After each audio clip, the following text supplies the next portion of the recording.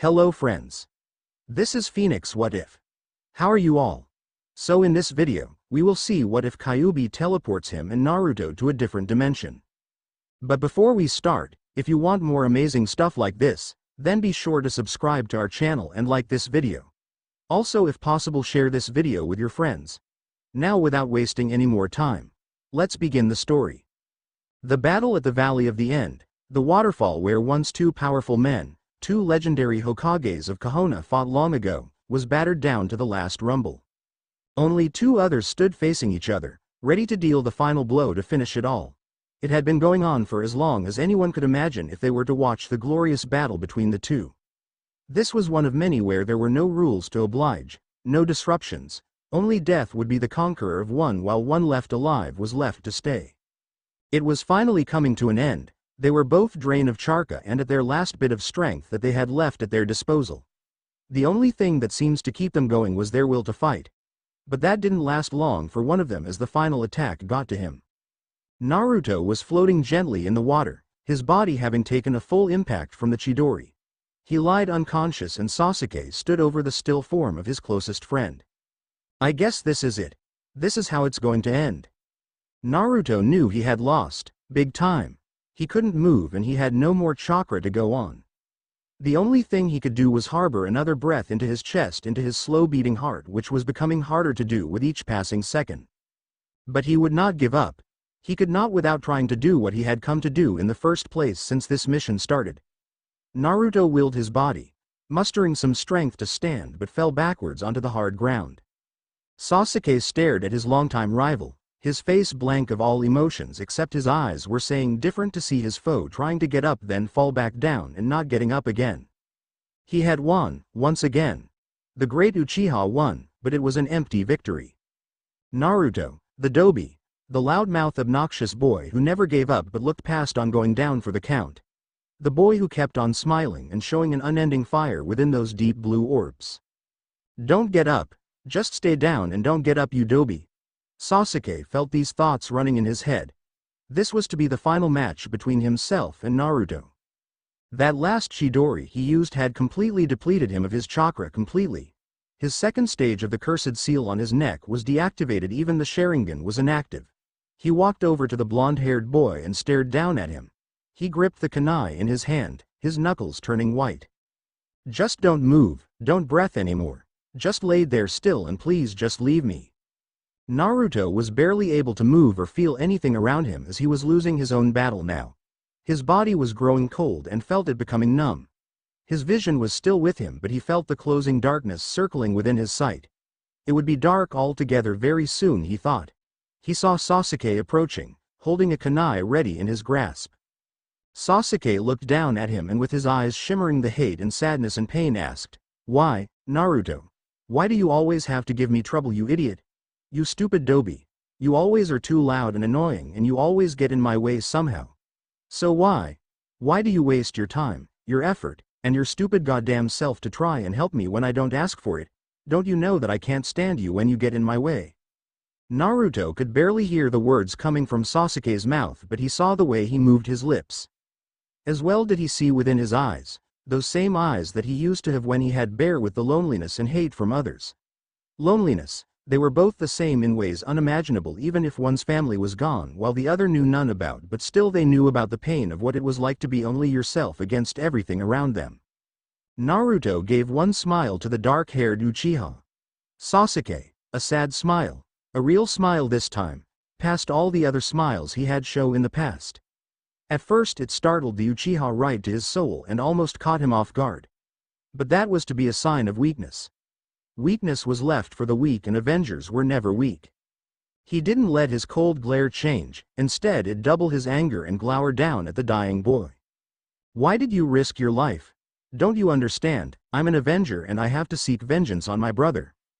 I need to become stronger than him in order to win, but why do you constantly have to be a nuisance to me, Dobi? You stupid goddamn Dobi of an idiot." He continues to spew insults down at the boy and Naruto just seemed to take them without trying to defend himself. This made Sasuke even more furious and he lowered the blade towards Naruto's throat, holding it in place, his hands shaking with unholy rage. "You're nothing, nothing at all. What is there that I should be having to listen to the likes of you to make me change my mind? Naruto was looking up at him with teary eyes, fresh streaks down his cheeks. Had he been crying this whole time? Sasuke was too blind by his own anger to see the tears falling from this boy. Naruto's throat moved slowly up and down towards the blade. A thin spot of blood appeared, but he didn't feel the pain as he said what Sasuke needed to hear from him, his only friend and rival. Because, you need to know, Sasuke, you're not alone. You're not alone. To feel for the loss without a family, without someone to care for you, everyone does. Iruka-sensei, Kakashi-sensei, the people in the village. You don't have to think that way. Sasuke, everyone loves you, cares for you, but not for me, not for this demon. His eyes were looking sadly away from him as he spoke. His body was feeling stiffer and he knew he didn't have much time left. He took a couple small breaths before speaking once again to him. Sasuke, his eyes once again focused on him, the sky blue ones that stared right into Sasuke's ebony ones. Return to the village. Don't let your anger be your own undoing. Go back. People will forgive you. I know. I did. Sasuke is a friend. Please. Naruto managed one last fox smile that he showed many times in his life, but the illusion was shattered and Sasuke didn't have to use his Sharingan to see through that to know Naruto was hurting inside. He tried to move, but his chakra already gone and soon he himself without any energy or time left to recover from his injuries. Now death seemed to be the only thing left for him. It would only take a few minutes before he left this world. Naruto coughed and Sasuke saw the blood he spat out as he lowered the kunai and reached with one trembling hand to wipe it from the boy's lips. The same lips he had accidentally kissed back in the academy on the day of orientation for their teams, the team they were paired in together. How long ago was that? He noticed how Naruto was saying something but could barely hear it coming from him. His voice sounded too quiet compared to the one Sasuke usually heard. He kneeled down and lifted the boy up gently in his arms to not cause any more pain on him. Pain. Naruto had much more pain to deal with in his life, in his past. Sasuke knew, but he never considered it much until right now. Naruto grew up without a mother, father, siblings or any other relatives. Nobody in the village cared about him. All that Sasuke had seen or heard were the cold glares and silent whispered between the adults. His parents had been like the others and he had followed suit behind them unknowingly as to why they were so cold to the boy. He wished he had known what it was until Naruto became a ninja and ranked himself on an upper level to excel almost over him. It was strange at the beginning when they were paired together. Naruto was the only other person to ever come to his life to make him feel different, almost alive somehow, the one who knew more of the pain and had to deal with than what any others could imagine if only they knew what Naruto had to go through his whole life. Naruto had made it through with bright smiles and determined will to becoming the best of the best to prove he was going to become the Hokage and gain everyone's respect, but as Sasuke held onto Naruto, trying to give him the warmth he needed to his cold body as Sasuke tried to hear the dying words coming from him. He thought of never letting Naruto go until he had heard what he wanted to say. Naruto, hey, what are you saying? I can't hear what you're saying. You have to speak louder to let me hear, okay? He leans closer to his face and hear him softly whisper in his ear. It almost sounded softly like the wind. His last breath he held beating within his chest. I wish things had been different, that someone was there, to love me Naruto. Just see beyond my mask, the falsehood and illusion I carried and know the truth about Naruto Uzumaki. Sasuke The words stopped as the boy in Sasuke's arms become limp and Naruto breathed his last breath. Sasuke looked once more at Naruto, seeing the boy closed his beautiful sky blue eyes, never to open them again. Naruto, come on. Come on, say what you wanted to say, tell me what you wanted to say. Naruto, please don't go, please don't leave, Naruto, don't leave me. He couldn't stop the tears that were already falling from his eyes as they dropped down onto the whiskered cheeks of Naruto. He had promised himself not to cry again, never to do so after the slaughter of his family, his loved ones. Already his promise had broken because of the one person he cared so much but found out too late how important he was to him. Naruto, I need you more than anything else. I love you. Soon more tears kept falling and then the sky above darkens and rain fell down upon the two. His heart felt tight as he brought the boy close to his arms in a tight embrace, trying to find some way to resurrect him, just to let him go by for another minute or so until someone found them. Somebody to help bring Naruto back for Sasuke, for him to hold the one person he felt give him light in his darkness. The one he truly loved in his life. Kakashi and Pakun arrived in the clearing in time to feel the droplets of water raining down on him as he saw Sasuke hugging Naruto to his chest, crying tears and said over the pouring rain, "Naruto." Kakashi looked sadly down to the ground. He had been too late and already one of his students lost their life. "I'm sorry Yondaime, I failed you once again. I lost another important person beside you and Obito. I lost your son. I'm sorry." Naruto was in the dark catacomb again. The same dank corridors where he had come for the first time to meet it, the demon sealed within his own body. Kyuubi. Kyuubi, the kitsune yokai that had ruined and gained him a life, a purpose to become what he wanted since he was young, a ninja even to go further to becoming the next Hokage. But I guess you can't get everything you want, huh? Now here they were to die together as they had been sealed together when Naruto was an infant on the day the demon attacked the village. Naruto edged closer to the cage where he saw the massive fox growling within its prison. "So this is it. This is how it ends. You just plan to give up that easily and die without fighting back. How typical you mortals are. To throw the towel and just rot. Urusei, well at least I'm not going alone, that's for sure, Fox," he said, glaring at the demon as it glared back down at him. It only lasted a minute before the boy's eyes softened and then looked at the fox with pity. "But there's something I want to tell you before we die. I know that I shouldn't feel like this for you since you were a demon and you did try to destroy the village, but I'm sorry. I don't know why, but I do. More for you to end up within me. Sorry it had to end this way for us. If only we got to know each other before all this happened. If only we had lived someplace where you and I could start over and be at a better understanding. I would want to become your friend even if you wouldn't want to, but I do just for these last few moments before we go." Kyuubi stared in shock and confusion at the blonde boy. Friends. He wanted her, a demon, to become her friend. Why would he be willing to become friends with a demon if she was the one to blame for all the bad misfortune in his life? For all his misery and pain that he suffered because of her residing inside him? "What makes you think a brat like you think you could become friends with me?" "Because I think I can see how lonely you are. I can hear it in your voice at times. I can feel it when you are angry. I want to become more your friend than just a holder to you as you think me as just a prison gatekeeper. If a demon can see it that way, I would try everything in my power to do so. Now Kyuubi, I'm getting tired, so tired, I just want to rest now." Naruto walked over and leaned himself against the bar, lying himself open for Kyuubi to strike if she wanted with her giant paws. Kyuubi saw the boy's innocence, the life once deprived of him because of his sealing of this demon, yet he tries to push over the limit to prove he could become something other than what people saw him to be. "Even if people saw you as me, you never were really me at all, and I had taken all chances of your happiness and life for what I'd done." Kyuubi for the first time felt sorrow towards him. The boy who gave everything, even his life, to make himself acknowledged by others. Slowly she reached outside the bars and brought the boy through, holding him close to her body and cuddle close, wrapping around to let the boy rest like a mother to her own kid. In a way she was like the only mother he would have now.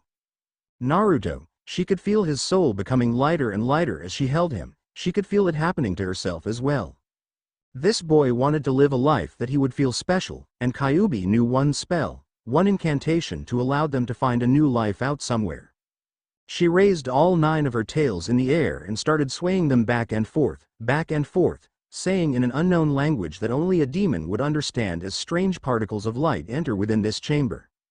Her tails started going faster and faster, the light becoming stronger, and Naruto slowly opened his eyes as he saw the room becoming brighter and looked to see Kyuubi saying something. "Kyuubi, what's going on? What's happening?" But before the demon could speak, the light started to change and then burst into an explosion of rainbow in front of Naruto's eyes and then disappearing, along with both him and Kyuubi from their long dark home to a new world where it was filled with light for them both. On a small beach called Besaid Island, home to Lady Summoner Yuna, heroine to save Spira from sin and again from the massive destruction of Venegun, was in a most terrible challenge ever to come across this brave woman. "Come on Yuna, keep pushing. You're almost there, keep breathing, I can almost see the head," Lula said, giving the young girl confidant words as she helped her sister through the labor. Riku and Pain were there too, helping as Riku was cleaning the sweat off her brow while Pain was fetching the water and more towels. Sure, there were other attendants to help, but her friends were giving her all the get up and go spirit to keep going, to get her first child through. If only Titus could come in and help. But temple rules and the attendants had pushed him out. Can you believe this? I wanted to go in and they tell me to stay outside so not to cause distraction. Distraction? What kind of distraction would I be doing beside try to help my wife out with our kid? Titus and Waka waited outside the temple and sat down on the steps. Everyone was out here waiting. Gipal, Baralai, Nuge, LeBlanc and her two goons, Logos and Ormi, Kimari, and a whole lot of people were waiting outside the temple that they had met over their travel about 4 years ago. Titus placed his head between his legs and gave a long sigh. How long would it be before he was even allowed to see his wife and his kid? It was driving him up the wall with worry. This waiting was making him feel tense as he was without even knowing what was going on, how Yuna was doing and their child was. Waka, the retired Besaid Orok team, patted Titus on the back. Cheer up, ya, it's only gonna be a couple more hours until Yuna gives birth to the babe. Chill, ya. Want to rush into parenthood already? I mean Lula and me with little Vadina. Well, we had some rough bumps and such, but I guess once you put your mind to it, it becomes a joy raising your kiddo, especially when one day they become star players for Blitzball, ya. He turned and looked behind him before grinning to Titus. Oh, here comes one of the priestess. Good news, I think, from the way she's smilin'. A young priestess bowed to the two and said in a loud voice for everyone to hear, Young Master Titus, Lady Yuna has given birth to a healthy young girl. You may go and see her now. Finally, Titus thought as he turned to see Waka following him inside the temple along with a few other people while everyone celebrated outside of the birth of his and Yuna's first child. He headed to the room where a lot of priests and priestesses were crowding in to see the Lady Summoner. Pain and Riku seemed to be trying to block that crowd and keep them out. Okay. She fine, both baby and her are fine, move it, let her relax, geez. She gone through a 5-hour labor and you don't give her time to take a breather. Geez, are you people or are you fiends? She saw Titus' blonde head pushing through the crowd and said, pointing behind to the room they were guarding, Go and see her, she wants to see you very much, so hurry up, daddy. She teased as Titus stepped inside the room where Yuna laid on a bunch of pillows to lean up while holding the white bundle in her arms. Hey, Yuna looked up. Hey to you too, glad you came. Come here, Titus, come and see your newborn daughter. Titus walked over and stared down at the smiling girl cooing up at him. She had golden blonde hair, a little dark on the roots, light skin and the mismatched eyes of one sky blue like Titus and one jade green with a spiral in her other eye like her mother's. The strangest thing he noticed was the 3-line whisker marks across each cheek.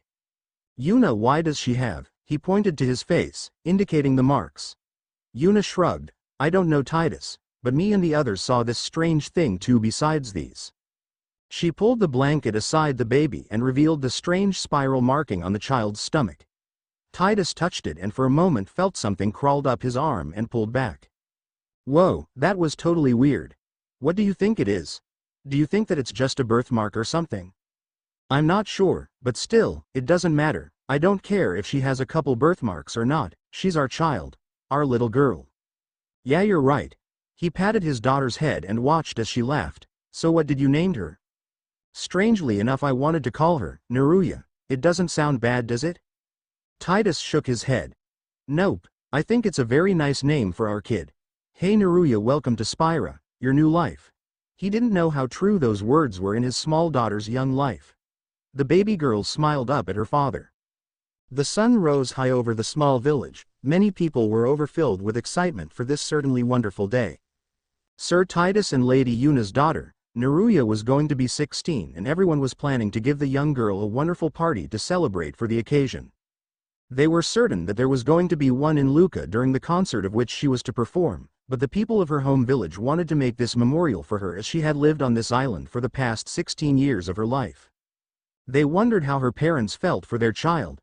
They must be bubbling with joy and excitement for their young daughter turning into a wonderful young lady summoner. As they went to prepare the party, they couldn't help think of the family and their daughter's special birthday. To see the proud looks on their faces. Naruya, if you are already awake, answer me now this instant. Yuna knocked on the door of her daughter's room for the 5th time, waiting for her daughter to wake up. She gave it another 5 seconds before she again knocked harder to let her know her patience was becoming thin. Naruya, it's time to get up. Your guests are coming soon and don't forget you have a concert to do, so I want to see you out of that bed and clean up, Missy. She heard nothing from the other side of the door. All right, I'm coming in, don't say I didn't warn you, Naruya. She opened the door and found the bedroom empty, the bed badly made with a pillow sticking at a bad angle and clothes and other things scattered about the room.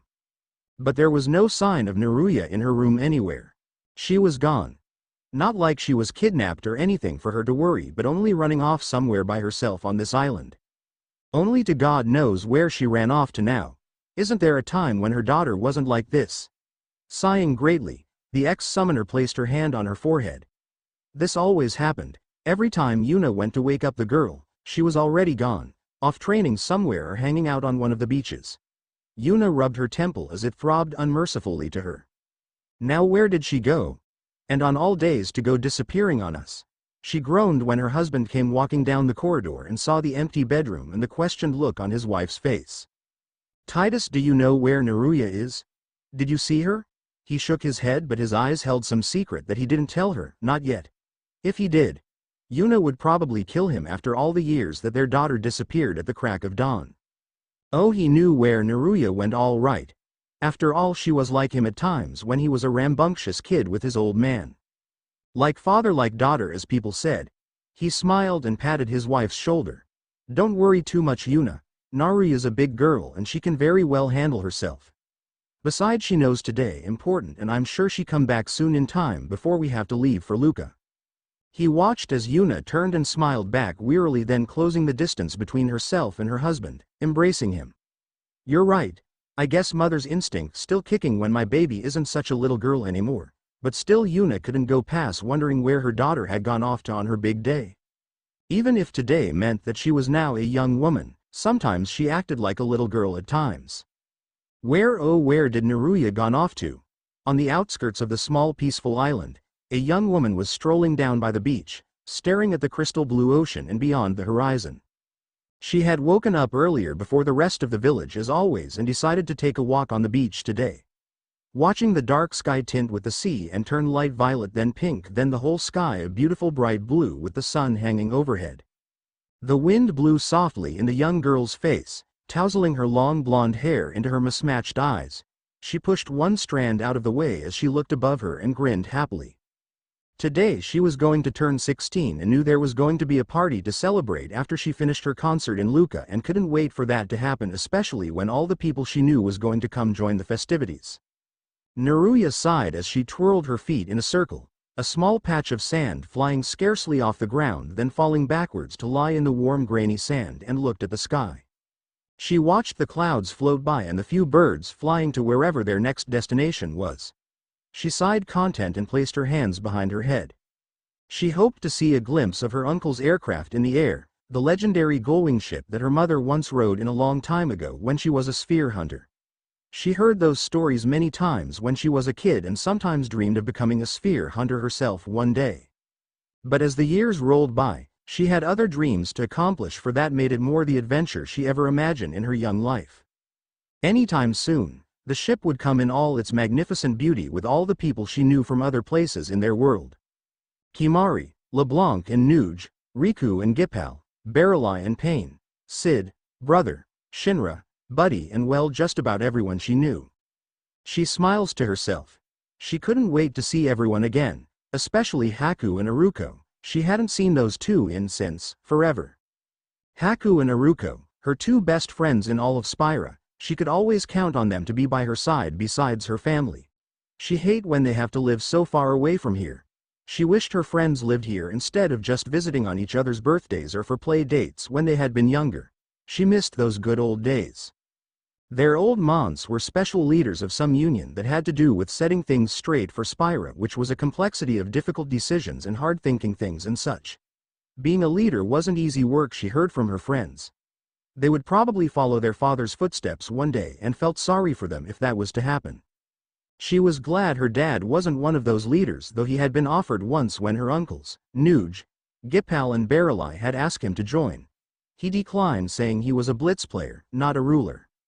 Her father was captain of the Besaid Orok team, the best blitz team to ever come from this side of Spira. Thanks to his training and special techniques and assistance with Uncle Waka, the Besaid Orok had made their way to the top and was so close to the championships as the season was almost over. Yep, they were making it and Naruya could almost taste victory for her team. Well, her and her dad's team, she was a team player with everyone else. People were always cheering for the Besaid Orok, and her father knew that would happen. After all, he was once a star player for his old team, Zanarkand Abes. Her father and mother told her all about Zanarkand, how it was destroyed over 1,000 years ago, and Dad said he came from it and was brought from his time to theirs. She had thought at first it was all very confusing on how it was possible to come from a place that was destroyed before the beginning battles of Sin. He met Mom and their friends here and followed with them to put a stop to Sin and bring peace to Spira once and for all. Her mother did defeat Sin and things would have been happily ever after. Only one thing happened, and it was to have Dad disappeared. Mom decided to go on her own quest to find and bring him back because she loved him, so she became a sphere hunter. For the last 2 years she had gathered garment grids and many cool kinds of dress spheres that she later let Naruyuna have for her own gird. She fought alongside her friends, finding secrets within ancient spheres and defeating some destructive machina that went wrong by some vengeful ghost before finally finding her love and having him live here and have their daughter. Sometimes she wondered if it was going to be like that for her. To have an adventure like that, to go hunt for sphere, fight monster and dangerous enemies and have the people she cared very much for by her side. Just like what her parents did when they were young. Many people believed it would be. Naruya, being the only child of the great heroine to save Spira twice from destruction, was considered to carry such a noble title on her head and follow in her mother's footstep to become a great one herself. And as all that seemed well, there was also another reason why people regard Naruya more than what most would have never thought if they hadn't lived in their time. She was born with an eon. Yes, she Naruya was indeed a holder of an eon inside her body. Weird, huh? Everyone in the village had found the spiral tattoo on her stomach and whisker lines on her face unusual when she was a baby, and the priest looked in all the scrolls and books and examined the marks and found out that there was an eon sealed within her. Naruya became what many have believed to be called an actually living faith to ever be alive, carrying one without being sealed away in stone and laid in a temple's sacred grounds. Word had spread fast when the priest confirmed it with a couple others that they had asked to come and check out from their other temples. An eon that lived inside of this little girl, making her a faith to behold a creature of great power.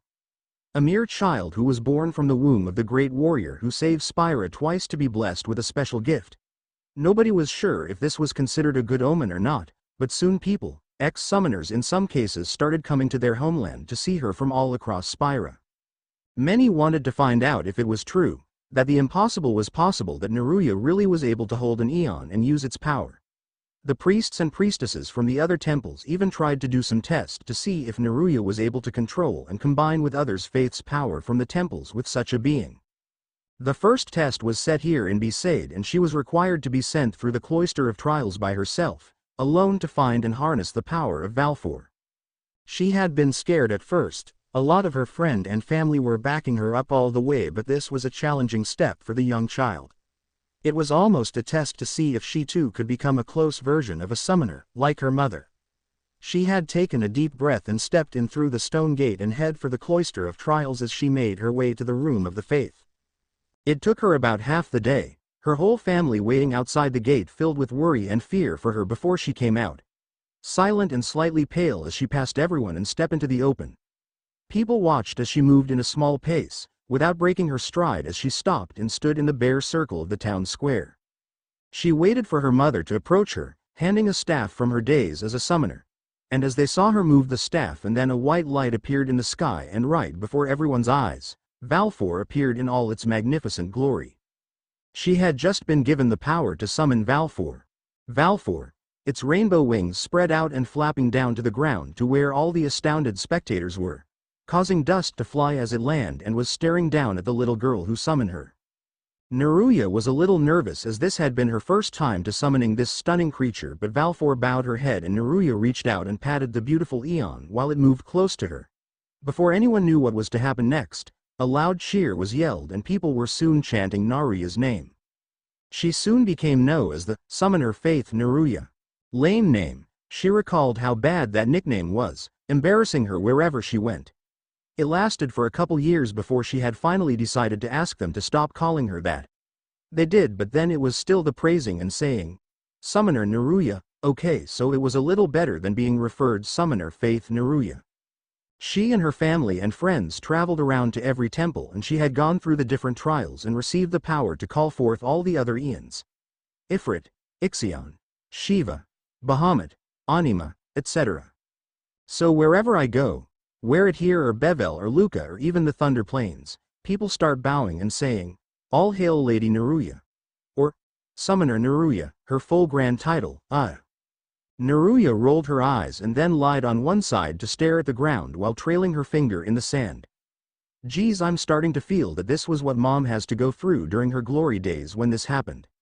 Even though she had a lot of fun in her life, she sometimes felt that it was strangely empty.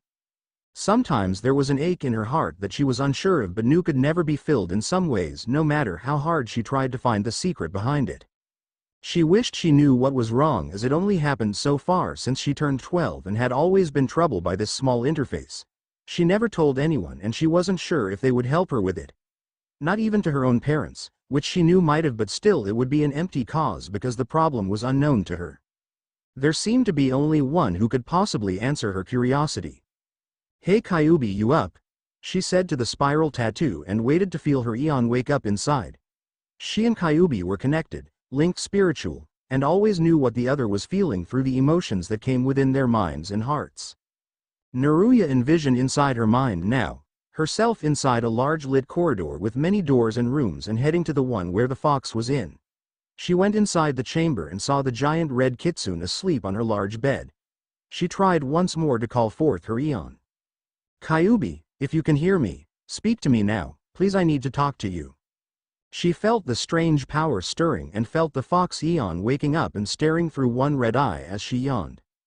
Why do you dare bother me at such a time? Couldn't you tell I was still sleeping? Sorry Kyuubi, but I was wondering if you were excited today too, right?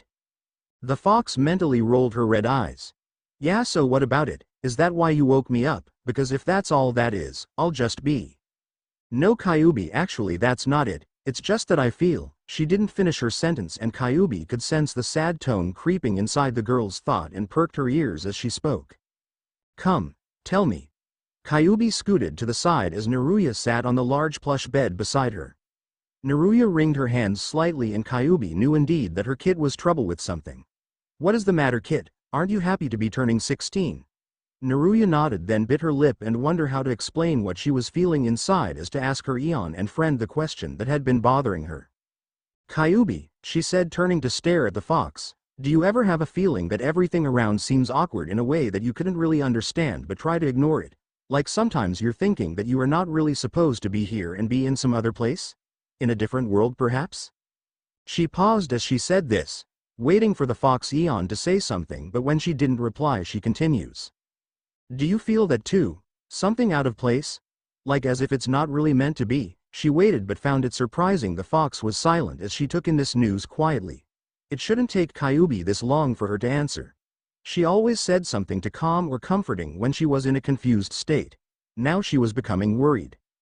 Hello Kyuubi, is there anything you want to tell me? Come on, we've been friends for so long. Come on, you can tell me, please.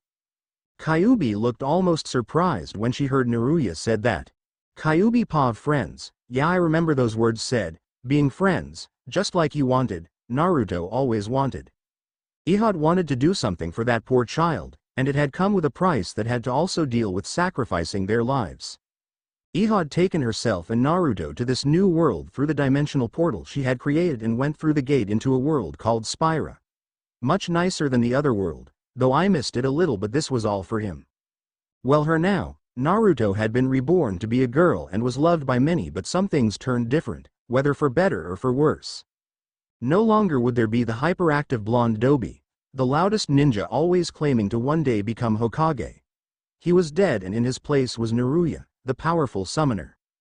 Naruya was born without any memories of her old past, and that was good enough for me. Fori didn't wish for this child to recall the bad experience she had and have it ruin her future. Funny, even if the Naruto was gone, but there were still a bit of spark of the old him in her. Her features with the long blonde hair and the markings of mine were one, and her body and looks did come from, well, a little bit of that sexy no jutsu her past self created. Just a little with the bust and size sexier one than that fake jutsu. Oh, if Naruya knew of that jutsu, she would have been entirely shocked by finding out she posed nude in front of other people, especially lychee men. Then there was the endless bound of energy and happiness and her will to keep fighting on against all the fiends she found residing this island for daily training to become stronger with high intentions of becoming the best out of everyone, to be everything she wanted besides being just known as a summoner's daughter. Like him trying to become Hokage back in Konoha, I sadly thought. Mean Naruto just wanted to show that they wanted to make their own intentions clear on their own paths. Not too far off, she believed. So far things had gone well in Naruya's direction. Her friends and family had been supporting her all the way as she became a blitz player, a semi-famous rock singer, and was on her way on becoming a sphere hunter whenever she used her garment gird and dress spheres for practice along with summoning Ians. The girl was never troubled that these were many difficult tasks to handle as she had a wild fire burning in her eyes and saying to everyone, "Let me try and prove myself that I can become what I can. I won't ever give up, no matter what." Kyuubi was too lost in her thoughts to hear the girl mind speaking to her before a loud rumbling yell got her attention. What is it you want?" Can I tell you something?" Kyuubi glanced at her from the side as they stood in the center of the large lavished room. Not a cage, thank God, but still a nice place where Kyuubi had free range inside Naruya's body to call a home all for her own. "Sure kid, what's on your mind?" Naruya giggled at her Eon's nickname for her. She preferred that to all the others that she had been called in the past. "I had a dream last night." "A dream? How so?" Was it trying to ask Haku on a date, beating Iruko to a pulp, or to tell that snotty-faced brat of a cousin to go take a hike, or playing a prank just to get her back? Naruya blushed at the first question. "No, I do not. Haku's my friend and friends can't do that, remember? And no, Iruko's my cuz. So forget it, Anheim." "Well, I'm still thinking of some sort of payback having to do with monkeys put in her closet, hee. But I'll tell you, it was weird." She took a deep breath and said, "I dream of a boy, a 12-year-old named Naruto, and you were there, sealed inside me." "Whoa, weird, heh. Kyuubi would have been sweating bullets if it weren't for her thick fur that the girl couldn't see through, but she might try and read her thoughts on the nervousness she was feeling. What else was there that happened in that dream? "He was a ninja, I believe that it was called, and he pulled all kinds of tricks on his village and loved to fight with anybody with whomever he had the chance. Just to get everyone's attention because everyone was always ignoring him." She paused and tried to recall more of that dream. "And the strange part was I felt like I was really there and that I was him throughout the whole ordeal. I could even taste this dish called ramens in my mouth, whatever those are. I can't seem to get the taste out." "Oh, really? Do tell. So how was it? Did you enjoy the taste of this so-called dish? Ramens. What kind of food is that? Must be a new recipe one of the cooks planning in the village for tonight, right?" Kyuubi was interrupted as Naruya looked shyly away and pressed her fingers gently over her lips. "And another thing I tasted," she flushed lightly as memories came flooding back in her head of what it was before she woke up. What was it that you tasted exactly?" I woke up before I knew what it was," Naruya said, lying through her teeth. She didn't dare mention the other detail as Kyuubi had been close to what she said. "A kiss." In the dream she was in some academy staring, no more like glaring down at some dark-haired boy, very handsome and mysterious. His eyes were an endless black depth that memorizes her for a few minutes before something bumped her from behind and pushed her forward and let her taste this guy's lips. A person in the dream had kissed her, a warm soft kiss that took her very breaths away. It lasted for 10 seconds before the two pulled apart, and that was when the dream ended. Naruya wished she knew who that mysterious guy was in her dream. He seemed so dark, handsome, and yet was uncanny familiar somehow that she couldn't place her finger on. Maybe he's someone she met during her, that was probably it, for almost the past 6 years, playing in her father's team for blitzball. The concerts that her mother or herself sang in Lucca from time to time had loads of people in the audiences. Plenty of chances she might have seen this so-called person and was now imagining him, dreaming of kissing him. Maybe, if she was lucky, he might come to the concert and she might get a chance to see him. Yeah, one dream guy over 3 billion mass of screaming people, standing in the stands at once, yelling her name. But hey, she'll never know. Yeah. Naruya opened her eyes, waking up, and stood and stretched as she realized that she had best get going. Take a shower and change before the Gullwing ship comes by to take them all to Lucca. Well, Kyuubi, let's hope this turn into one heck of a birthday bash for us. She quickly went down the path that was a quick shortcut back home, right under the rusted ruins of some building. She was unaware of someone's eyes watching her behind the ruins. He smiled as his gaze followed to where she was going, heading back to her small village.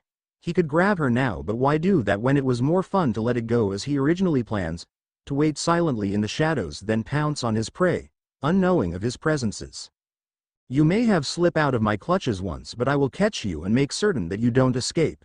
Soon, very soon, Kitsune, you will become mine. The shadow man smacks his lips with his purple tongue then disappeared.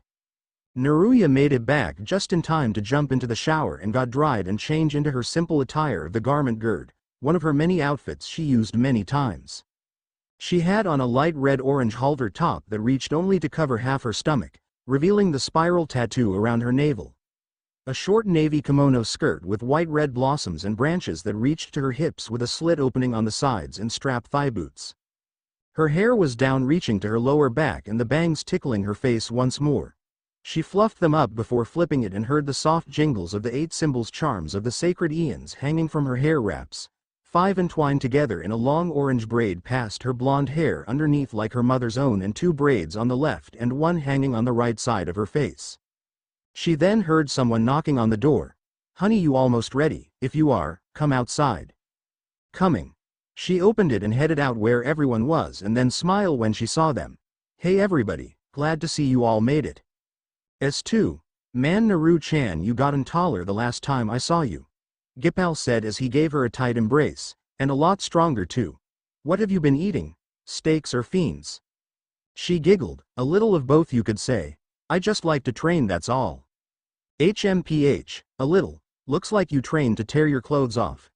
A woman must never overexert herself to becoming so barbaric and rude and well manly, it's not right. You have to remember the 4 things I told you about being a lady. She must have style, posture, grace, and beauty. Honestly, Yuna, haven't I told you that to watch for your daughter? I mean seriously. Naruya decided to tune out her Aunt LeBlanc's conversation with her mother as she went to greeting everyone else. Nuge and Barrelai both greeted her as her Aunt Riku and Aruko were enthusiastic as she went to hug first her cousin who blushed lightly, then her aunt, and the two were jumping up and down. Sid and brother were both saying something in Albed. Riku. Kid YWWNIH. Iohai Ilpehamerk Nihert Om. My Sod Yud Yod. 1. Both Riku and Naruya giggled but let go. Naruya turned to her great-uncle. Sai Sid. She went to go give her great-uncle and uncle-brother a hug, then went to greet the others. She saw Lula and Waka. Obvious as they lived on the island too. Vidana was with them, a tall bright guy with flaming hair and a knack for blitzball. He was 3 years older than her, but he tends to act like her age in some ways. Buddy and Shinra busy playing a game of sphere break and that Shinra was winning. Kimari was standing alongside Haku, who was being quiet and aloft. She saw Kimari look in her direction and gave a toothy smile to her. Haku didn't smile to her, neither did she to him. Kimari was a tall beast lion-like man with a broken horn on his head, taller than her father or any other person in her village. He looks like he hadn't changed much since she last saw him as the towering Ronzo he was. At first, when she first saw him, he had frightened her with his towering figure and hid behind her mother's skirt, looking at him scared. When she heard him, he sounded like a thundering mountain with the way he spoke. Kimari protect Yuna before when Yuna was small cub, now Kimari wishes to protect Naruya. Kimari wants to be Naruya's friend, he said, and then did she relax under her new guardian who protected her. He was very protective of them both, her and her mother.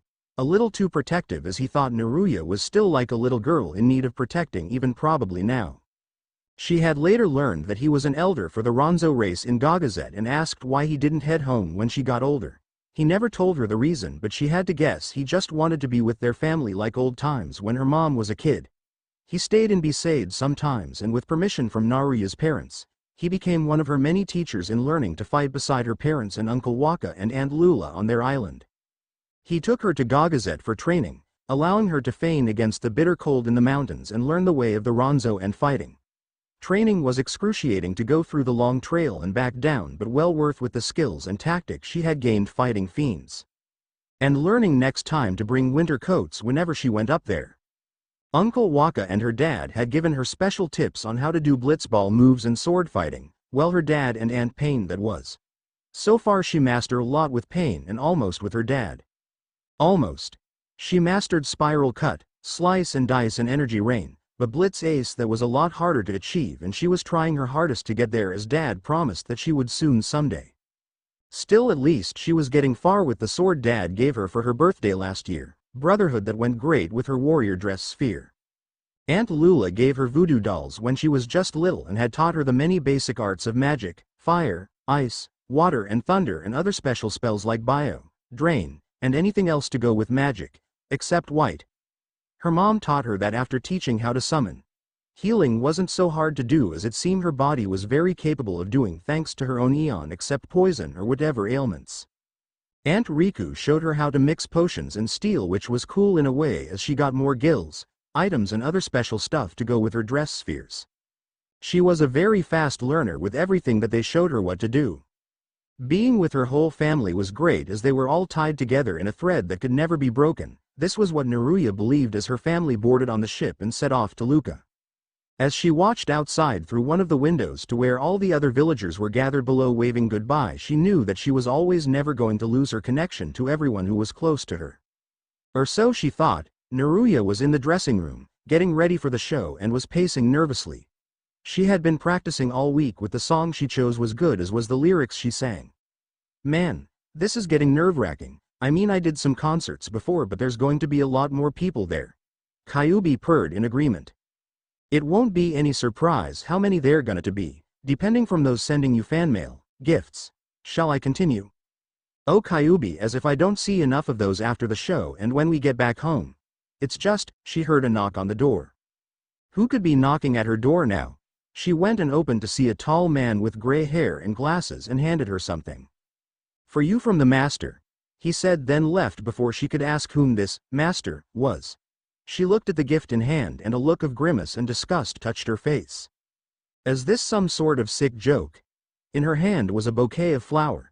Long dead ones, judging how all the color drained, and they were all black and wrinkled looking. She went and dropped it over by the wastebasket. Just when she did, and wiping her hands on a towel, a white note came unattached and fluttered to the ground by her feet. She saw it and picked it up and unfolds it and began to read what it said. Dearest Naruya, my how the kitsune has grown. You look more beautiful than ever as you did long time before we last met. An unfortunate parting that it was to never see you again.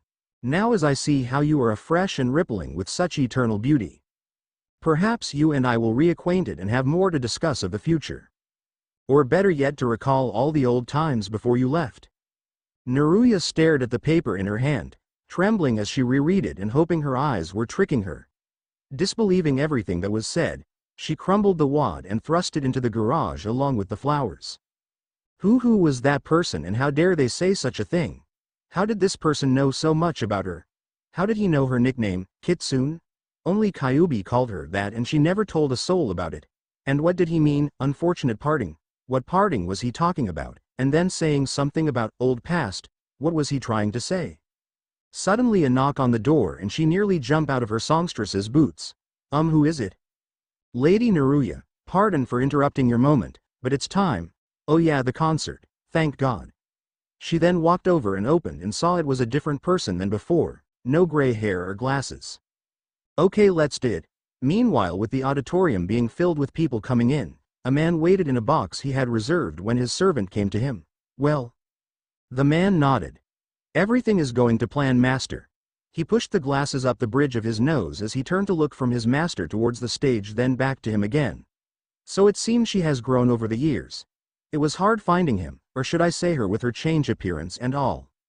His master nodded but kept his eyes on the stage. He watched as smoke covered the center and the lights dimming down. It's almost time. Shall I go and tell the others? He shook his head. Too soon. Why not stay and watch a little? After all, from what I hear, she gives one hell of a performance nobody could forget. And I don't believe that she would want to disappoint her fans with what's to be her last song.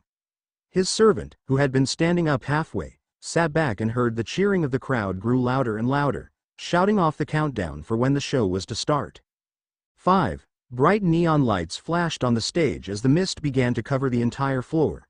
The auditorium became dark except for the flashing lights as it ignited on the stage. Naruya was standing in the huge holographic circle as the music dimmed a bit, the fog rolling around her ankles as the crowd voices grew to count down. 4. Dark purple mist had already covering the stage. People started to shout over the rhythmic music that began to play and the lights in the center began to flash. There was a dark figure silhouetted in the middle of the stage and the music began to get louder and louder. 3. As the song got to a certain part, the lights flashed on the shadowed figure. Almost there, just a few more seconds. Kyuubi, you ready? She started to raise her right arm up to her face, revealing that she had a microphone in her hand. Does that mean I have to meet your father? When we are older you'll understand. What I meant when I said, no, I don't think life is quite that simple.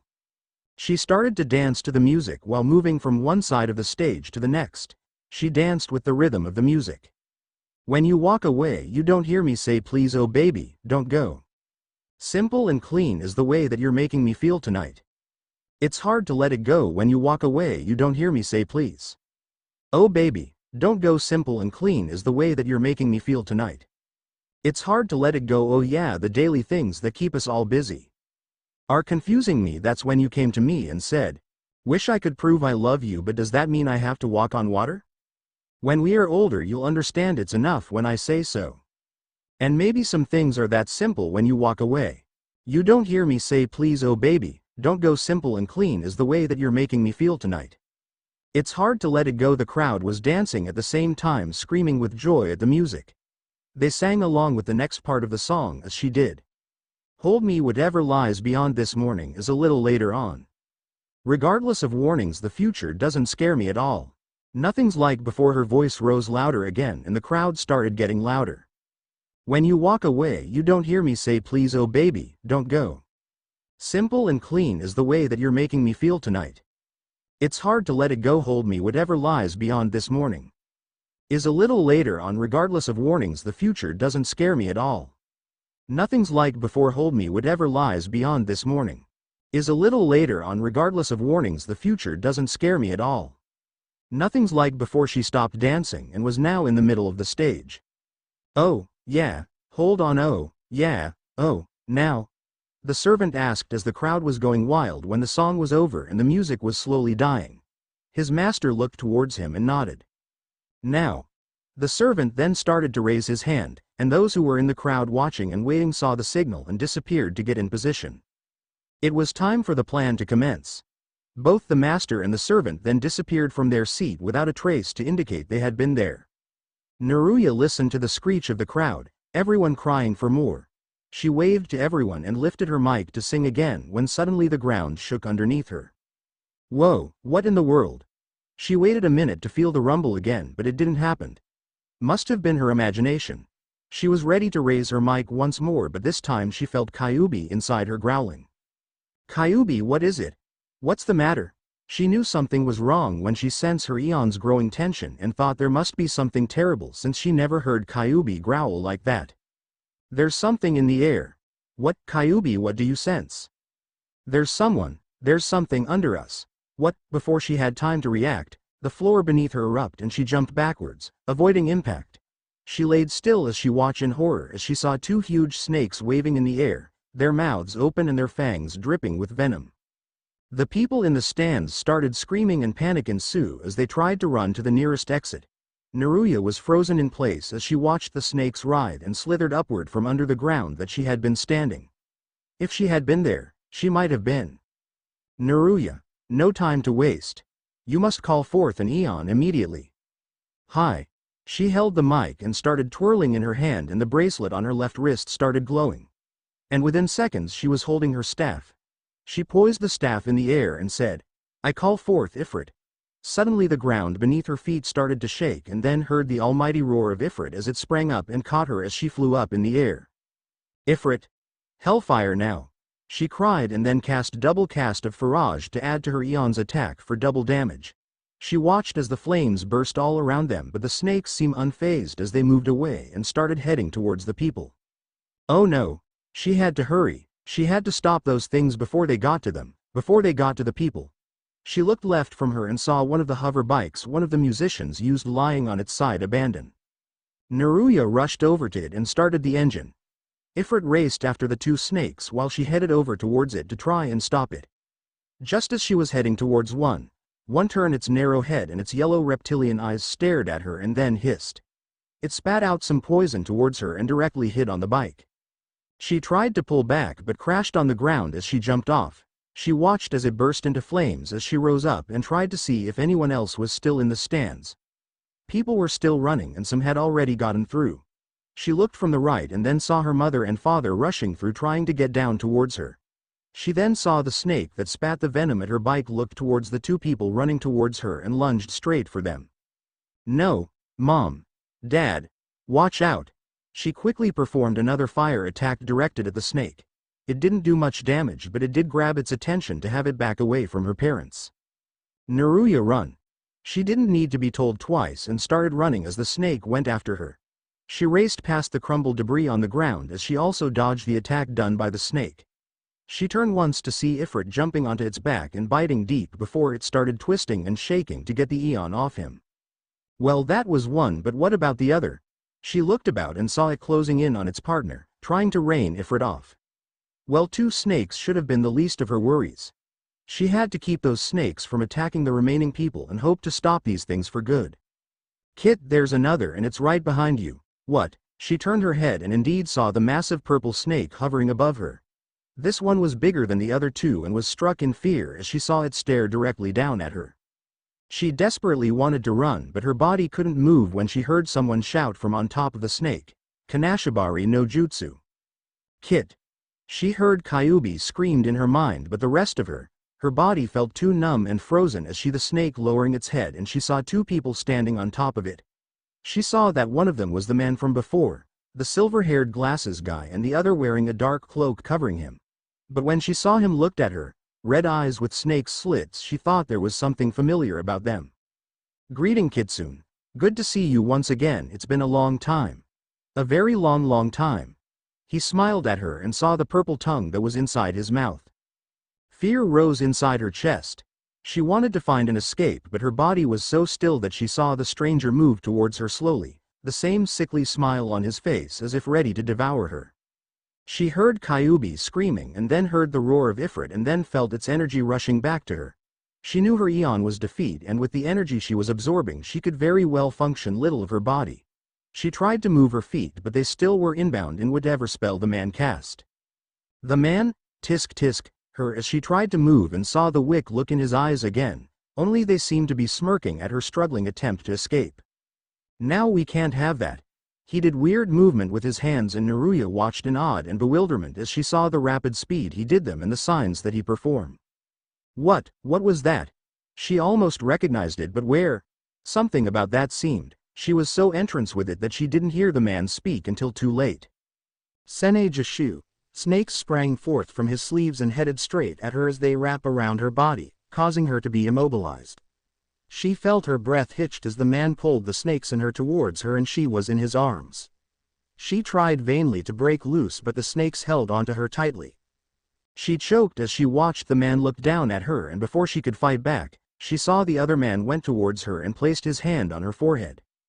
Chakra Kyuin no Jutsu. She felt her energy being absorbed slowly at once and her struggling started dying on her. But she had to keep fighting it. She thought she saw the blurred image of her mother and father and everyone else fighting those two snakes and racing towards them. She couldn't lose, this was not her, she wouldn't lose to the likes of them. As she looked in anger to the silver-haired man who pulled his hand back, then the other, the one holding her tightly in his grip, grasped her chin and had her look directly into his eyes. Tsukuyomi. The world around Naruya suddenly went black and all was silence as she felt into the oblivion in which the Mangekyo Sharingan cast on her. "Naruya, you can't be lying here. They're going to be coming soon. Hurry." "What? Who?" she thought as she heard three unfamiliar voices calling out through the darkness and telling her to move. She wanted to, very badly, but why did she feel so numb and so weak? Every part of her body felt like they weigh a lot more than normal when she tried to even move a finger and nothing. But what she worried more than the paralysis was what she would see when she would open her eyes and see for herself where she was. A feeling of uncertainty of what she might see, whether it was those two men from before or who knows what, but there was one way to find out. "Hey kid, don't just lie there.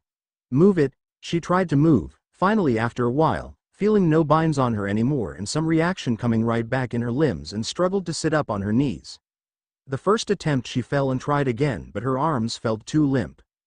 Ah, what's the matter? Are you too lazy to even move your body, afraid to break a nail? Or is it that you're too scared to even move? Ha! What a loser, you're nothing but a weak, cowardly brat. Okay, that voice was really gnawing on her last nerves. This loud, annoying, smart aleck lout who dared to call her weak and a coward. Well, she'll show him who's weak, who's a coward. She placed one arm, digging her elbow in the soft dirt, then having her palm push hard on the ground to rise, then moved her legs under and was able to finally stand. She kept her eyes closed the entire time until she slowly started opening them. At first they felt heavy to get the lids off, but she did and blinked and rubbed them a few times to really see if what she was seeing was really there and not her imagination. She wasn't in the stadium in Lucca anymore. She was standing right out in an open field. A vast one that went on for miles on miles. Strange light and eerie sounds were in the air. She had never seen this place before in her life. Where in all of Spira was she? It almost reminded her of the calm plains, but this was more than just peaceful and relaxing. Somehow it had a strange aura, made her feel cold chills creep down her spine. And what happened exactly? She tried to remember, recalling the concert, the crowd cheering, then screaming because of the two giant snakes that came in from underground. She gasped as she also remembered the two men, the ones who attacked and then kidnapped her. Where were they? Were they here as well? Panicking, she looked around, wondering if they were hiding somewhere ready to spring an attack on her. Naruto, it was the one of the other three voices. It sounded deep and ragged with age as it spoke. Listen to me. You have to get out of here. You have to get away from this place. What? Wait, how do you know my name and where am I? She started to call out, trying to get the direction where she would hear her mysterious speaker speak. I know that guy with weird red eyes did something to me and I blacked out, but what is this place? You should know this place easily from your studies. It's common knowledge of where your soul teleported once you became unconscious. She was confused at first, not really getting the meaning until the idea of exactly where she was hit her hard. You mean I'm in the Farplanes? She was shocked and bewildered as she stared at the whole bizarre plains. How the heck did this happen?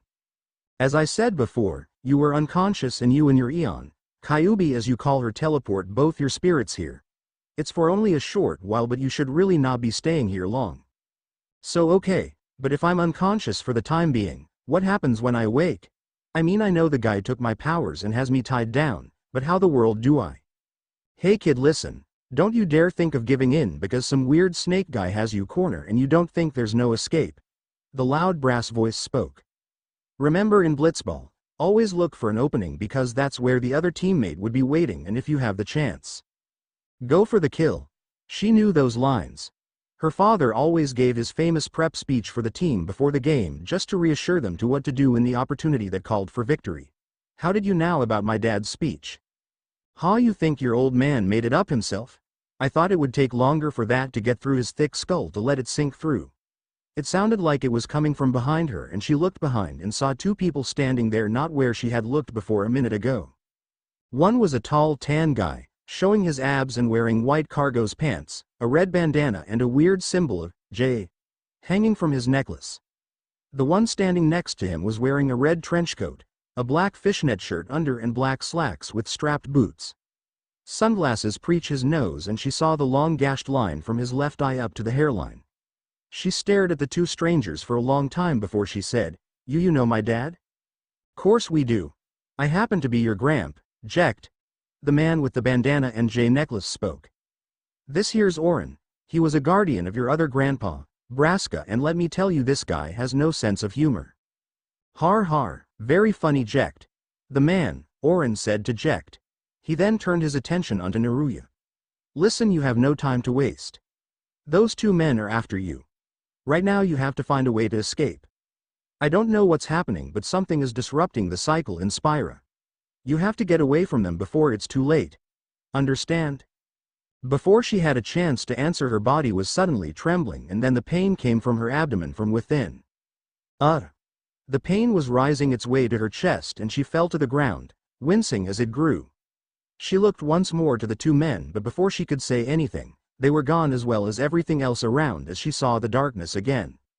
Naruya was slowly regaining conscious, and waking up with her surrounding was definitely different.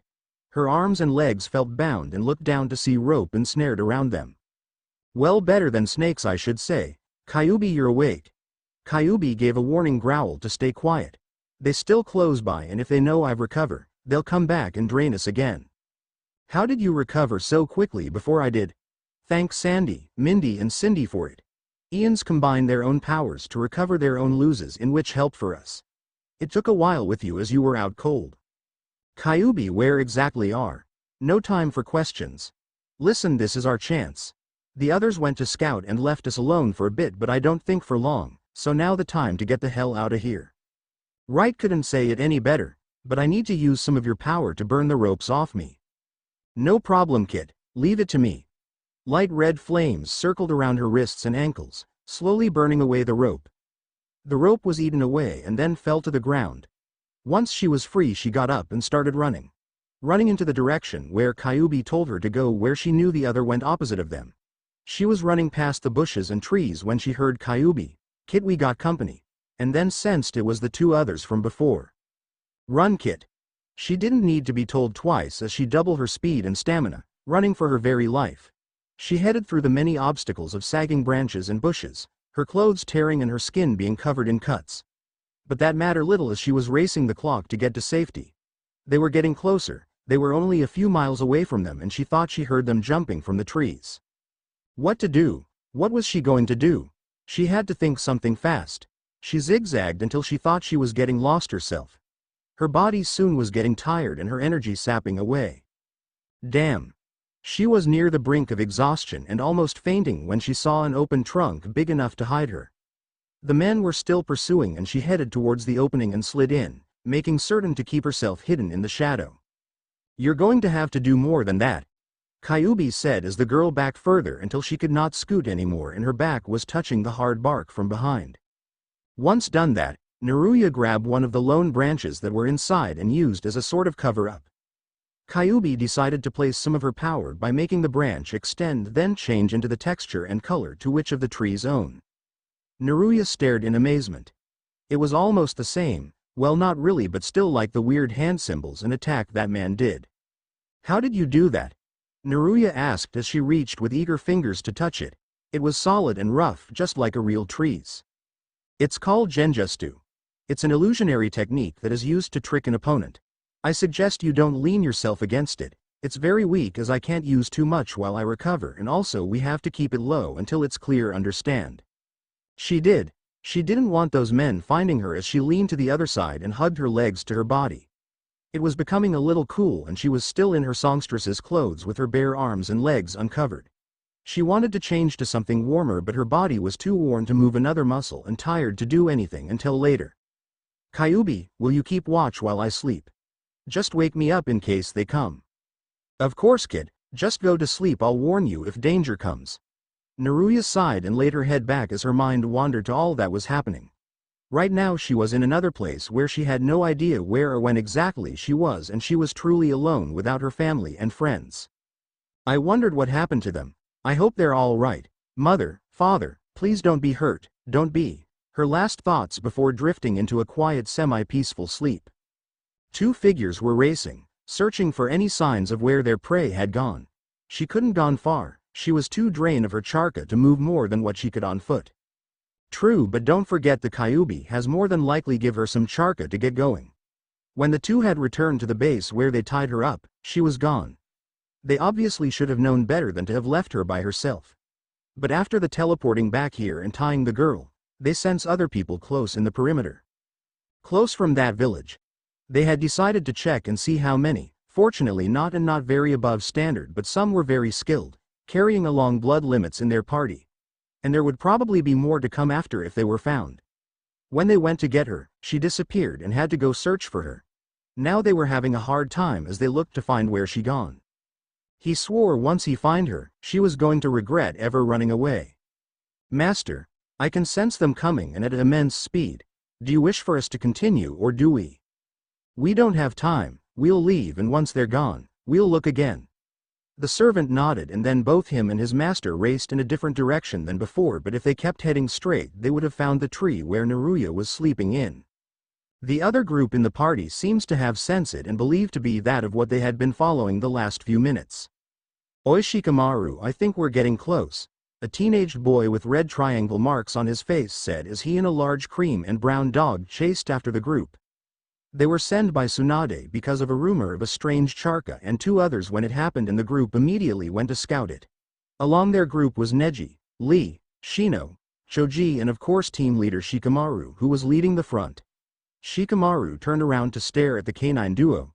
Well? Both Kiba and Akamaru sniffed the air and detected that one headed in the straight direction while two others headed to another. One's up ahead and two left a different way. He pointed west. What do you think? Should we split up and go find them, or do we go one way after one of them? Baka, if we go one way we might lose the other. However, by west, it must be heading to the Sound Rain, so we can't be too far-fetched if it sounds spies in this area. If it was three of them and one of their comrades was wounded or dead, leaving them by themselves, it would be troublesome to bring in a dead body, but if the person was still alive, they might get some answer out of them. There was only one thing to do as captain of this party. I'll lead one team consisting of Lee, Neji with the ones heading west, you, Shino and Choji head to the one up ahead, and we'll catch up with you later if we lose track of the other. Everyone broke and headed into two different directions as Kiba and Akamaru were in front, sniffing and smelling for any trace of the strange scent coming from the trail. It almost smelled familiar to him, almost. It was faint, but he recognized its scent from 4 years ago when he smelled it before. But it was impossible, it couldn't be. He ignored the thought as he and the others raced to where he was catching the scent off the trail, following Akamaru, who was ahead of them. They kept on going until they stopped once Akamaru stopped near a tree, scratching and sniffing the surface. What is it, boy? He went over to his canine that was scratching the tree and barking. Choji and Shino stood by the sidelines staring at the two. What do you think he's saying? You think he's telling him that he needs to go to the bathroom? Choji questioned as he watched them as he held a bag of potato chips ready to consume to gain more chakra. Shino's reply was silent, but he stared at the tree intensely, almost as if he was trying to see through it. They heard the other members of their team join them. Well, we lost them and they definitely headed west. Shikamaru saw Kiba coming towards him. What is it? Akamaru, say the third person inside there. He pointed to the tree behind where Akamaru was whining and scratching the bark to get through. What? But that tree's solid, how would they be? Shikamaru was later trying to figure out when Neji activated his Byakugan and looked within the tree. Yes, it must have been once a decoy for use back then and then become part of the forest, blending within the scenery. Shikamaru remembered his sensei Asuma saying something about that before in the academy before, and this must have been one of them. Kiba pulled out a kunai and started scratching the trunk, tearing the bark in chunks off until it was big enough to get in. Akamaru went first and started barking and going close to something in the shadows. Kiba went in and got to where Akamaru was and stared down at the body. Carefully he picked it up and pulled it through the hole. He heard a soft once they were outside. Everyone looked down at the person in Kiba's arms. It was a young girl dressed in very strange clothes. She appeared to be all right. The scratches on her legs and arms healed, but her chakra was low but stable, so she would recover easily with some medical help. Neji had his Byakugan still out and he noticed there was something strange with the way her chakra was flowing in her body. Not blue like normal ninjas. For a second he saw red and almost recognized it. But it couldn't be. The red chakra then changed to aqua blue, then silver, then pink, then green and purple. What in the world? Neji, what is it? What do you see? Her chakra, it's very different. I'm almost afraid to say that she has more than one. Everyone took this information and then Shikamaru noticed something on her face, even if it was covered in dirt. He reached out and brushed some away, then his eyes widened in surprise at what he saw. Everyone looked too and had the same shocked look he had. On her cheek were 3 whiskered marks. Shikamaru rubbed the other and there were the other 3. How? But everyone was thinking until he spoke, saying there was no time to waste the presents. Those other ninjas must have been after the girl, but I don't see how or why, as she bore no headband of any village and chances she might know anything that might be useful to us. Also maybe Tsunade would be able to find out who this girl really is. The whiskered cheeks may have just been a coincidence, but it sounded false in his mind. Get over it, it's not the time to just sit here and think about. He wouldn't want you to think about him and get all teary eyes over. Hi, Naruto wouldn't want it that. Again he looked at the girl again and said that they would get going, head back to the village to report. Perhaps once Tsunade found answers, he would ask the girl personally himself to see what she had to say. He headed out first, followed by Neji and Kiba. Lee was given the girl to carry on his back so he could race ahead to the gate, and Choji and Shino were the last to follow. All of them had one thought in their mind, and it directed right at the unconscious girl. Who was she, this mysterious girl, and was she really who they thought dead long ago? Tsunade was sitting inside her office, reading the documents left on her desk. Some in which needed signing, others with reports on finished missions, and the treaty between Sand and Leaf had to be negotiated later on this month. But with this many she rarely looked at them ever at times. She would be too lost in her own thought, thinking over the past few years of him. Naruto was gone. He was dead. Her heart felt empty inside after he was gone, and she couldn't help but feel it was part of her fault. The corners of her eyes stung with salt water as she tried very hard not to cry. This happened for hours, and her eyes would become bloodshot and her paper crinkled with her tears. She heard knocking on the door and called out, "Who is it? I have some official papers to finish up, so don't disturb me if it's not important." She thanked Kami on allowing her voice to not crack as she spoke. She didn't want anyone to see her in this mess. Naruto wouldn't want it that for his Oba-san to do that. She saw the door open and Shizune step in. "Team Shikamaru has reported back and he wants to tell you something. He says it urgent." "All right, fine, send him in." Shizune nodded, then stepped away from the door, and the young captain came in. "Well, anything to report?" I gave the detail to Shizune at the front. "We lost the trail of the other two we were tracking, but they were most definitely coming from Sound's territory. We did however find another, and we like you to take a look at." "All right, but why?" She was wondering why Shikamaru would be wanted to do this now when they should have the person in captivity beforehand. "It might be clear if you confirm it yourself." He walked out the room. "Oi Lee."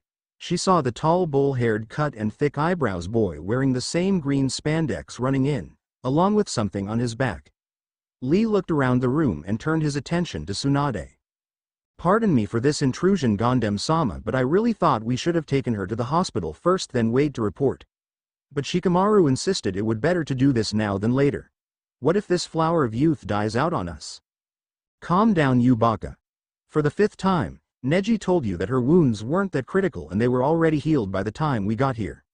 Shikamaru looked around the room and spotted the table with books lying by the side. He told Lee to lay her over there. Tsunade watched as Lee gently placed the girl down, cradle her head slowly so she wouldn't wake. She walked over towards them and her eyes widened in shock when she saw the whiskered cheeks. But it couldn't be, it was impossible. Her eyes trailed up and down, staring at the face, then the body. With trembling fingers she reached to pull up the shirt, but realizing that the two were still here in the room. "I need privacy to check something. Please wait and then I'll call you when I'm done." The two looked confused but did as they were told. Once the door was shut all the way, she slowly lifted the girl's shirt and indeed saw the telltale spiral mark on her stomach. It was the exact same seal Naruto had, and the charka inside that was dim yet strong was also that of the same demon, Kyuubi.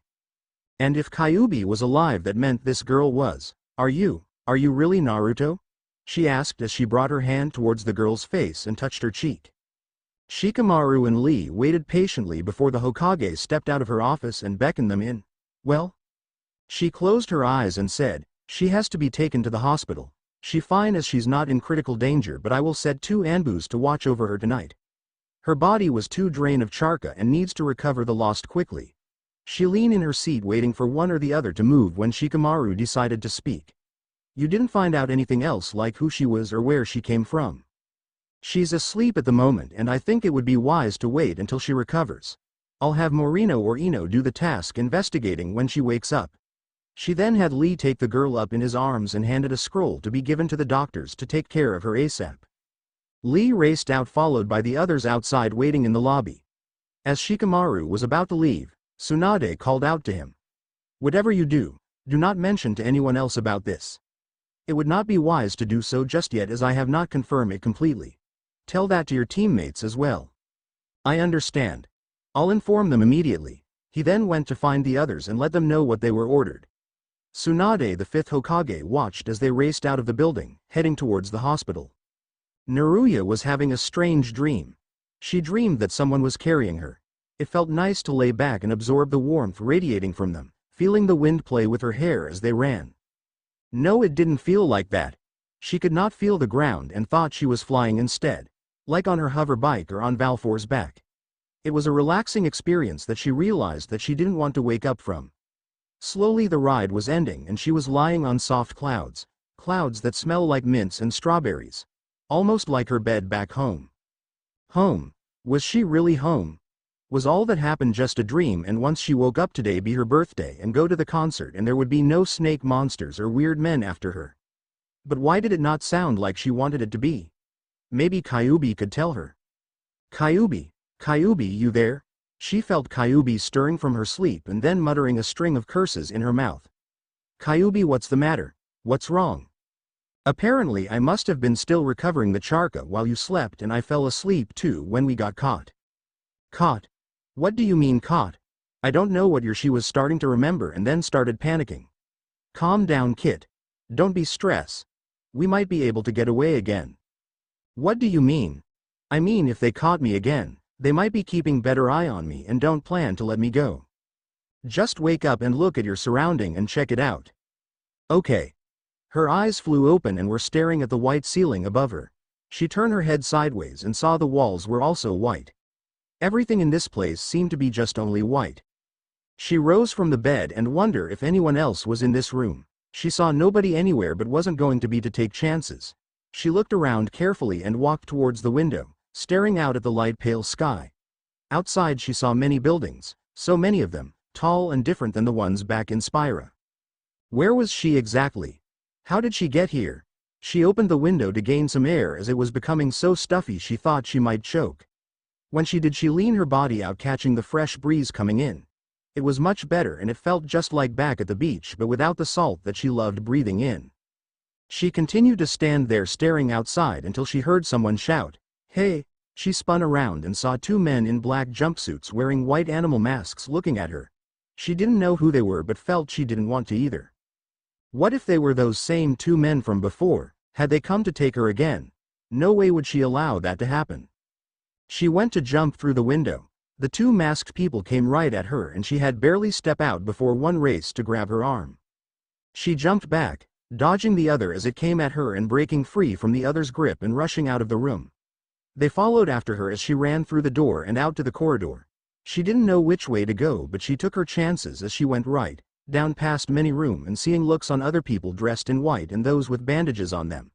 They watched the blonde girl dressed in only a hospital gown run for her life as two ambus chased after her. She was passing one pushing a tray with assortments of medicine and slid past and raced down to a strange metal door and desperately started pressing buttons to close it. She was lucky because before the doors closed the two had almost reached her. She heard the thing beeped and then sagged down as she waited with anticipation as to wonder where she was. Wherever she was getting the hell out. Then what? Where was she going to go? How was she going to get home if she didn't know where she was? Maybe this was what her father had to go through when he was taken from Zanarkand to Spira. She hoped that her family was all right without her. Would she ever see them again? She sat huddled as she listened to the hum of the machina. She believed it to be one as it moved almost exactly like the ones back home. She heard it, ping, and the doors open.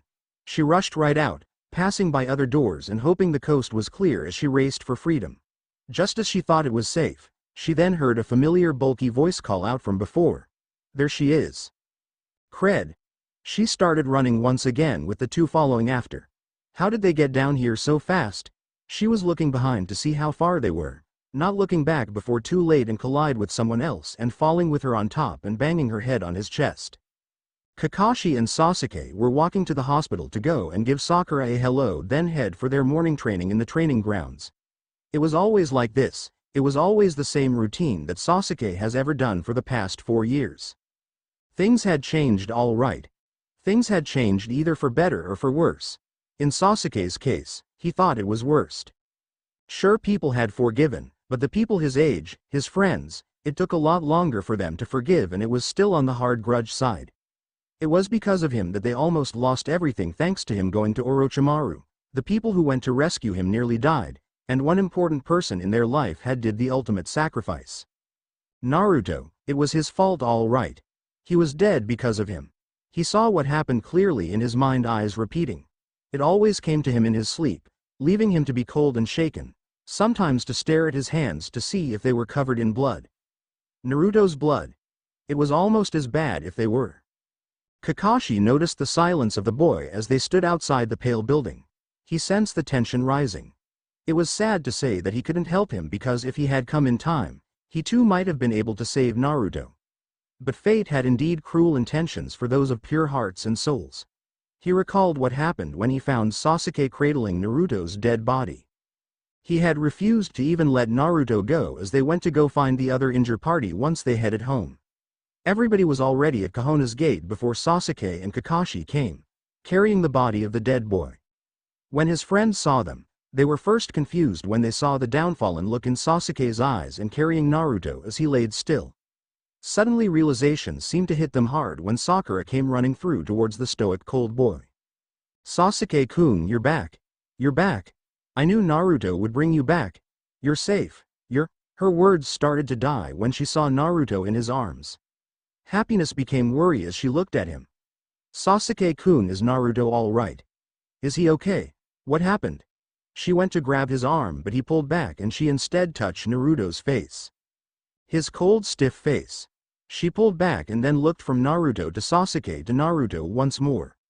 Her green eyes were shining with disbelief when she thought she couldn't believe it. She couldn't know. Naruto couldn't be. He couldn't be. Kakashi. She saw Kakashi had his face turned away but the look in his eyes was that she feared. Suddenly anger rose inside her and without thinking, did the unlikely and slapped Sasuke in the face. How could you, Sasuke? How could you do this to Naruto?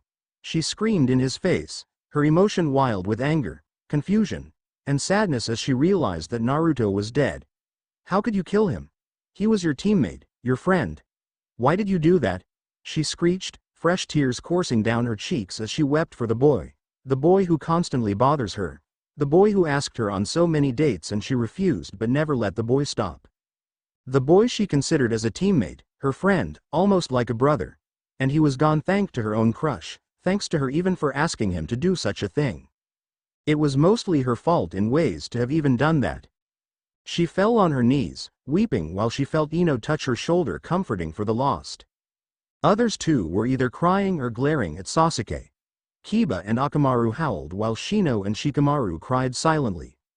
Hinata was wailing inside her hands. Shizune was patting the back of the fifth Hokage who was crying on her shoulder. Iruka had tears too as he cried for the boy who he considered almost like a son to him. Everyone shed their tears over Naruto and Sasuke couldn't help as he cried again over the lost more than anyone. Sasuke. Sasuke. We're here.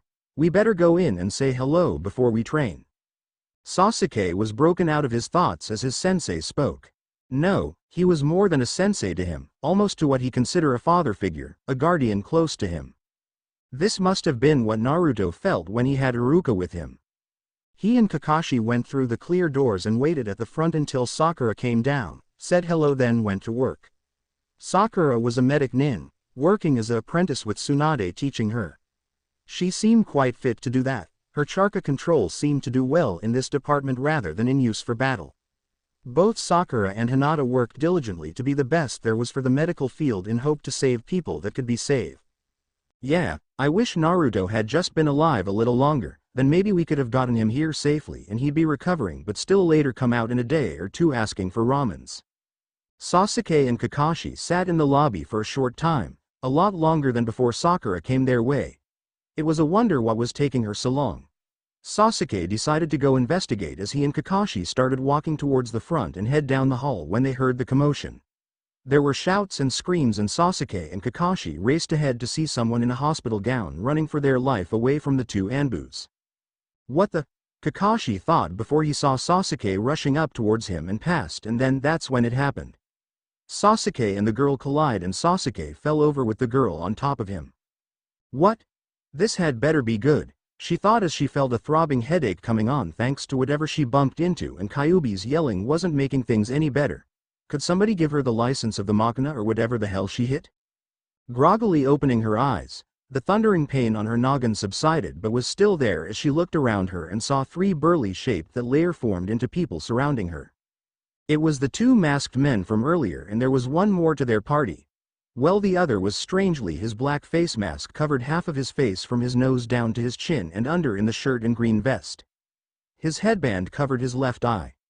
There was even some symbol etched in the metal that looked exactly like the ones on those carved masks the two other masked men wore. Could he be in cahoots with them? Was she a prisoner inside their world and they caught her again? She had to get out of here. She started to get up, but something grabbed her arm from underneath. She looked down and saw she was indeed lying on top of someone and couldn't tear her gaze from him. Those black mysterious orbs that were staring directly at her with such intensity and curiosity to wondering who she was. She saw him the same exact way. He looked so familiar to her. Those dark ebony eyes, the midnight raven black hair, his pale face that was set in a scowl-like mask. It was only a matter of seconds before she realized that he looked exactly like the boy from her dream. The one she had kissed. She blushed lightly, hoping he couldn't see her face glowing red from the memory of the faint yet close to reality dream she had. Sasuke was never one to be caught off guard in his life, but for once he had been when he saw stars then brought back to reality after he had been knocked over and hitting the floor, along with the person on top of him, knocking the wind out of him as well. At first things went red as he imagined what he was going to do to the idiot who hurtled himself into him. But once his vision saw clear and he took a really good look at who it was that was on him, he thought he felt his heart give a start and heard a sonic boom in his chest for the first time in his life. Sitting on top of him was an angel, a beautiful angel. Long blonde hair, beautifully tanned skin, and a face that radiated with the glow of red roses in her cheeks as she gazed at him.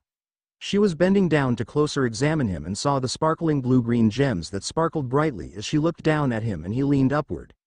Both were so drawn to the other, forgetting the people around them as they leaned closer and closer until their lips were only inches apart before. "Sasuke, what in the world are you doing?" He heard three angry females screech out before the girl, startled and surprised to see they were the center of attention, pulled away and looked up towards them.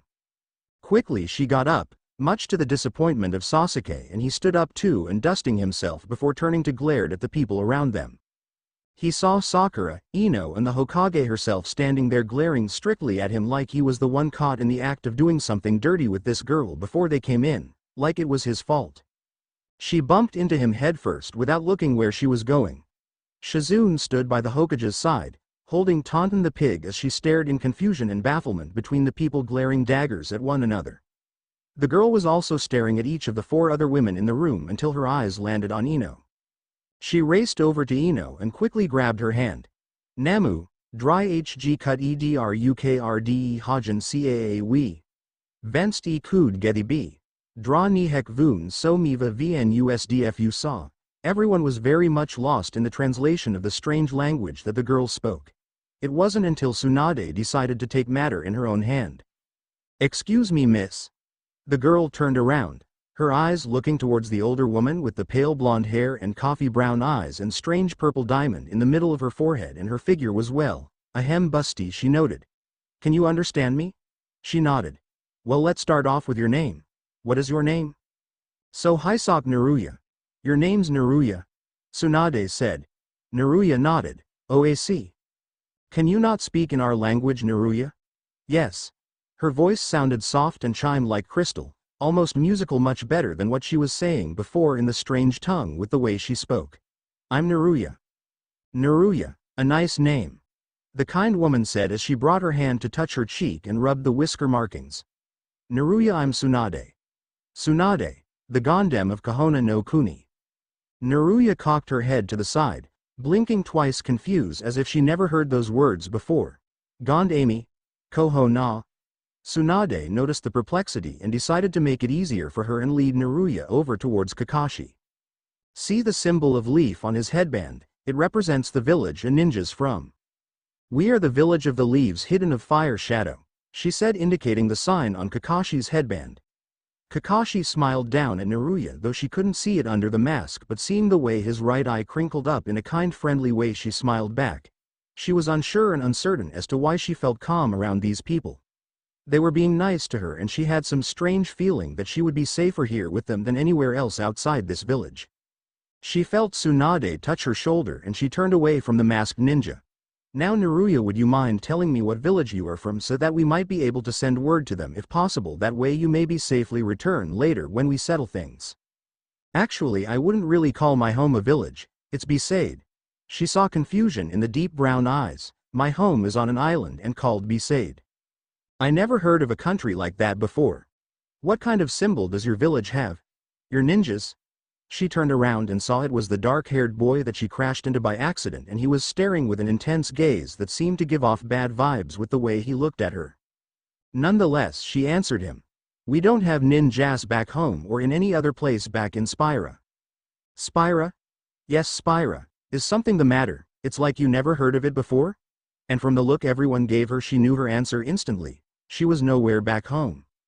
She was gone from her own world.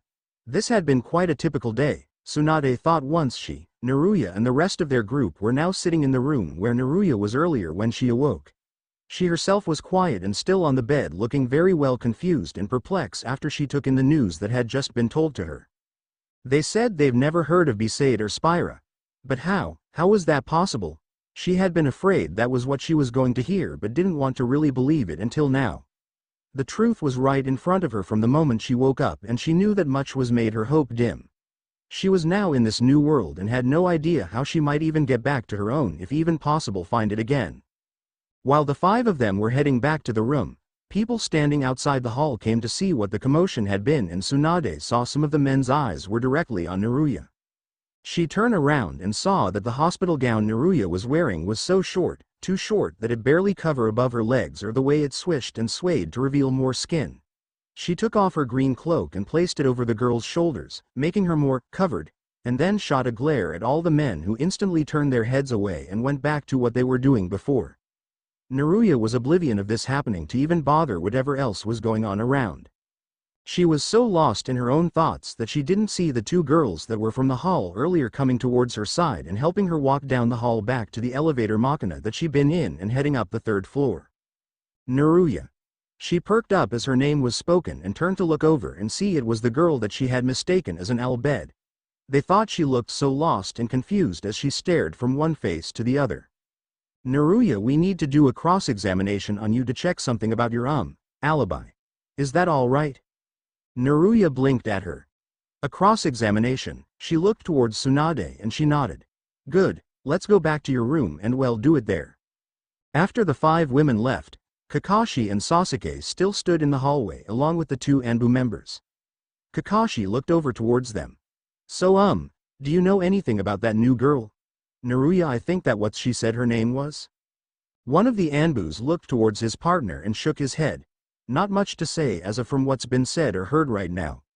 The Hokage ordered us to keep watch on her from last night until she woke up, then report to her. The other nodded. Yes, that's what she ordered us to do.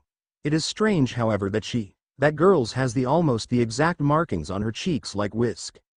His partner kicked him in the shin and stopped him from speaking. His partner cried in pain, but Sasuke immediately perked at the almost mentioning of her face. Did he almost say whiskers? Like 3-line whiskers on each cheek? Like a fox's?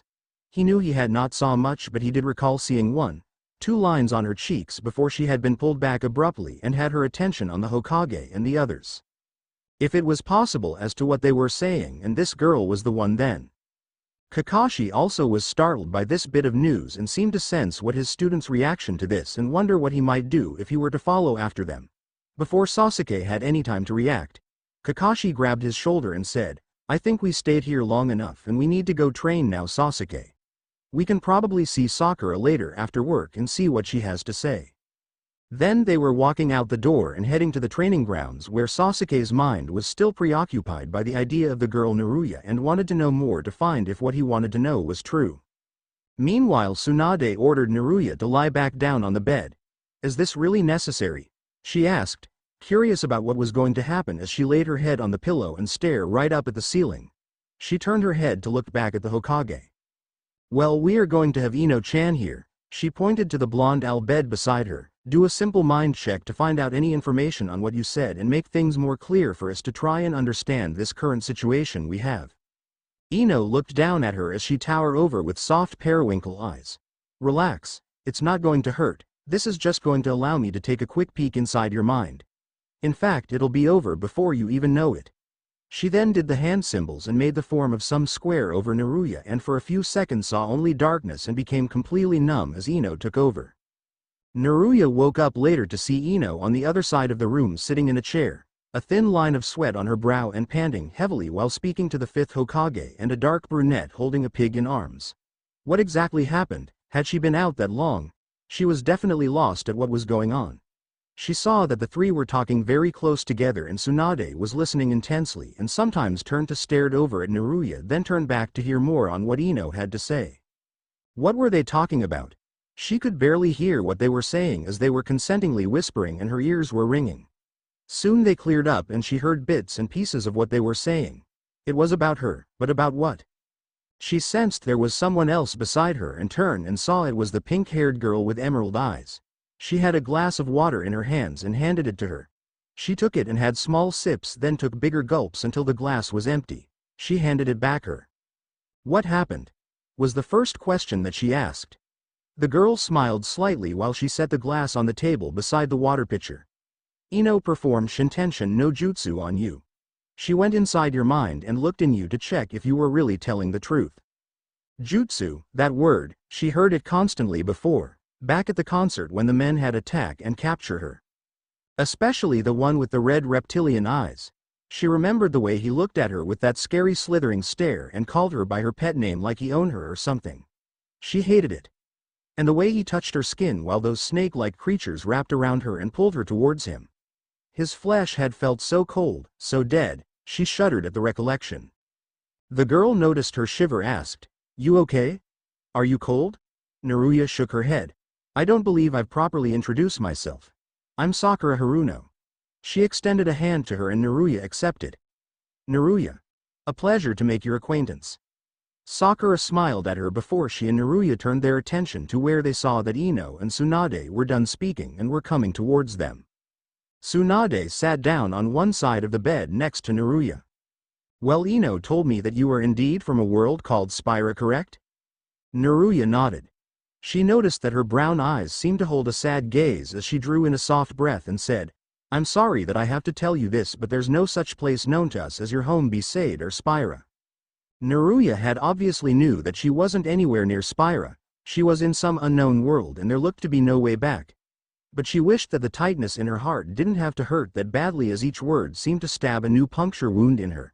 Her hands reached to grasp for something and found the blankets under and gripped them so tight her knuckles turned white. But Tsunade laid a hand on her shoulder to try to give reassurance to her as she saw the emotions shine on the girl's face. "I promise we'll try our best to find some clue or way that might have brought you here and be able to send you back." Naruya looked at her with a hint of a hopeful remorse, but she didn't put too much faith in those words, but she thought that was a blessed sign of good promise and maybe believed that there might be some way she could get back home. If there was any other way. "In the meantime, you can make yourself at home here in Konoha. You will probably have to live under someone's surveillance. Some of the villagers are kinda cautious around strangers and newcomers. And until we get some papers to make you a citizen of somewhat to ease suspension, you'll have to be watched, understand?" Tsunade turned towards Sakura and to Ino. "Sakura, Ino, you both live in separate apartments in one street, right? Isn't there an extra down that way of your alley?" "High one building in between ours, owned by the same manager," Sakura answered. Tsunade smiled cheerfully at them. "Well then, I guess that's settled. Have the landowner come to me today. I'll arrange everything for Naruya with the details and permission and setting in citizenship, etc. And Naruya, you get to spend your day with Sakura and Ino." Naruya nodded before Tsunade held her chin and then pecked her on the forehead. She blinked confused. What was that all about? She thought strangely, touching the place where the Hokage kissed her. Naruya was at a loss for words before the petite brunette who had disappeared during the whole conversation between Tsunade and her came back carrying something in her arms. Tsunade grabbed them from her and handed it over to her. "Clothes for you. I don't think you should keep wearing that hospital gown when you leave, especially after your little fiasco today." Naruya flushed beet red as she recalled the incident, running down the hall where people saw her and wondered how she was going to get through without them staring at her and remembering this. Sakura patted her on the back reassuringly. "Cheer up, it's not every day you see someone running down the halls in these hospital gowns. It's usually the ones who are just getting their shots or plain stubborn old people that just want to get the heck out of here, so don't feel you are the only one. Naruya giggled and felt that she could really trust these people and smiled. Sakura had been given the day off by order of the Hokage as she, Ino and Naruya walked out of the hospital after Naruya was released. Some people saw them and were checking them out, mostly on Naruya. Naruya was blushing lightly as she stood between Ino and Sakura, but once they were outside she was able to relax. She then looked towards Ino and said, "You said your name's Ino." Ino nodded. "Ino Yamanaka, nice to meet you." "Same here, so what are we going to do?" Sakura and Ino had been thinking on the same line together. "Well, you are going to have your own apartment soon and you'll need stuff. You need the obvious essentials like food, clothes, furniture, electronics, clothes." "You said clothes twice, Ino."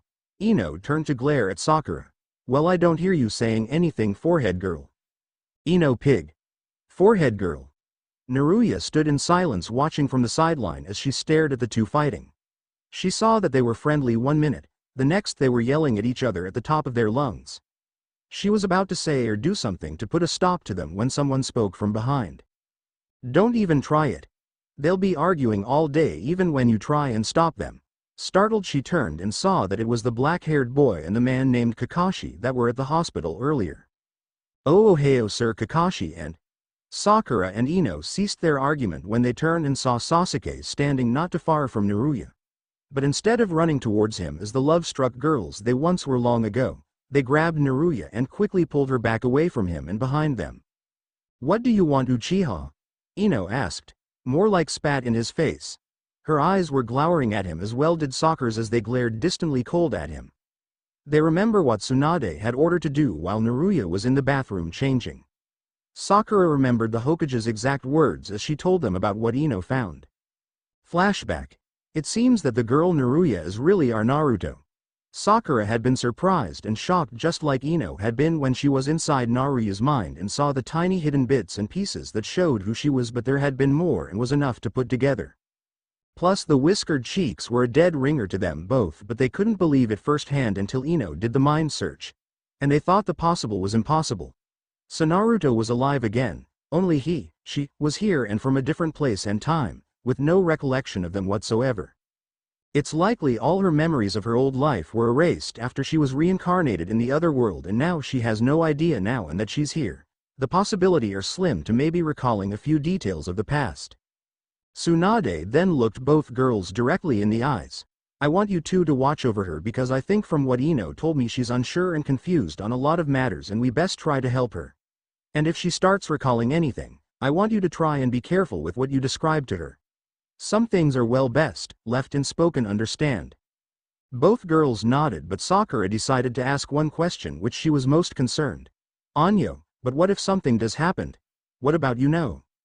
Tsunade understood what Sakura was implying. "Yes, make certain to make no mention on that. I'm not sure why, but if she was told it might cause a reaction in her and we need to be cautious with it.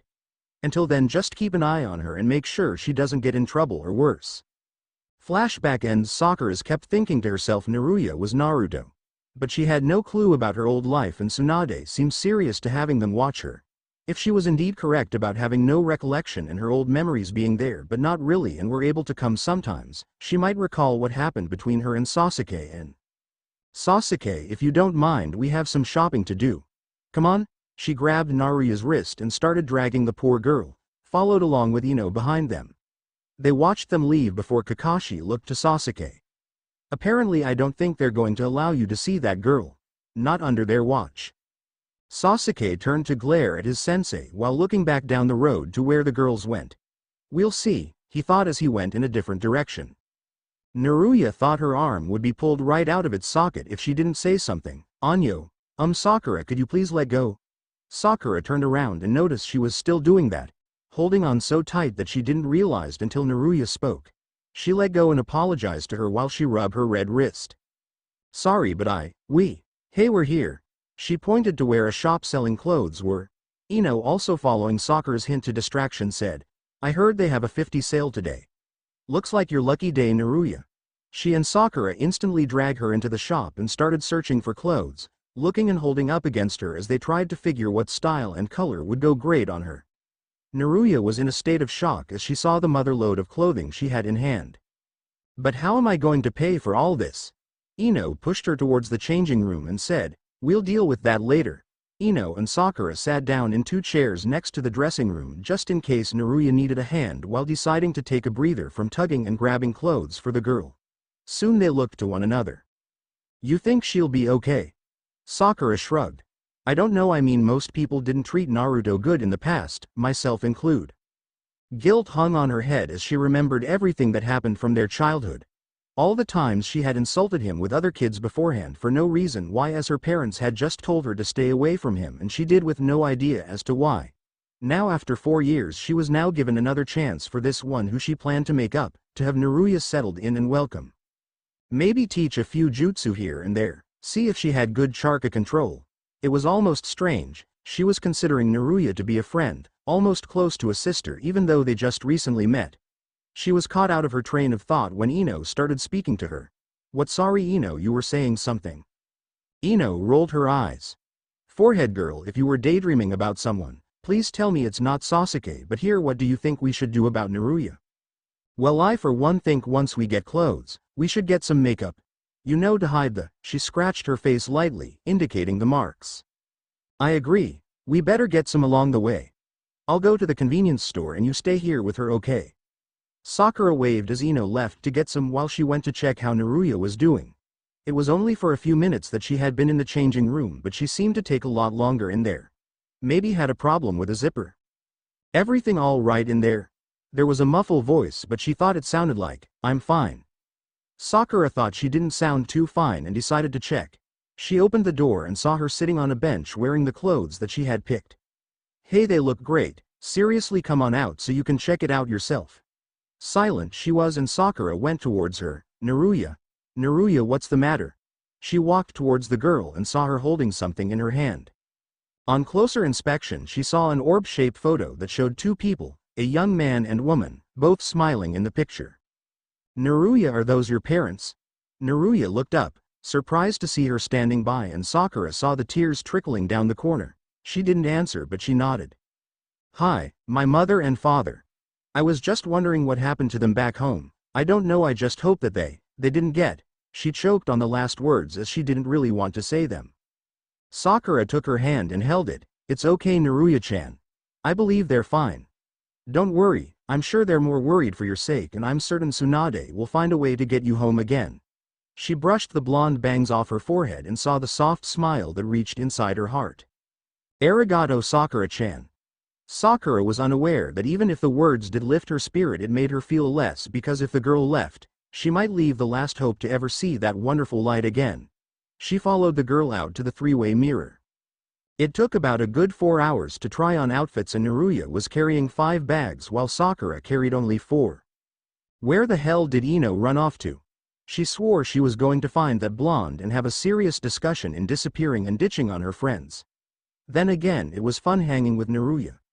They had discussed a lot in the time they had, comparing different things like summoners and summoning no jutsu, and also Sakura learned a lot of interesting things about Naruya's home world Spira.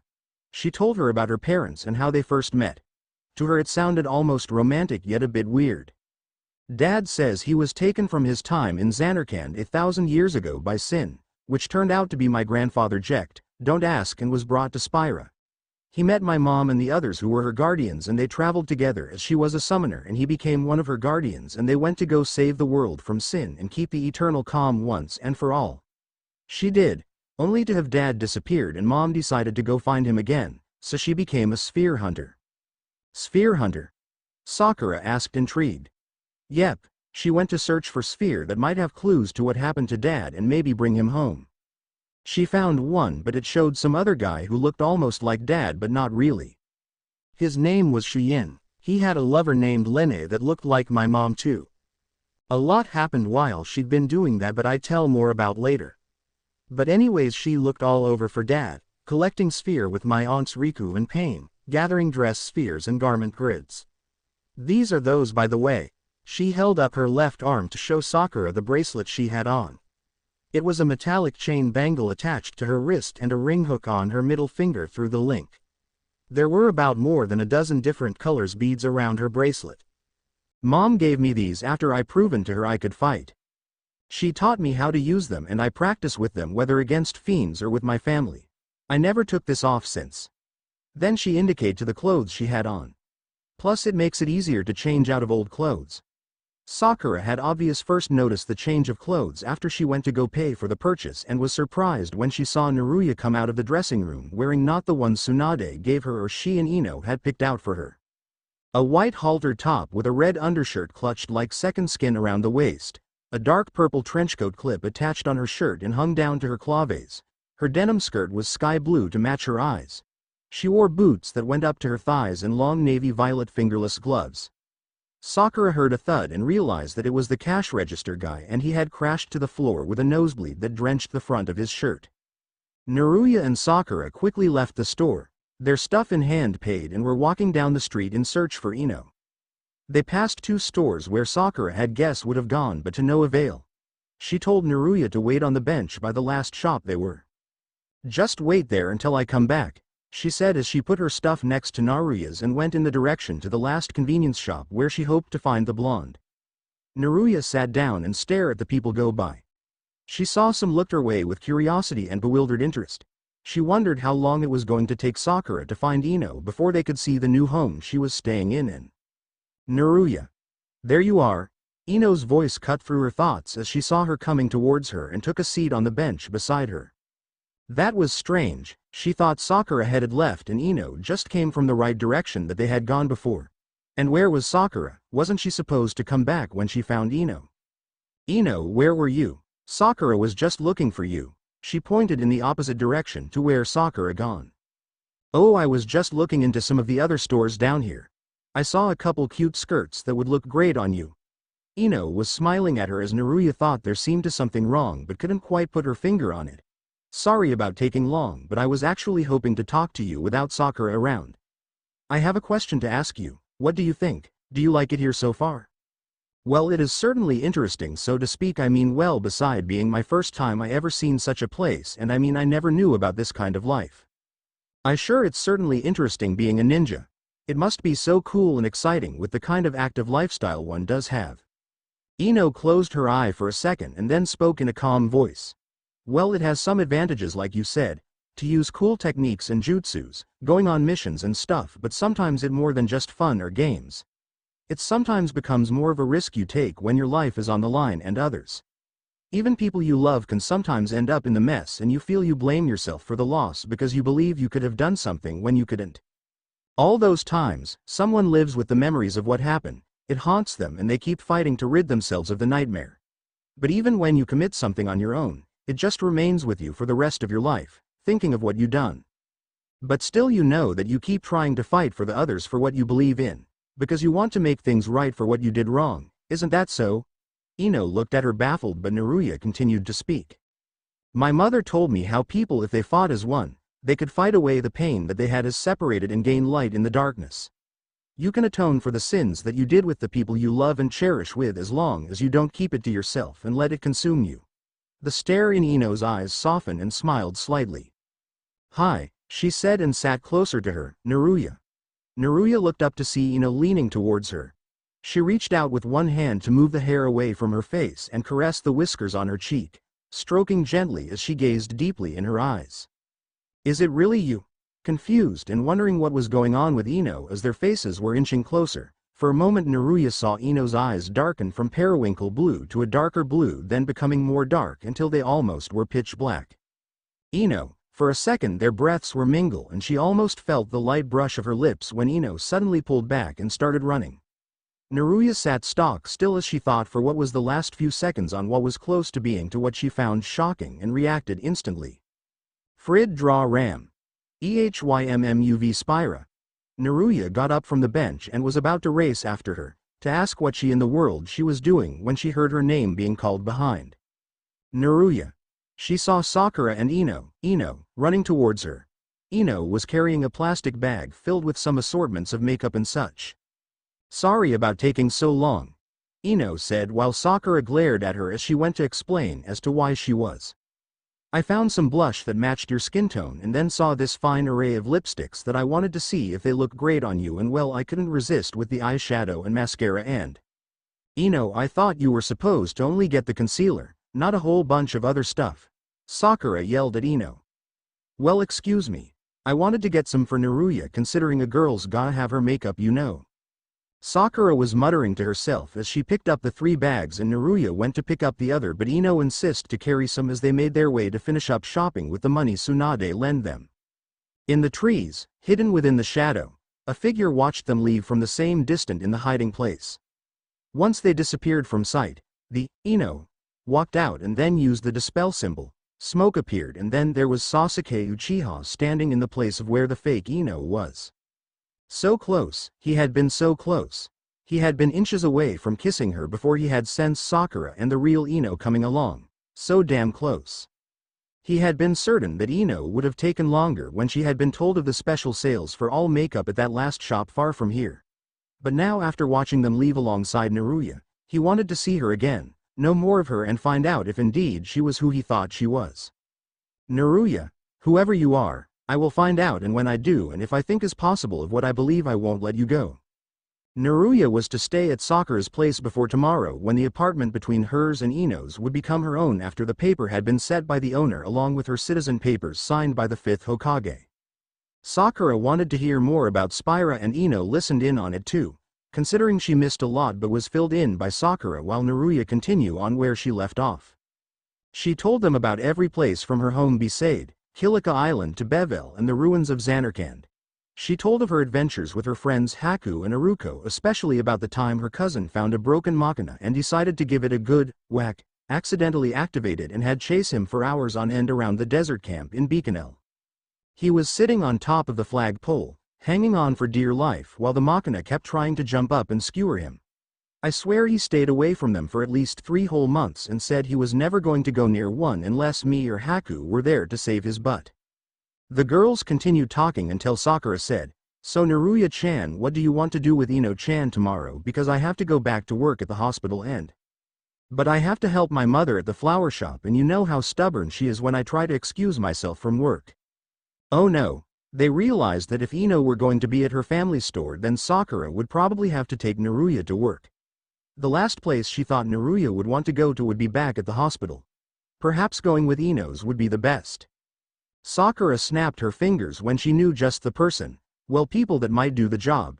She pulled Ino out of the room to tell her the idea she got as they went to the kitchen to prepare dinner or at least something to eat. Do you need a hand in there? The girls told her no and Naruya stayed where she was looking around the living room where to the right she saw the medical books stacked on the bookshelf and went towards them. She ran her hand over the many volumes and picked one randomly off the shelf and flipped from page to page, looking at the pictures or reading one of the few paragraphs. She was skimming the last few pages until she came to one where a bookmark was in place. Well, not a bookmark, it was a photograph. Naruya took it from its marker and stared at the picture. It showed Sakura when she was a kid, probably 12 or 13. She was smiling, holding her hands to her red cheeks. Over her was the gray-haired masked man, Kakashi. Odd, he looked almost exactly the same as she saw him from today, not a day old from when the photo was taken. On the left of Sakura was Sasuke. There was a huge tear down the middle on him but that taped over. Wondering how that happened, if by accident or that Sakura had been angry with him one day and tried to rip the picture but later regret. He had a big scowl on his face as if annoyed to be in such a thing and thought it didn't appeal well with him. He shouldn't frown like that, she thought as her finger drew an imaginary curve on him to indicate a smile. But as she looked at him more closely she saw something behind those eyes, like hollow sadness and hidden sorrow. What could have it to let him have that look? Finally she drew her attention to the 4th and final member in the photo. Another boy wearing an orange jumpsuit was glaring straight at Sasuke while Kakashi pat his head with one hand and the other on Sasuke's. As she stared at him, something in her chest grew tight and the room seemed too hard to breathe. The ridiculous orange jumpsuit, the blonde spiky hair, those blue eyes, something about the boy seemed almost familiar. She was certain that she. Kit. What's wrong? What's wrong? She felt like everything around her was spinning out of control and she could barely keep her balance as she used whatever sense left to grip something stable and continue staring at the picture in her hand. Kit, can you hear me? Kit. Kyuubi was crying desperately from her chamber when she sensed her Kit's distress. Naruya seemed too far away to hear her even as it seemed all things ceased to exist for her at that moment. Kit, Kit, Kit, what's going on? But Kyuubi's voice fell on deaf ears as Naruya traced from those unseeingly blue eyes to the scars on each his cheeks. 1, 2, thr. She then heard the door opening and footsteps approaching as she snapped out of her daze and quickly shut the book and placed it back in its original place and returned back to the couch. Sakura came in carrying a tray with 3 cups of instant ramens while Ino held another with drinks. Sorry, this was all we came up, I hope you don't mind. Naruya shook her head.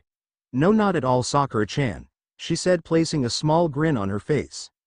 Sakura set the food by the small coffee table and handed out each a cup and then chopsticks to eat. Itadakimasu. As the girls ate their meal, she decided to risk asking something. Sakura-chan, Ino-chan, just out of curiosity, aren't you two well ninjas? Sakura and Ino stopped eating and turned to look at her. I mean, when you guys were talking, working as a medic in a hospital and in a flower shop, I thought, you know. Sakura sighed before putting her cup aside and looked towards her. It's true we're ninjas, but our fields are more different than what you would think. There are certain ranks that ninjas are at in standard. I'm a genin, that's lower level ninjas. Ino and a few others are still genins too, but the upcoming Chunin's exam is in a couple months, so we'll be participating in them. Then after Chunin, there's Junin, an elite ninja, and so on and so forth. She then turned to Ino. Ino, didn't you tell me Shikamaru is close to becoming Enbu captain from what you told me? Ino nodded. Yup, but he said the position sounded too troublesome, the lazy bum. Sakura turned her attention back to Naruya. Anyways, my field has more on the basics of chakra control and healing techniques thanks to Tsunade's teaching and being her apprentice for these last 2 years. Ino still can work both her family shop and do missions from time to time when available. Sometimes we get to train with our senseis and other members of the team we are assigned. However, the teams need 3 and well, let's just say not much happens then besides the missions that are ranked from A to D on the levels we're on. 3-man teams, senseis. So who are your senseis and teammates? Ino spoke up. Mine's was with Shikamaru, Choji, my 2 teammates, and my sensei was Asuma. I was later switched to Kunare's with Kiba and Shino after Hinata decided to settle her own family business for the time being. Choji was switched to Guy with Tenten and Rock Lee. Their last teammate, Neji, graduated to Chunin the year before. Mine had Kakashi-sensei, Sasuke, myself, and she looked away from a moment, seeming lost in her own world for a minute before saying, it's getting late, you guys, and Ino, you have to get ready early to help your run shop, am I right? Switching the subject made Naruya realize that Sakura wanted to avoid further discussion and she didn't question anymore. Ino took off for her own apartment, leaving Sakura and Naruya to get the pull-out couch ready. After they did and before Naruya headed to the bathroom to change, she turned towards Sakura and said, I'm sorry. I didn't mean to make you feel uncomfortable by asking you those questions. I was just curious, that's why, about being a ninja and a lot of things here in this world. I'm sorry I pried too much in your personal things. Sakura nodded with understanding. It's all right, it's sometimes good to talk about it even if it feels painful when you let it out. I mean, there was something I had done that made me regret so much. So much over the years that I wish that I could turn back time and take back what I did. What do you mean, Sakura? She shook her head. Nothing, it's just that, never mind. Then disappeared into her bedroom, leaving Naruya to wonder what that was about until she went to bed and closed her eyes. It was 10:30 and Naruya was barely asleep before she heard the crying coming from Sakura's room across the hall. She rose from the bed and went to check in at the cherry blossom. She didn't enter the room because it was close and didn't want to intrude, but she heard Sakura speaking to herself. Okami-san, I know that I shouldn't ask of you this, but after all this time I beg that you'll do me this once. I know I made him promise to bring Sasuke back and he kept his promise at the cost of his own life. I didn't mean to let that happen. I just wanted to have them back again like the team we once were, but I couldn't stop blaming myself for what happened. It was as if I might have just did the kill myself.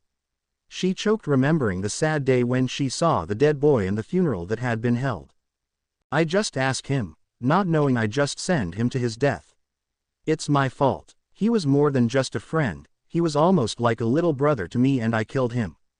But now I think you have given us our old friend back and I want you to try and not take this away, this feeling of being whole again. Please don't be cruel and do the same mistake again. Naruya pulled away thinking on what Sakura just said. What did Sakura mean? Did she ask for something from someone and blamed herself because of their death? She waited patiently by the door, waiting until she heard the faint ruffling of the sheets being moved. Then as Sakura's breathing became calmer and the crying finally stopped and soft snore could be heard coming out of the room. Naruya, once she felt it was okay, crept quietly in and stared at the sleeping girl. Under the moonlight coming from the window next to her bed, her tears shine like silver trails down her face. Naruya brushed a couple pink strands from her brow. Poor cherry blossom. You live with the guilt to think you send your friend out to die when all he did was keep his promise to you, like any good friend would. I'm sure that was all he could do and what he wanted to do to make you happy, to see your smiling face. Naruya bent down and kissed Sakura on the forehead and went back to the living room and snuggled under her own sheet as she slowly embraced in the blissful world of sleep and dream. Warmth and bright light filtered through the curtains in her room as she lied comfortably under her sheets before she heard the hard ramming knocks on her door. Naruya, get up, breakfast. She groaned as she moved and then cupped her mouth to muffle the yawn that escaped. She stood up and stretched her limbs. That's strange. Usually shouldn't I have been up way before dawn and mom when she come to try and get me out of bed? And why did she feel that this was way out of place somehow? This was so weird. But this was her room. So small and but so much of it reminisced a part of the peaceful calm and happiness that made her feel as if she was indeed back home. She slowly walked towards the door and was about to leave when she felt that she was forgetting something. She looked about and noticed everything was the same except for one thing that was lying on her desk. It was a small backpack that Shira gave her earlier that day on her birthday before leaving for Luca. A part of her was curious as to why she would need it as she grabbed it and went to the room where her mother and father were waiting for her in the dining room. Her father looked up. Hey honey, you woke up late this morning. Didn't stay up that long last night, did you? Not sure, but I feel like I have a massive headache coming on. She said, which the honest truth was as she had no idea why, but everything seemed way off. Yeah, tell me about it. He noticed her holding the bag in her hand. You better remember to thank Shira along with the rest of them. He designed that bag especially for you. Naruya nodded. Shinra had made the bag himself and had it as a gift for Naruya to have a run test on how it works. It was one of those ultradimensional things that carried anything whether big or small inside and would never feel too heavy to carry wherever she went. Naruya, she looked towards her mother. Could you do me a favor? Go and find Haku and Aruko. They should be running along on one of the beaches somewhere. What? They're here, she said, rising from her seat, nearly toppling the chair over but quickly recover. Her father raised one of his eyebrows at her surprise. Yeah, they told us to tell you they went to the beach when you woke up. He looked towards the small clock. If you're hurry, you can catch up with them. Okay Dad, thanks, I'll see you later, she said, running through the door, passing the village and heading towards one of the beaches. She saw the small dents in the soft sand as Haku and Aruko's footprints faded by the waiting water running on the shore. She knew a shortcut through the ancient Makina ruins and should reach to where the two boys would be. She raced onto the rust rooftops and through the thick foliages of the dense path, hearing the chuckles and ramblings of the boys that were racing below her on the path. A sense of exhilaration rushed in her veins as she followed. Finally she came across the cliff edge that led to the huge lagoon below. Haku, Aruko, there you guys are, she shouted as she jumped down from the trees. Haku, when did you cut your hair so short and what's with the glasses? Aruko, what happened to your clothes? You changed them and with a bandana. When they didn't answer she stepped closer. What's up with you two? It's me, Naruya. You look like you've just seen a ghost. Naruya, why are you still here? You shouldn't be, you know. Haku spoke as he stood next to Aruko. Even his voice sounded different, she thought. It sounded harsh and old. What are you talking about, Haku? Mom sent me here to fetch you guys. Correction, she said, to find us, not fetch you, dummy. Obviously you should have those ears checked. You're getting as bad as that crybaby of a father you have.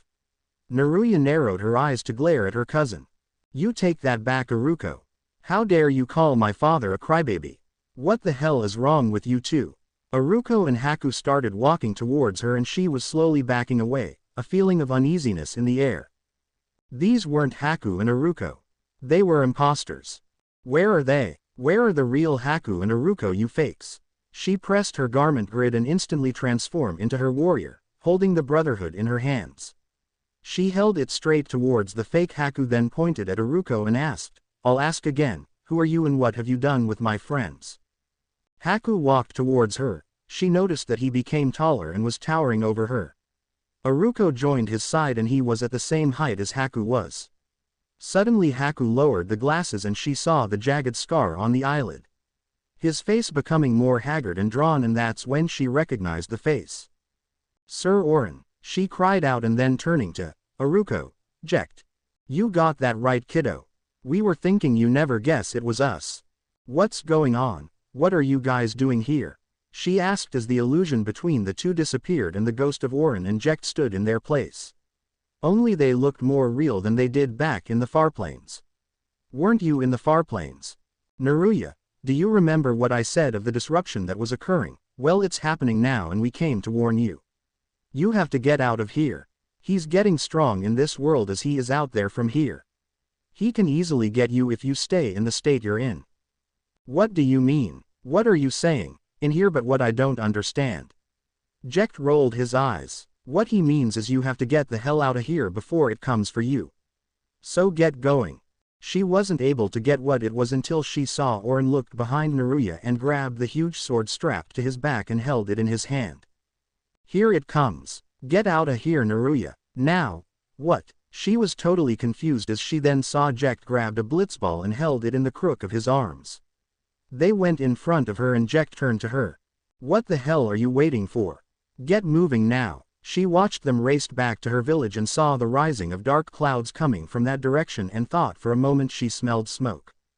No, the village. Her home was being attacked. Father, mother. She took one step, but then a rushing ball of air and solid matter hit her directly in the stomach and pushed her backwards towards the edge and fall over in the water below. Pain shot through her as the rest of her body did when it landed in the water, swallowing large amount and instantly choke and falling further under the surface. She tried to move, but all she could do was sink to the bottom and watched as darkness was her only companion as it took over her. She woke up to brilliant sunlight shining through the room, gasping with a start as her lungs filled painfully with air as she sat up.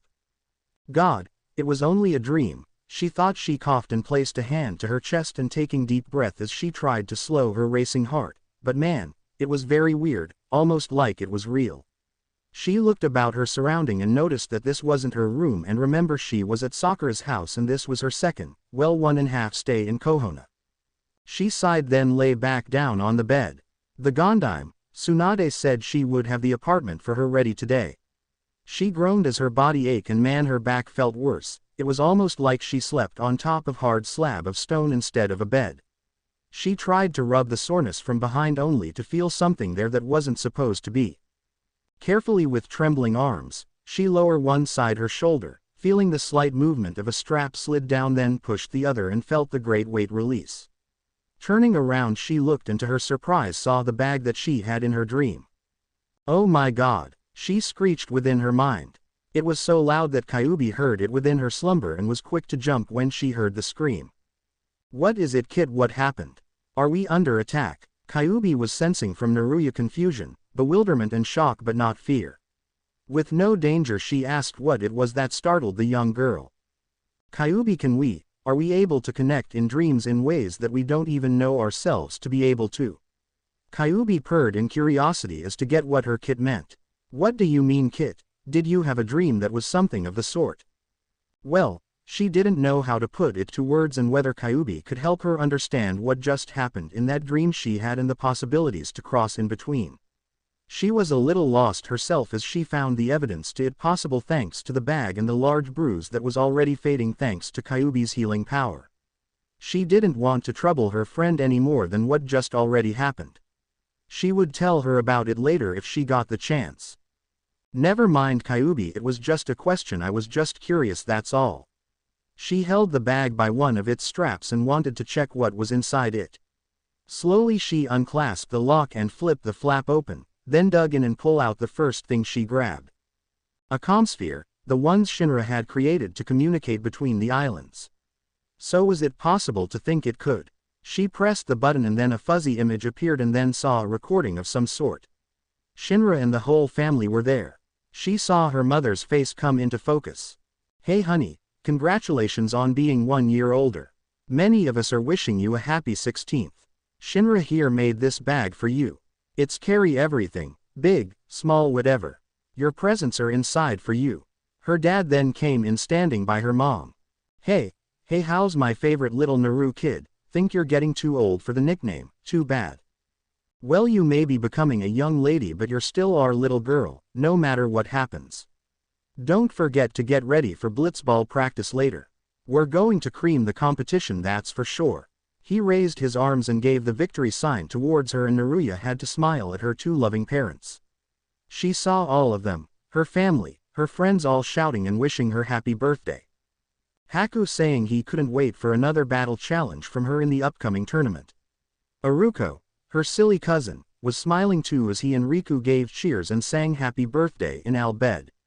She felt hot tears prickling at the corner of her eyes and coursing down her cheeks as she saw everyone, all of them happy and smiling towards her, unaware that she was not with them to ever again in their time or presence. How she wanted to be with them right then and now. When it was over, she held the sphere close, holding it tightly as if afraid to let go and lose the only thing left of her family in this new world. Her family and friends that she might not ever see again but still love with all her heart and knew felt the same way, and then placed the sphere back in the bag, then walked down the room to find Sakura but found her nowhere in her bedroom and head to the kitchen instead. She found a note attached to the fridge, saying she went to work and would be back later to help her with the setting up her apartment and take time to exploring and have fun. Naruya sighed. Guess she would definitely go have look around then. But she wanted to look at some of the gifts she got. She went to the living room and took some out of the pack and spread them out onto the table. She found who gave her what and what they did as she unwrapped them. She saved her mother and father's gift for last along with few others that were still buried deep. She stuffed them back in and then slugged it over her shoulder and headed outside the apartment and head out into Konoha. It was such a strange place, this Konoha, Naruya thought as she wandered down the street, seeing the many building, and never kept her eyes staring for more than 5 minutes at one as she looked at another in a different direction. Not as grand as said Lucas or Bevel, but she didn't mind. She felt less tense since she woke up to this new world. It was relaxing and comfortable here and seemed to hold some of the familiar quality from home. It was almost as if she never Spira and she was home.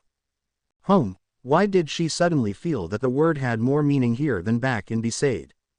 Growl. Her empty stomach decided to inform her that it was hungry. Guess I should have ate before I left Sakura's to go exploring. She looked around for where she could get something to eat and saw a small stand nearby. She could smell the wonderful aroma in the air and her mouth water as she made her way towards the restaurant. There were only a few people inside and some picked their heads up, a few giving only a secondary glance and some continued to stare while she took a seat at the bar before going back to what they were doing. Behind the bar, an old man wearing a stain apron saw her. "Ohio and welcome. What do you feel like having, miss?" She gave a quick glance at the chalkboard menu by the old man.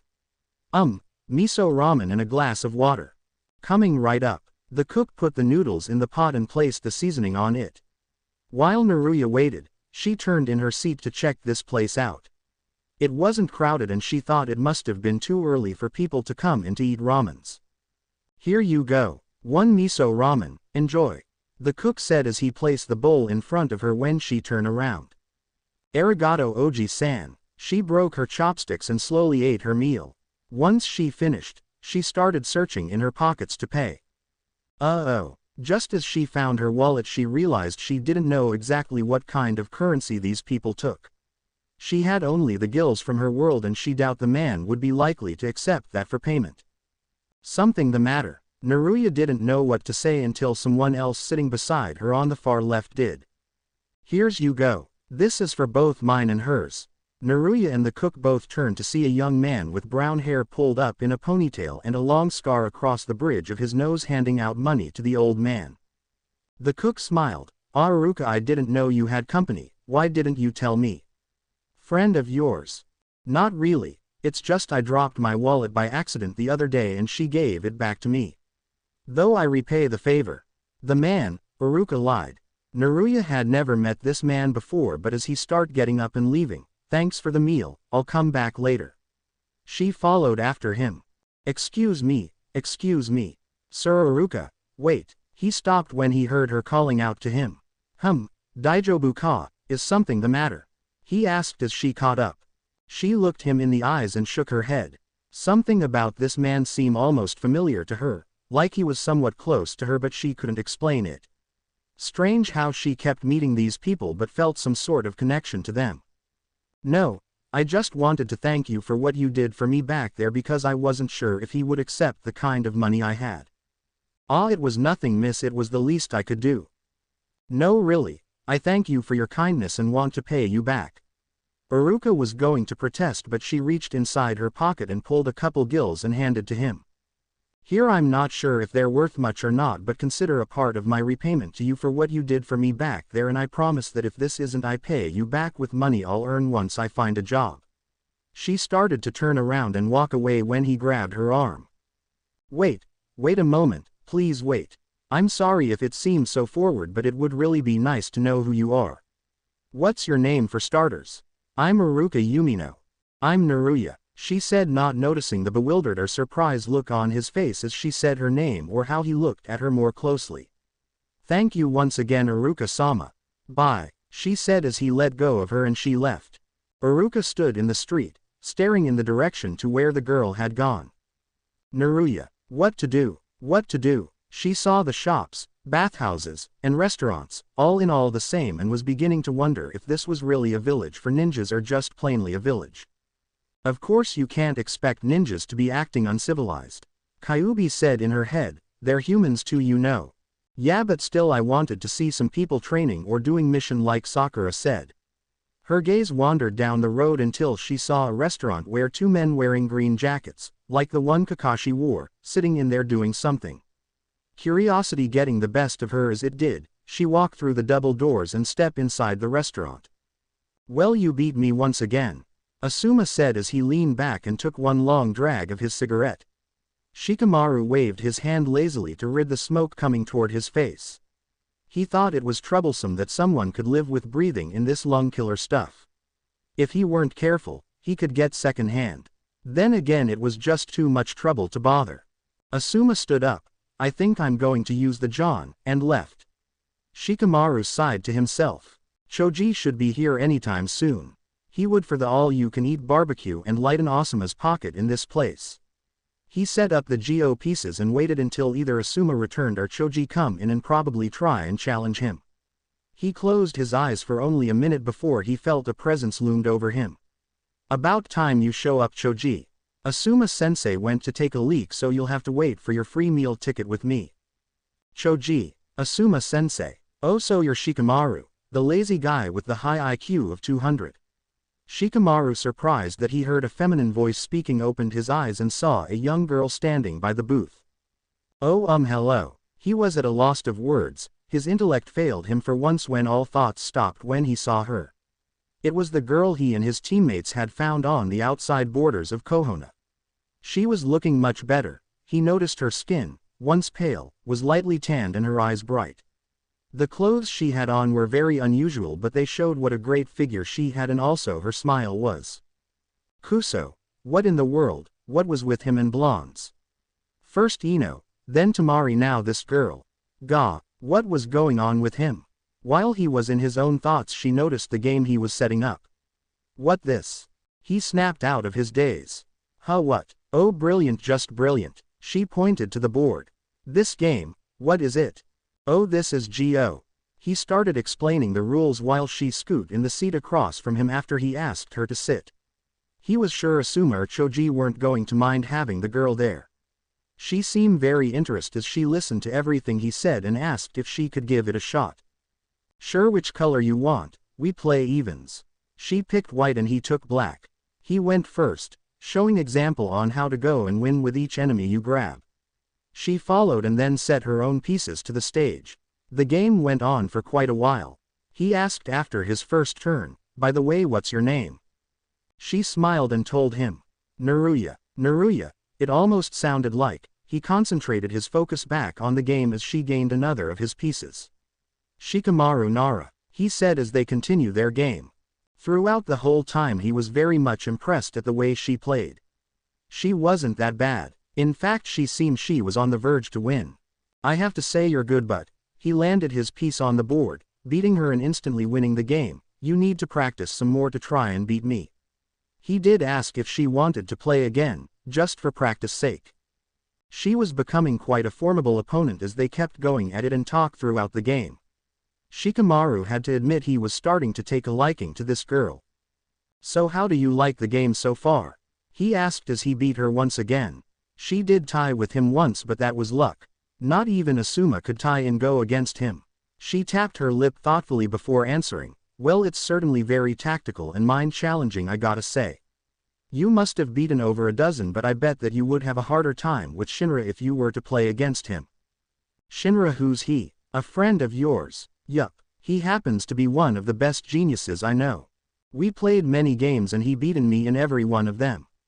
I learned some interesting tips from him on how to cream my opponents, but never him. The only person to ever beat him was my mother, and he said it was by some fluke or something, never admitting that my mom totally annihilated him. Shikamaru was setting the pieces back when she asked, "Do you want to try one of mine then?" He looked up from where he was finished setting up the stones and shrugged. Sure, why not? He set the game aside and watched as she brought out of her small backpack a board and laid it on the table. He saw there were 16 coins sitting in a square fold, 12 silver surrounding 4 gold in the center. On the coins there were strange monsters etched in them. First one to get to 40 or higher in less than 15 turns wins. He smirked. He never backed down from a challenge. You're on. Well, let the games begin.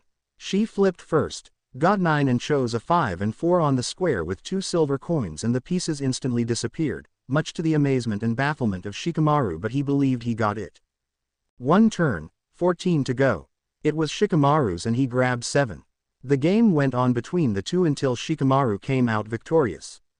Pretty impressive on this one you got.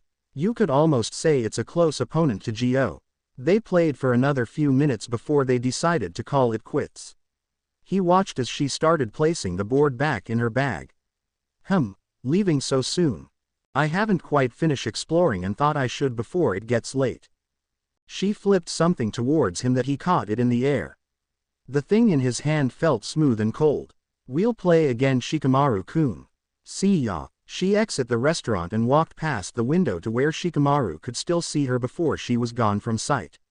He opened his palm and saw a small coin, one similar to the pieces from her game.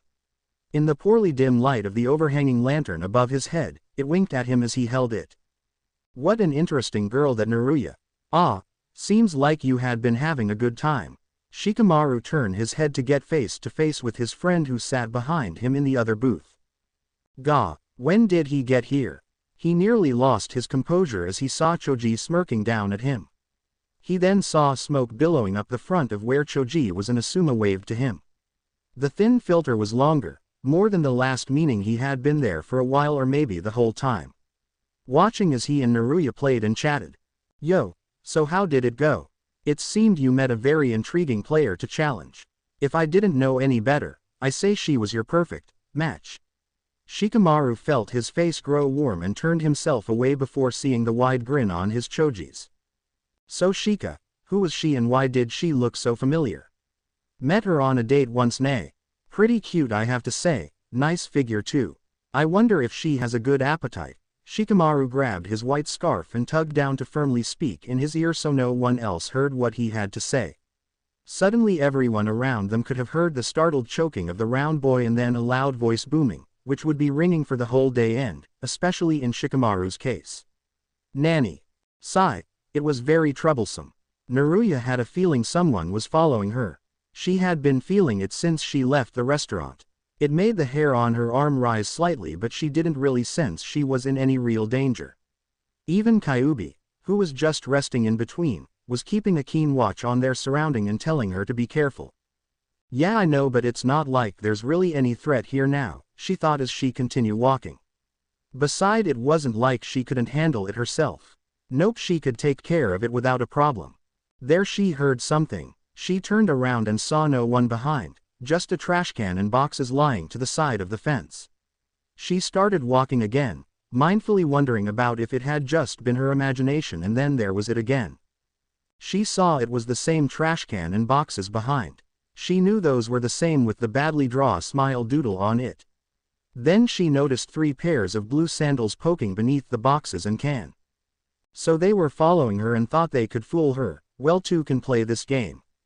She pretended to make to cross the street, but then zigzagged back and across through shops and alleys and made a left turn and head to a sparse area with a hill where it seemed nobody was around. She turned and saw that she lost them, her tracking quarry. She lied back on the grass, feeling the soft blades tickling her bare arms and legs while staring at the clouds floating by in the sky. It was nice and thought it was interesting to be here, but she wanted to do something adventurous, something fun. Her thoughts were broken when she heard a noise coming up to her right and then felt a heavy but slobbering thing jump onto her chest.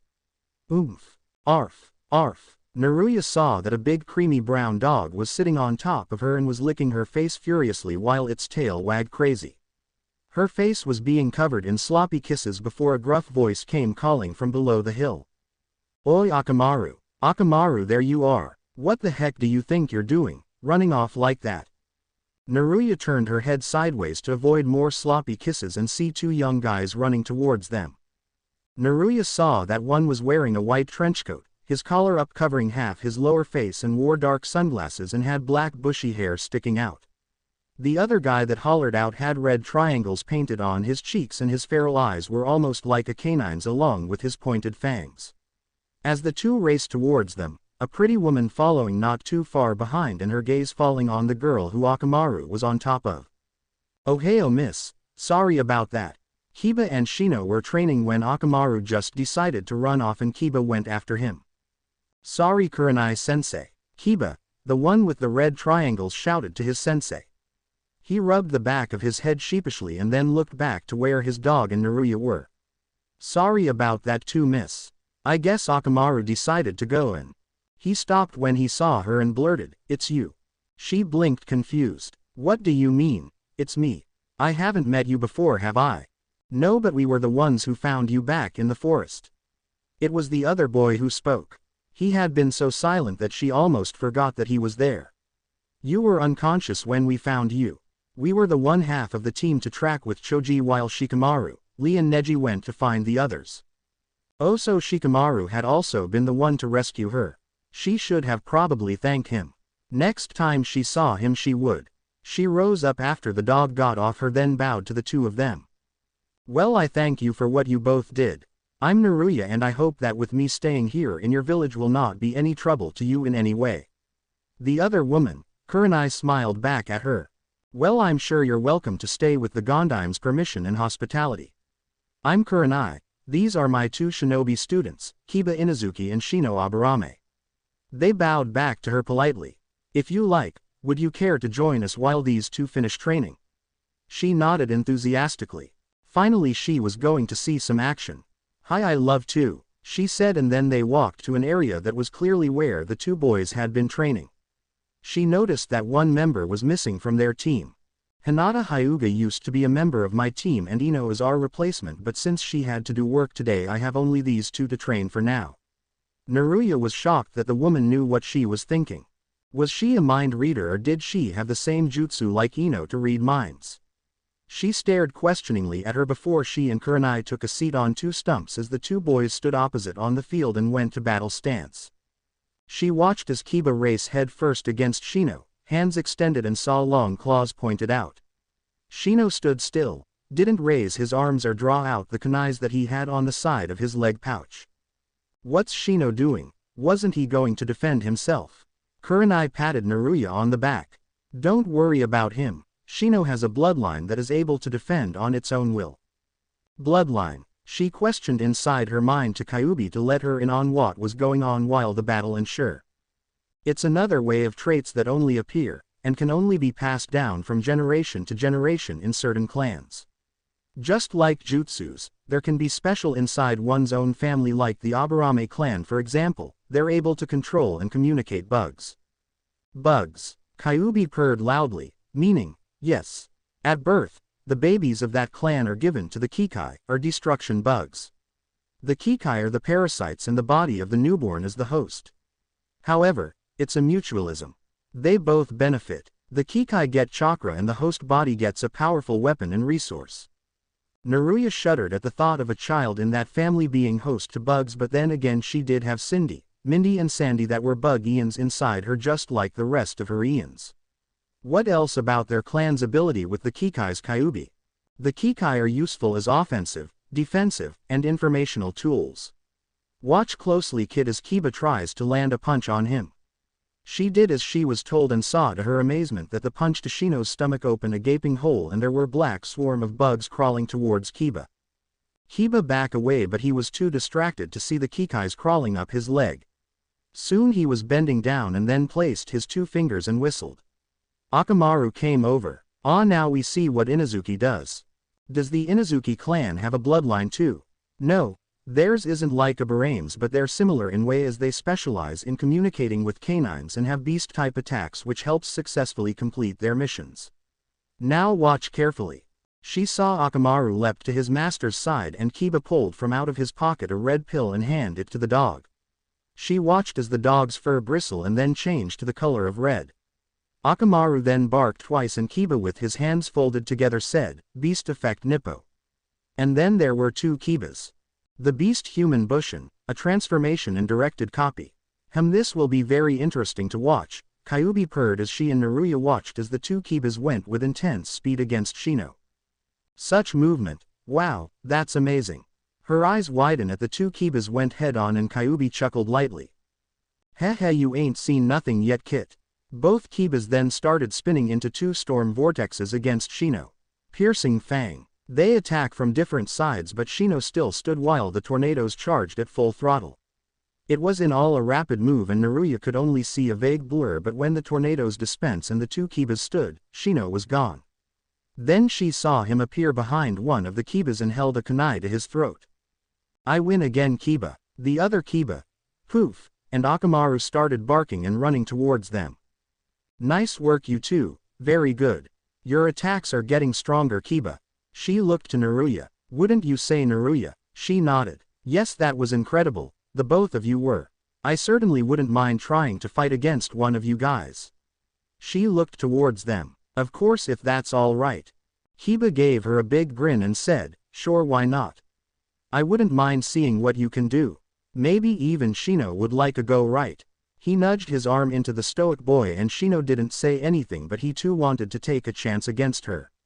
His bugs were reacting like crazy. Her chakra was driving them off the walls with hunger. He remembered what Neji said a few nights ago about her having more than one. Was that possible, or could it be some bloodline she had in her clan? He would have to watch her closely to see what she did. He took the stump that Naruya had been sitting before as she got up and went to battle stance opposite Kiba on the other side. Kiba and Akamaru did the same. Kiba was curious in what kind of jutsu she had and how powerful she really was. He took notice of how she pressed one of the beads on the bracelet she had around her wrist and it started glowing. What the? He watched as bright light engulfed her and she had a completely different outfit and was holding a staff in her hand.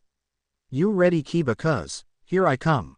She waved her staff and the ground beneath her started turning red and a weird symbol showed.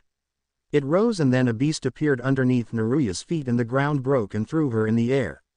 The beast jumped up and caught Naruya easily in one clawed arm and let her down once they landed. It gave a mighty roar over at Kiba and Akamaru. Kiba's, Kurenai's and Shino's eyes were wide with surprise to see her summon a creature they've never seen before, but they were most curious as to why this summoning didn't require the blood to call it forth and what contract did she summon it from. Since you have your comrade Akamaru to go against me, I decided to summon mine.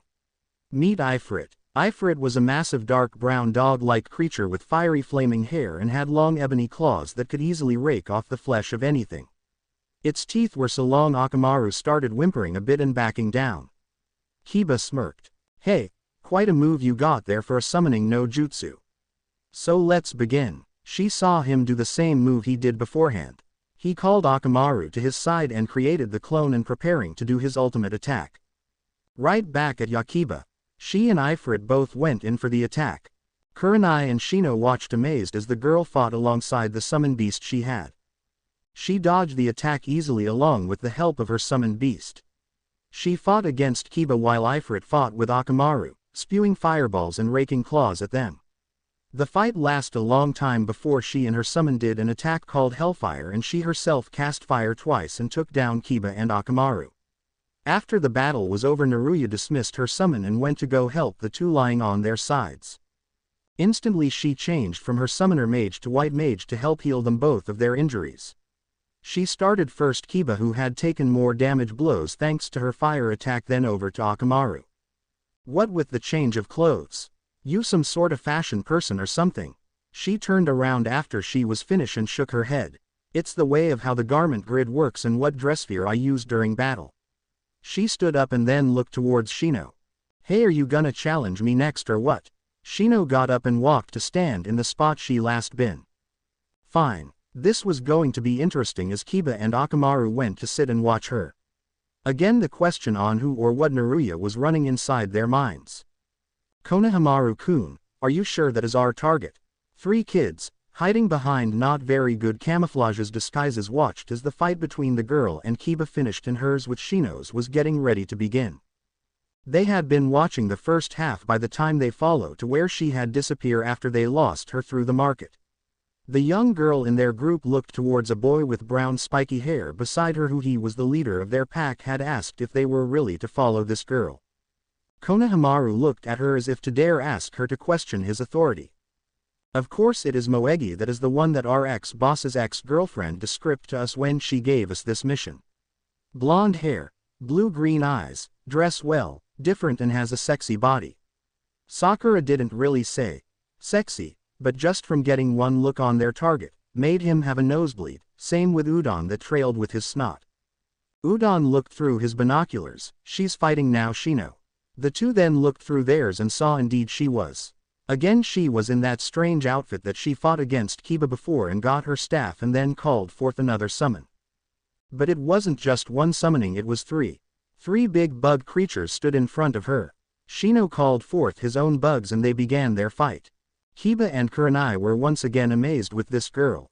She just summoned 3 strange bug human creatures on the field. This girl certainly had a talent for summonings. She was also good at healing. Kiba didn't feel any pain in his body, and it seemed all the chakra he lost in the fight was given back to him when she healed him and Akamaru. How could she had the power to heal them just like that in mere seconds, almost like a medic nin would, and still had chakra to fight against Shino?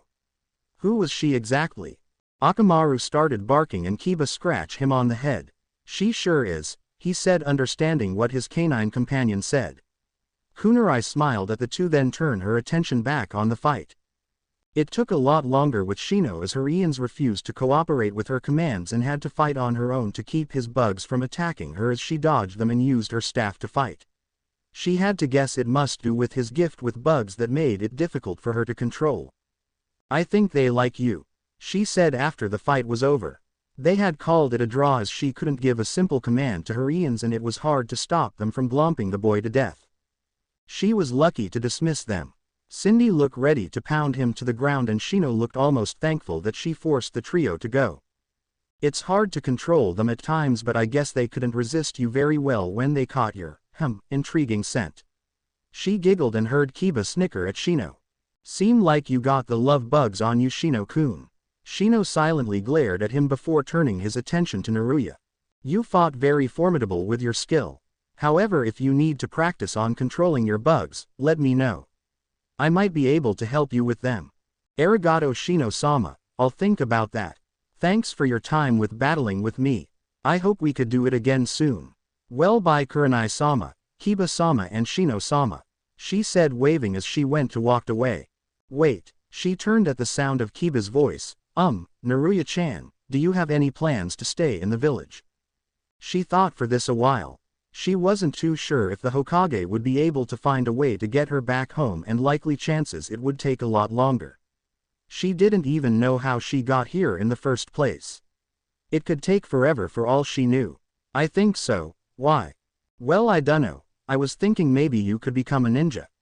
You seem to have the move and right skills, and maybe with some practice learn a few jutsus. She looked over to Kurenai, who smiled at her. Hi, I'll discuss the idea with the Hokage and see what she has to say. Naruya bowed to her. Arigato then. Thanks and good luck to both you again, Kiba-sama and Shino-sama. She said, grabbing her bag and running off. They watched as she disappeared down to the forest trail behind them. Nobody heard the ruffling up on the top hill or see the three kids go downhill to follow. The sun was starting to set as Naruya walked the small path towards the forest close to the area she had been, but wasn't really paying any attention to as she seemed elsewhere in her thoughts. To become a ninja, it sounded very tempting and a part of her felt that she should really consider it. But why? Why did she want to? She continued to brood in her mind before making to a tiny serene area with a little river and waterfall. Very zen, very appropriate. She went towards the bend and sat down to stare directly into the mirroring reflection. Her fingers lightly trailed the surface, watching as the water shimmered then fell back into place while the ripples spread. Feeling in light spirit, she started to sing. Neji was sitting in the area he spent training for the last 8 hours before he heard something faint in the distance. Cultivate your hunger before you idealize. Motivate your anger to make them all realize. Climbing the mountain, never coming down. Break into the contents, never falling down. That can't be Lee or Tenten. The two had already left 4 hours ago and he didn't have any idea who would be coming in this area beside himself and his ex-teammates. He was sure that it wasn't anyone from his family that would be out here. They would be all back at the manor. He practiced almost every day outside the Hyuga property. Not like he was really any part to that clan, so to speak. But still Hinata and Hanabi were like the closest to family, with the expectant of their father and his uncle, Hiashi, the head of the Hyuga family, after Naruto, knocked some sense into him, and when Hiashi let him know the real truth as to why his father had died. Already his hatred and despite over the main house seemed to slowly lift off him like a dark cloud and try to treat them in better respect. But still old habits die hard when the main and branch were still separated. Sometimes he still remembered the promise that Naruto had told him during their match 4 years ago. When I become Hokage, I'll change the Hyuga. I'm sure you would have, Naruto. You would have become a great Hokage, but now you're gone. My knee is still shaking, like I was 12. Sneaking out of the classroom, by the back door. A man railed at me twice though, but I didn't care. Waiting is wasting for people like me. He stood up. His Byakugan activated and went to search the source of where it was coming from. Don't try to live so wise. Don't cry 'cause you're so right. Don't dry with fakes or fears. 'Cause you will hate yourself in the end. At 5 o'clock on his side, not too far from where he was practicing. It sounded very close. The singing was a tranquil, harmonious melody, almost as gentle as a whisper, but yet sound strong to give way to the soul of anyone who'd listen. You say, dreams are dreams. I ain't gonna play the fool anymore. You say, 'cause I still got my soul. He raced through the forest. The Byakugan came in handy as he could see what he was searching for. Take your time, baby, your blood needs slowing down. Breach your soul to reach yourself before you gloom. Reflection of fear makes shadows of nothing, shadows of nothing. The charka he saw wasn't the normal blue like the ninjas he knew. This one was different, and he believed he knew which it was, only he wanted to find out for himself. Once he made it there, his heart almost stopped at the sight he beheld. You still are blind, if you see a winding road. 'Cause there's always a straight way to the point, you see. It was the girl that their team recently saved about 2 days ago. She was sitting by the river bend, her back to him, wearing another strange outfit, yet it suited her as she sang, singing with such leisure that the wind seemed to be gently in tune with her melody. Don't try to live so wise. Don't cry 'cause you're so right. Don't dry with fakes or fears. 'Cause you will hate yourself in the end. Neji was entranced and memorized as he took in the glow of the girl as she continued her sad song. Don't try to live so wise. Don't cry 'cause you're so right. Don't dry with fakes or fears. 'Cause you will hate yourself in the end. When she finished she sighed, then turned around and saw him standing by. Naruya was more to say that she was surprised someone had been right behind her without her knowing.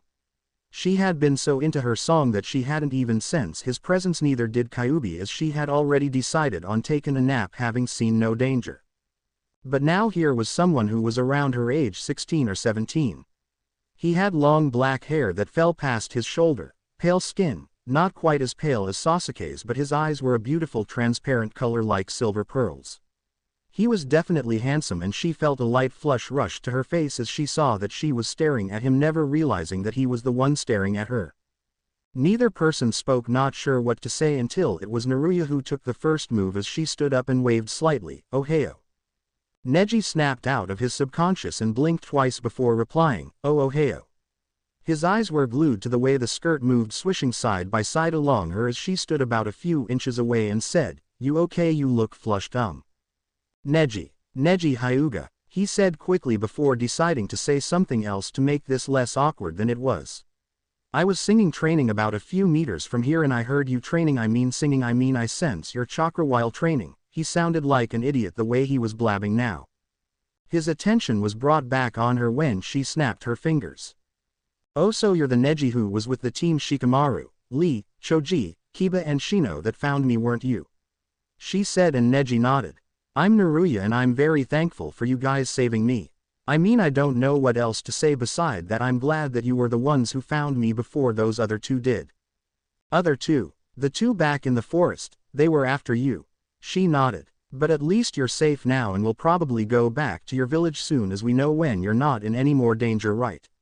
He noticed the way her eyes went sad instantly, and Neji thought he might have said the wrong thing and upset her. "You do have a village, don't you?" She turned her gaze over to the river and sighed sadly. "I don't think I can ever go back."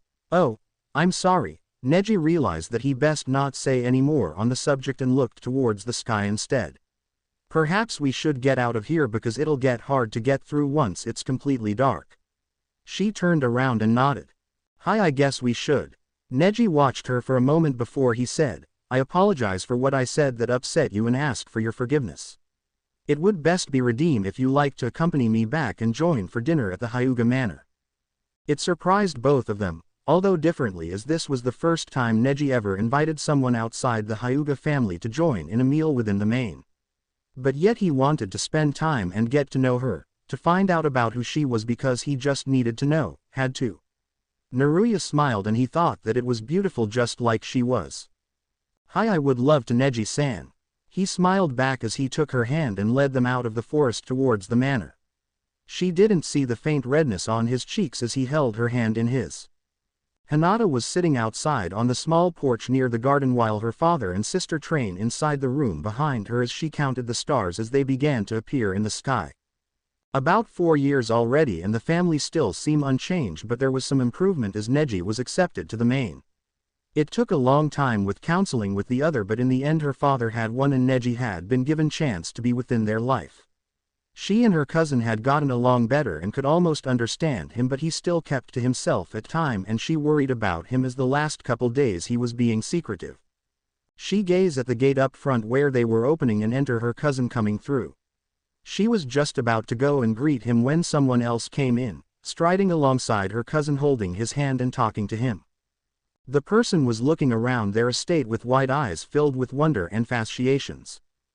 Hinata looked at the girl curiously. There was something about her that she wasn't sure of until she realized the girl looked almost like Naru. The girl saw her and out of old habit quickly turned her head and looked away. Neji and the girl were walking towards her and then she heard the door sliding open behind by the time the two reached her. "Oi, Hinata, hurry and change before din." Her father's words died as he saw Neji and the newcomer standing not too far from his daughter as he looked over to his nephew. He then set his stare at the girl standing beside him. His eyes made Naruya feel uneasy, almost as if he was trying to look directly into her soul. Kyuubi felt the sudden tension her host was feeling and recognized who it was when she sensed where they were standing on what grounds. "Naruya, what the hell are you doing on Hyuga territory? This is bad, this so bad." "Why, what's wrong, Kyuubi?" But when she saw the veins around his eyes appeared and stand out more promptly than before, this didn't look good. Right before she could even think, Neji stepped in and spoke, catching the man's attention. "Hiyashi-sama, I'm sorry to intrude on such a time as of now, to come so late without informing you or asking your consent to allow someone as a guest to join for dinner tonight, but she has accepted my offer and hope you will not mind for this evening," he said as he looked toward his uncle. Hiyashi turned his Byakugan gaze on him and was afraid for a millisecond that he would perform the deadly jutsu that affect only members of the branch. But he was relieved when the Byakugan changed back to normal pale eyes as he looked over to Naruya again. "Tell me, what is your name, miss?" He said it almost in a friendly tone, yet it held no emotion to feeling normal, but Naruya rather not be so quick to jump the gun because she felt that he might do that weird bloodline on her again and afraid to risk it. "Just relax, kid, and tell him your name and bow respectfully to him. This is the main family and that man is the head of the house, so you have to deem respect towards him. Do it or he might change his mind." Naruya did as she was told and half bowed towards him. "My name is Naruya Hiyashi-sama and it's an honor to meet the head of the Hyuga clan." She kept her head down but then heard the man speak. "Very well, Naruya-chan, you may join us for tonight." She lifted her head slightly and saw him turn to the girl she had caught staring at her when she and Neji walked in through the gate. "Hinata, please take her with you to change and join at the family dining room when you're ready." The girl, Hinata, nodded as she went to Naruya's side and grabbed her hand and took her down the small walkway towards the main house's entrance. Naruya took one last look to where Neji was and saw he and Hiyashi just staring at each other. She wondered if it was a bad idea to come here. The two headed inside one of the rooms that were one of many she saw as soon as the girl shut the sliding door and then went to the closet to fetch some clothes. The room was certainly well lavish and elegant as she saw it, decorative and expensive with the furniture, and when Hinata handed her the clothes she was to wear for the evening. Here you can try this on if you like, Naru-chan," she said, stuttering as she went to fetch her own outfit from the wardrobe. "Hinata-chan." Hinata froze and turned around. Hi. Your name's Hinata, it's a very nice name for you." Hinata flushed and said, "Ari arigato, Naru-chan." Naruya smiled to the shy girl before she started to undress. Hinata was undressing herself as well but paused to stare over at Naruya, who was momentarily half naked. You're incredibly beautiful, Naruya-chan," she said, and then went back to search in the closet, fumbling for a decent kimono to wear. Naruya watched for a few seconds before deciding to try on the kimono Hinata handed her. She looked at it and then turned to see Hinata dressing and said, I can't wear this. I mean, surely it would be better on you as it's your in." Hinata, at first confused, now realized what Naruya was saying, giggled and shook her head. "But it would be much lovelier on you than it would for me. I haven't worn that dress for years and had no plans to. Go on, try it." Naruya sighed and slipped the dress on and tied the obi awkwardly, feeling fairly certain that it wouldn't go, but Hinata walked towards her and fixed the obi and then smoothed the wrinkles out. "It looks beautiful on you. In fact, you probably don't have one like this. You may have it." "But Hinata-chan, I can't. Would you mind if I try something with your hair? I think I have a nice set of combs that certainly matches your eyes."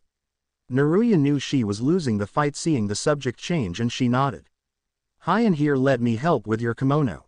Both girls were smiling and talking as they prepared themselves for dinner, as if they known each other for a long time than just meeting for the very first time that day.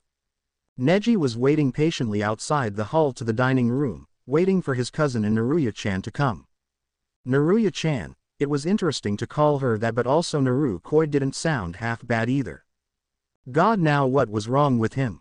First seeing her made him red in the face, finding out her name made his heart almost stop, and now he was deciding on which nickname he prefer calling her, Naruya-chan or Naru-koi. He was giving himself a headache by the time he heard footsteps coming.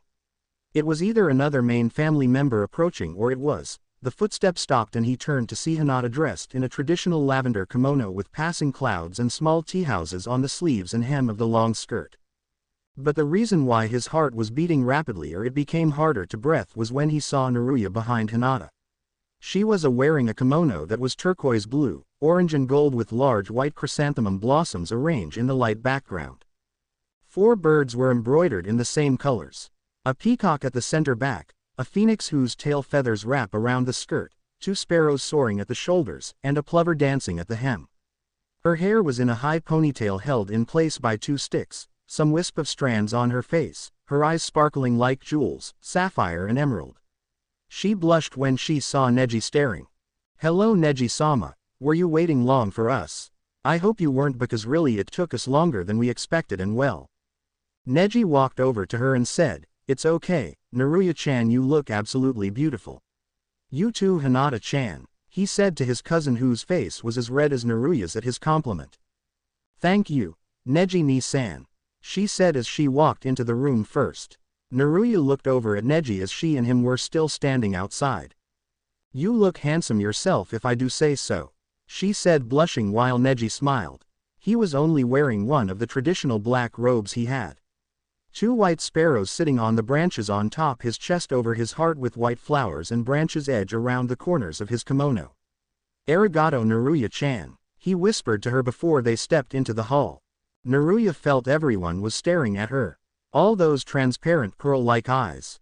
It was starting to feel creepy in a way that made chills run down her spine, and the only support she found was standing close to Neji as they walked in.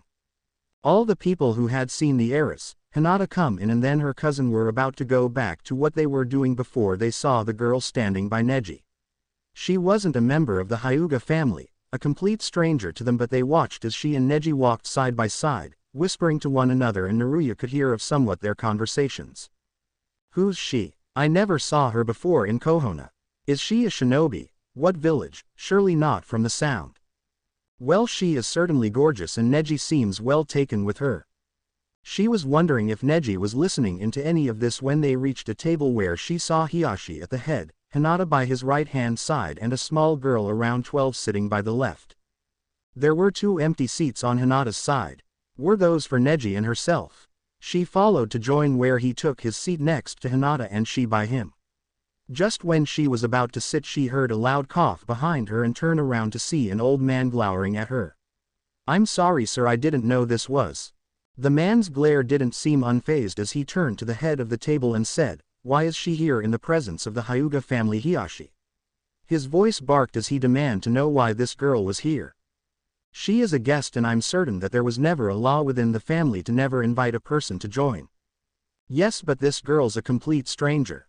He pointed out accusingly. We have no idea who she is or why. For all you know, she may be a spy for the sounds. Some people muttering in agreement, and Neji looked ready to speak up against the old man, but Hiyashi beat him to the point. Naruya wanted to do something, but Kyuubi said, this is the Hyuga we are dealing with, Kit, best not mess in this matter. If you do, it will become messier. So be quiet for now and don't try anything. Let them try to handle it out. She did as she was told and watched silently as Hiyashi and the elder argued. She glanced worriedly to Neji, who was glaring at the old man's back. If looks could kill, the old man might be buried 6 feet under, she was fairly certain. For as it looked to be faring for the elder, and having had the last bit to the edge of her raw nerve of self-silence, did she suddenly have enough. Hyuga-sama, I am in truth a stranger in Konoha and I know nothing of how it is here or any other place. My life is a complete mystery to you, but I'm certain that you probably not understand even if it took a lifetime for you to figure if I told you in many ways or explain in words I could find. Forgive my interruption, but I had to speak to let you know to not fear me if you think of me as some spy. The hall became silent as she spoke. Everyone stared wide-eyed as this was the first time anyone spoke up against an elder. Even Hiyashi was surprised as he wondered more of this girl.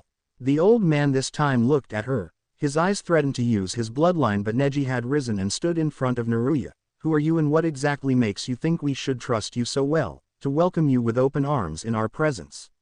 Naruya placed a hand on Neji's shoulder and then looked into the old man's eyes, her green blue into his ghost-like orbs. I am Naruya, and by Kami I give you my word to lay myself in your honest opinion of me. That is all I can tell you for now, but if you have further question I will answer all I can. I can be trustful and self-reliance to put my life to those I have based myself on your judgment. Whether you are willing to believe me or not is your decision. The Godime of Konoha has put her trust in me and I would like it for you as well to do the same. Naruya heard the Kyuubi groan for the 5th time that night. You had to do that, Kit, you just had to. She ignored the fox's comment as she heard another talking to her and she listened before someone else decided to speak with her. Many had been quite shocked at this girl's attitude, and when she just told off one of the elder, well, surprisingly that was supposed to be an offense, but Hiyashi had said, well, there you have it, there's your answer as to whether she's a stranger to you. She's Naruya and I'm sure that she'll answer any question you ask of her. The old man had been scowling when he went to the table where other elders were. Well, at least she knew that this was her seat, not the old man's. Once she sat, everything became normal as everyone went to feast and make conversation during the meal. Well, most wanted to talk with Naruya as they were very curious about her and what she did for herself. She figured to answer a few, trying to not lead too much on her life back home in Spira, knowing they wouldn't have any clue whatsoever even if it took the whole night to tell her life. She explained she was able to conjure summoning and that got Hiyashi's and everyone's attention. Perhaps you could give a little demonstration of your summoning. I'm certain it will satisfy many if they saw one of your summons. Before you leave tonight it will satisfy our curiosity. Of course Hiyashi-sama, I would be delighted to do so. If you give me a moment to prepare I will be ready to show you. She said as she rose from her seat and left the room. While heading back to Hinata's to change into her summoner's outfit, she pondered on which Aeon she should use. Anima and Bahamut were certainly out of the question. Ifrit she didn't want to cause a hole in the floor. Cindy, Mindy, Sandy, Yojimbo, Shiva, Ixion. Wait, she had it. She returned to the main dining room where everyone was waiting and went to the door where it led outside to the garden. She slid them open and then went outside. Everyone looked to one another before following outside to gather in the garden. Neji, Hinata and Hiyashi were standing close by as they watched Naruya started slowly to twirl the staff in her hand and then pointed to the sky where in the distance they heard the sudden sounds of flapping wing. A great gush of wind came and then appearing before their very eyes, a large bird swooped down to the ground and moved with such flight and precise movement in the air to make it almost seem like it was dancing in the sky. It flew towards where Naruya stood in the clearing, its large rainbow wings sending a massive cloud of dust as it landed near its mistress. "Hello Valfer, it's been a while I know," she whispered as she went and held her Aeon's head and pet her while Valfer nuzzled her. "That tickles," she said but continued to hold and rub the soft feathers at her neck. Valfer was enjoying being petted as she cooed in her mistress's ear until she pulled her head back and looked towards the crowd. The people were struck speechless and Hiyashi, Neji and Hinata were the only three that broke from the spell of seeing the stunning creature and moved towards the summoner and the summoned to where they stood. Naruya patted Valfer's side before speaking for everyone. "This is Valfer, one of the creatures I can summon from my own home, that has one of its own gift compared to others. Many of my summoning have them with their basic elements of fire, thunder, ice and others." She explained and then felt Kyuubi urging her to get them out of there. "I hope that you will excuse me for leaving so early and like this but I must be going. I thank you for letting me stay and join for a while." She jumped onto Valfer's back who had bent down to the ground to allow her to climb on. She looked towards everyone once again. "I hope I can see you some other time." "Yeah," and then grabbing hold of Valfer's feather neck she whispered, "Keta IB." And Valfer spread her wings, flapping hard and lift them up towards the sky where everyone watched as they flew away in the dark night back towards the village. Naruya stopped by Sakura's where she had to explain what happened when she was later questioned on her whereabouts, but little did Naruya know was she had been watched carefully throughout the morning until the late evening when the kids had to hurry home and inform Sakura as much they could during their spying. She gave their payment to the three, a huge bag filled with each of their favorite sweets and thanking Konohamaru and his friends for their help. Naruya told her as much she could, leaving out explicit details on Kyuubi's orders about heading to the Hyuga's residence and having dinner over there. Why couldn't I tell her about visiting the Hyuga? I don't think I want to keep her in the dark about it, so why couldn't I? She asked after getting the key from Sakura, who would have insisted she stay the night, but after a long heated discussion of not wanting to be a burden and finally gave in and told her that all the stuff that they purchased would be already inside. She and Ino along with a few others movers helped put them in and the paperwork for Naruya's citizenship would be there too for her to look over. She would have to go through them and see what was required and in need of her signature and such, but at least it would make her a part of this village until they could find a way to return her home. Kyuubi sighed as she didn't know what was the best way to explain to her and tried for her sake. "Because it would be difficult to explain, kid, but for the moment just follow what I tell you as you have no idea as to what goes on in this world and try to do your best, all right?" She was right, but Naruya was curious how Kyuubi would know and wondered on what she wasn't telling her, that she was holding back something and would have loved to ask, but Kyuubi interrupted. "And also I don't think that the Hyuga would want someone saying an outsider was let into their family home after barely knowing said person and wanting them to spread rumors. You don't want to get on their bad side, do you?" Naruya thinking back on Neji's uncle and the way those eyes made her almost vulnerable and could kill her with one look, or how some of those elders hadn't been pleased letting her join at their table that evening. It wouldn't be wise to make an enemy out of that whole group, because who knows what they could do to her while she was here and could make her stay miserable and such. She shuddered to think of what kinds of torture they might have in mind and had to agree with Kyuubi to keep her lips zipped on that. You do have a point. I mean, I just got here and don't want to cause anyone trouble or be a burden until the Gondime figures a way to send us home, which might take a while and who knows how long it will take. But what if she couldn't? Then there might be no chance of ever going back to Spira. I might be stuck here and will never see my home or my family again, mother, father or anyone. I'll be all alone. Kyuubi, hearing her sad thoughts, took to soothing her kid, shushing and saying, "Don't say such things, you'll see them all again soon, kid. I promise everything will turn out all right in the end. You see, just got to keep your chin up and hold your head up and go along with what happened." Kyuubi, the once fearsome nine-tailed kitsune who had with every aspect of protecting her little kid, still young and inexperienced, and would have to go and teach her everything she could during their stay here. Naruya taken her words to heart and then feeling exhausted and wanting to get some shut-eye before tomorrow. "I hope you're right and yawn. Sorry but man, what a day, I'm cooped. You." Yes, it was indeed a tiring day, and now is the time for sleep, little one. She reached the apartment that she would have to call her home with her plaque number and unlocked the door and stepped inside the new room. It looked almost like Sakura's but didn't have the same homely air in which made her at ease. It had a Spartan interior and a sense of emptiness. Maybe with some redecoration and later added some adjustment would she be able to call her own, but at the moment she was bushed, having summoned 3 summons in one day. Being able to call forth and dismiss her Ians took a lot of energy out of her, as she was their source and vice versa, and depend on them for her power and abilities, and they needing her body as their host. Can't live without the other, as they were both connected in body and spirit, as hers linked to all theirs and their energy and magic flow through her veins. A good night's sleep would help all of them, and went past the living room and head to the one where she thought the bedroom was. She removed her pack and set it to the side of the bed and flopped down on the mattress, burying her face in the pillow. She turned and lay on her back, looking up at the blank ceiling, and thought about what tomorrow was going to bring for her. Today had been quite an accomplishment, having explored the village and meeting new people she feels would get along well with. She count off in her head the names of her new friends she recently made since this morning. Shikamaru, he was certainly a very good player at the game, and she was sure that she would have much fun challenging him at Sphere Break every time they meet, and probably have a few go at them. And let's not forget Uruka, who was very kind for what he did when he paid for her brunch, and something about him seemed vaguely familiar about him. He kinda reminds me of Dad somehow, but is completely different in a way, I'm not sure why, but almost has that motherly complexity like Mother used to do whenever she worried over me and wondering how I would be able to make it on my own. It was nice to find someone who seemed to be like them and could count on whenever necessary if she needed a father figure and could go for advice.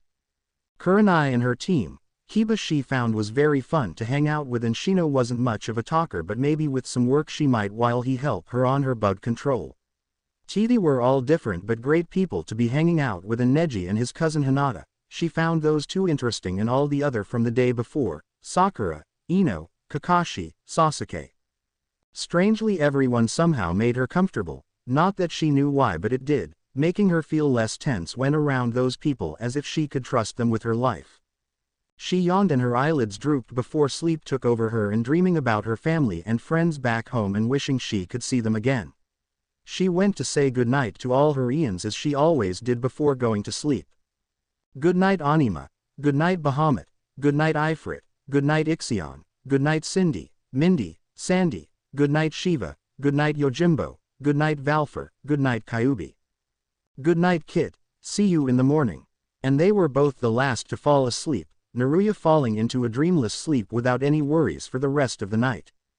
Naruya could have slept the whole day away if it wasn't for the sound of glass breaking and something crashing right in the middle of her room. What now? Can't someone see we need our beauty sleep? The nerve of some people, Kyuubi growled, agitated and irritated. At the same time, Naruya's eyes shot open and saw a huge blighter lying to one side of the room and a person dusting herself of the shards of glass when she stood before the startled summoner. Who the heck are you and what are you doing in my bedroom? Naruya said, detangling from her sheets and getting ready to give this person a taste of her sword. The woman smiled cockily at her and Naruya wondering what was to be smiling about when this crazy lady just came smashing in here like she owned the place and not liking that grin of hers. I should probably call the authorities and inform them that some loony might have just escaped the mental ward. Yeah, you might want to that, her other Ians were silently agree, having gotten up due to the disturbance that was before them and feeling the irk of some like Ifrit who would like to fry the woman where she stood, but Kyuubi calmed them and went to listen to what she had to say. So you're the new girl. Naruya correct, surprised at how the Gondime described you to me kiddo, but I imagine you to be a little taller, not short. Naruya was caught off guard with what she just said and her eyebrow twitched. Did this woman just call her kiddo? She was 16 and in her home world, she was considered an adult by standard and short. She was 5'6" and taller than her mother by 2 inches and could reach her father's shoulders standing next to him. And now this woman dare call her pipsqueak. Before she even dare call up Ifrit and do what he suggested and decided against it, not wanting to start a fire in her apartment. She took in the woman who had the nerve to barge in. She seemed to be in her early 20s from what she estimated, wore fishnet shirt with a brown skirt buckled at the hips along with a huge bay trench coat and high collar, her violet hair pulled up in a ponytail and the ends sticking up at the top and light brown eyes staring with a sort of glint to them like she had something up her sleeve. Naruya saw her hand move to one of the pockets and pulled out a scroll and tossed it over to her. Here, think fast. Naruya caught it and unrolled it and read what was written inside. She read fast the first time, but on the second time as she couldn't believe what was there and taking in what was saying to her. Naruya, I have been recently informed about your pre-training practice yesterday with Kunai-sensei's Team 8 and was told of your skills and have decided to allow you to become a shinobi, but as of yet need a few lessons in order to pass as an honorary ninja after you have been given full citizenship. I have assigned you a tutor to train you for the next several weeks, then a test exam when you're ready. I wish you the best and Anko Mitarashi will see to it that you get to where everyone is with your training, and as I say once more, good luck, you're going to need it. Signed by the 5th Hokage of Konoha, Tsunade. Naruya looked to the woman and then back to what the scroll said and then to her again. So I'm going to become a ninja. She couldn't control the tremor in her voice as disbelief was still there and unable to believe what she just read, the words repeating themselves for Kyuubi and all her Ians to hear. Some curious and others thrilled at the aspect to have a new change, a new opportunity, and couldn't wait, encouraging her to go for it as Kyuubi was taking everything that was being given for her little kit, saying how proud she was and offer her congrats. If her family and friends were here, they might have done the same, and Naruya still is speechless over the first time she had been given something that changed her life. Anko watched and had to admit she was quite as surprised as everyone when the Gondime had decided, even before Kunai had come to her office and told of what she reported on Naruya and had went to inform the other senseis on the former teams of her recent decision once it was settled. Flashback. The other Junins and the Gondime herself were present in the Hokage office as the 5th had conducted this meeting for only certain people she knew would likely keep what she had to say to themselves and not say outside this very room. She had also allowed 2 others in, which were Anko herself and Iruka, a Chunin no less, but still he was in here for a prefect reason, and the reason being was about the new girl and what were her plans to do with her. She would start when finally Kakashi arrived, late as always. Sorry I'm late, for you see I was trying to find where one of my late students was heading and I kinda lost him, and well.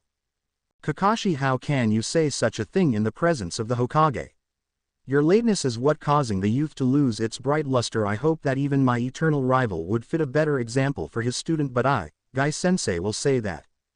Enough. Tsunade cried out, not wanting to hear a long speech that would take most of her time and causing Guy and everyone to stare at the Gondime, remembering why they were here, and stood silently before she cleared her throat and brought everyone's attention to listen to what she had to say. As you may or may not be aware, we had been given reports of sound nin coming in the area and that we almost caught up with them. Keyword. Almost. And fortunately we have had some reports as well from Sands that they will be allowing to alliance with us soon once the cage comes to set the treaty and make plans. Right now that is half of what I have to say, but also Kurenai, you had something to say to me earlier to report. Kurenai stepped forward and bowed. Yes, you had 2 of my students on the search and they found the girl, Naruya. She seems to be quite a formidable fighter and I believe she can be quite stronger with the right proper training. Her summons are to be precise, amazing, and knows how to handle well with the creatures she brings forth. I too have seen that girl, Asuma said while taking a drag on his smoke. She played well against Shikamaru and seems to keep a clear head in the open mind on what she doing, but there's something more to it, isn't there, Hokage-sama, unless I'm mistaken? No, I believe you are not, Asuma, because I also recently met with this Naruya character. Kakashi said, speaking up for the first time and looking up from his Ika Ika Paradise book. He remembered that girl from the hospital and could easily put two together with to why they were all brought here to the office of the Gondime, all those Junins and one Chunin to be exact. In fact, I believe it's certain that is what the Gondime is to tell us will make things more in clear. You are both correct, and that is why I have only you people here. What I'm about to tell you must never leave this room. Never speak to anyone in the village or outside unless they find out themselves, and you must explain beforehand. She told them about what Ino had found and that Naruya was Naruto, born in a different lifetime and in a world called Spira. Everyone took this news and for a moment was silent until one voice asked, the one who couldn't believe that one of his own back, alive and well, was here. So what going to happen? I mean, are we going to let her find out on her own, and will she decide on becoming a ninja? Tsunade had thought it through before she nodded at him. In time, I believe, when the moment's right, but for now, let her be. And I don't suppose there are any objections with what I'm going to decide on whether she becomes a ninja after I had already finished the citizenship papers to make as a citizen of Konoha. I'm going to have her be trained under one of you for a time being until she's good and ready. I want them to report everything she does and we'll put to a test and see which team she'll be assigned. She looked over once again to Iruka, who was about to speak up. I know how you would feel more obliged to the job, but you have your classes to teach and other things that will keep you busy. So I will assign to one other who I think will be most capable of doing it if they think they can handle it. She then had her gaze directed on the one standing by Iruka and said, think you're up to it, Anko-sensei. Anko bowed towards her. It would be my honor to do so, to teach this young kid some new tricks under my wing, Gondime-sama. Well then, it's settled, everyone dismissed. Flashback end. Anko waited as Naruya took in the news, and seeing she waited long enough, knowing it must be already in her head for the information to sink in. Listen here, name Anko. No Matarashizensei, just Anko, got it? So what's print there is the words of the Hokage herself. For the next few weeks, I'm going to be teaching you everything there is to know of being a ninja. But let's get one thing straight, and I'm going to say it only once. It's not easy, so try and keep up or else you're going to fall back, and I mean hard. Do what I say and listen to what you are told. I have seen the way some of the kids in that academy get through, and please, that stuff not worth listening in the class. Sure, there are some scrolls you'll have to read to get basic knowledge, but what I'm going to teach you better pay attention to. You will live, eat and breath jutsu until you got it completely in your system to even know with your eyes closed.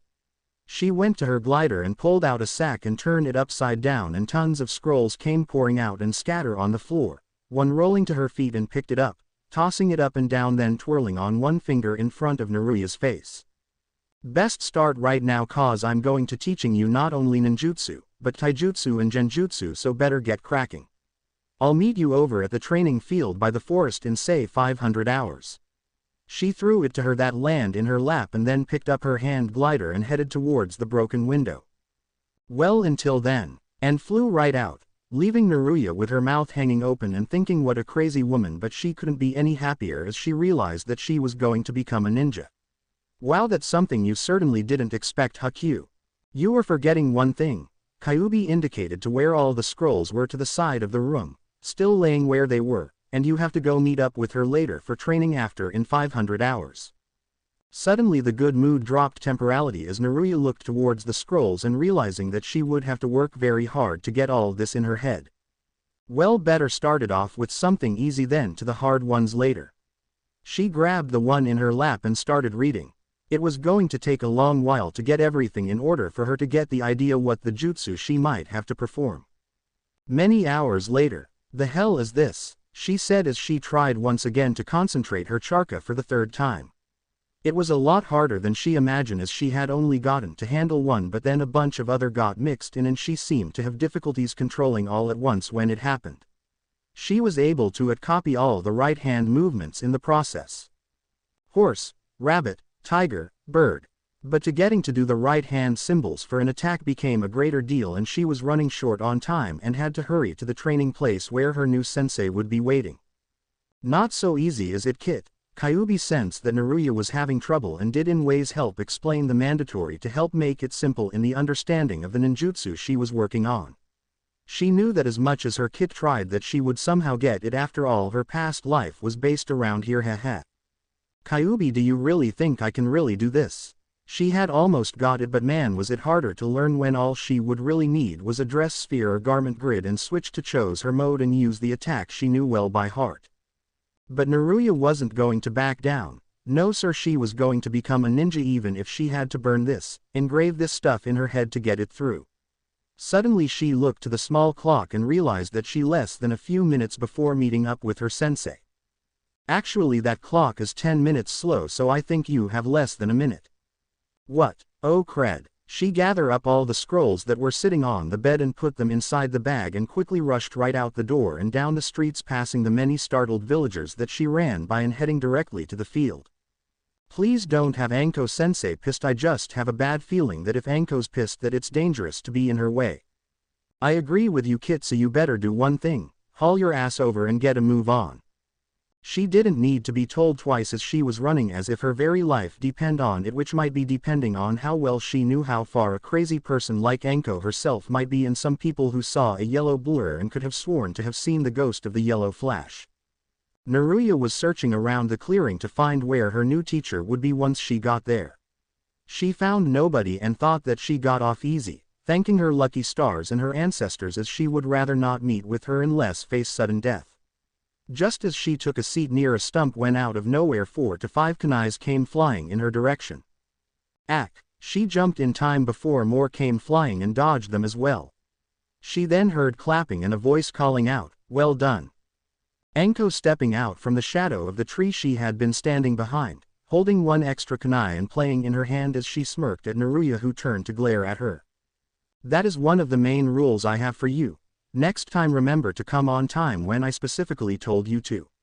I don't like to be kept waiting, she said, and then smiling that grin that made Naruya think is not good for her sakes, but now that you are here, let's get start. She went into a battle stance and looked directly at Naruya. Get ready kid, cause this is one part of the lesson where you are about to learn on how to do taijutsu and using ninjutsu. Oh great, 2 things that I have barely learned to mastered so far, Naruya thought as she went into her own stance. Kyuubi gave words of encouragement and said to not lose her cool and hoped her kid would do well, knowing that Anko wasn't about to go easy on her. She just prayed Naruya would be wise on her attack movements. Naruya then thought of something and looked to Anko, thinking that it might work to her advantage, seeing that she might have a better chance with what she knew and get a leverage on the battle. Hey, is all right if I use my dress sphere? Anko thought it over, more curious on what she had on her, then shrugged. Yeah sure. Won't make any differences though. Naruya inwardly smirked. That's what she thinks. You'll wished you hadn't said that, and pressed one of the jewels on her wrist and the transformation and was in her warrior mode. The outfit almost similar to her Aunt Payne's, only hers had more the red than black, and was holding her large blue sword, Brotherhood, in one hand. Well, let's get this show on the road. Yes, let's. Naruya made to attack first, swinging her sword while Anko dodged the first attempt, missing her by a hair and making to attack, which Naruya moved back before that happened. Nice try, but that ain't going to work on me. Anko smirked and went behind and dealt out a kick as Naruya realized that she was and used her sword to block it. The steel vibrated from the impact and forced her to pull back. Not bad for a beginning, but let's see how you handle this. She began to perform seals that Naruya watched as she quickened her movements and taken a deep breath. Should heat things up a bit. Kaden, Ruka no Jutsu. And a large dragon emerged heading straight for Naruya and jumping out of the way in time before being burned to a crisp by that. Yikes. That was close and otherwise lucky, but might not the second time around. So she wants to play with fire. Well, let's do it. She concentrated in focusing all her energy as she used her magic to inflame her sword and holding in both her hand, Flametongue. She lunged with the fiery blade and swung, Anko having taken the chance to dodge it, but the tip caught her coat and seared the material and making a clean cut. Well, that was something she didn't expect, and was actually fun having this girl show off her moves. Come on, is that all the best you can do? She loved seeing how riled she could get her as Naruya was taking her chances using certain attack that her blade was ready to slice down on her and Anko taking the time to avert and send a few of her own her way. Sooner or later Naruya would have to use jutsu as it might be better than just using her warrior mode, but as Kyuubi would think and knew she inherit from not only her previous self but her hot-headed father from Spira who she thought took one too many blitzballs in the head, her opinion that as in Naruya would probably be pissed if she made ill mention her father like that. It goes to show, like the saying goes, like father like son, or daughter in this case, but not to mention her mother happens to have those few traits that would have any man running for the hills once she starts drawing her guns, ready to pop a few caps to anyone who would get on her bad side. Kyuubi inwardly giggled while seeing how the fight was going and noticing how badly her kid was doing, not able to hold up on her own. Well, I think it's time I give her a helping hand.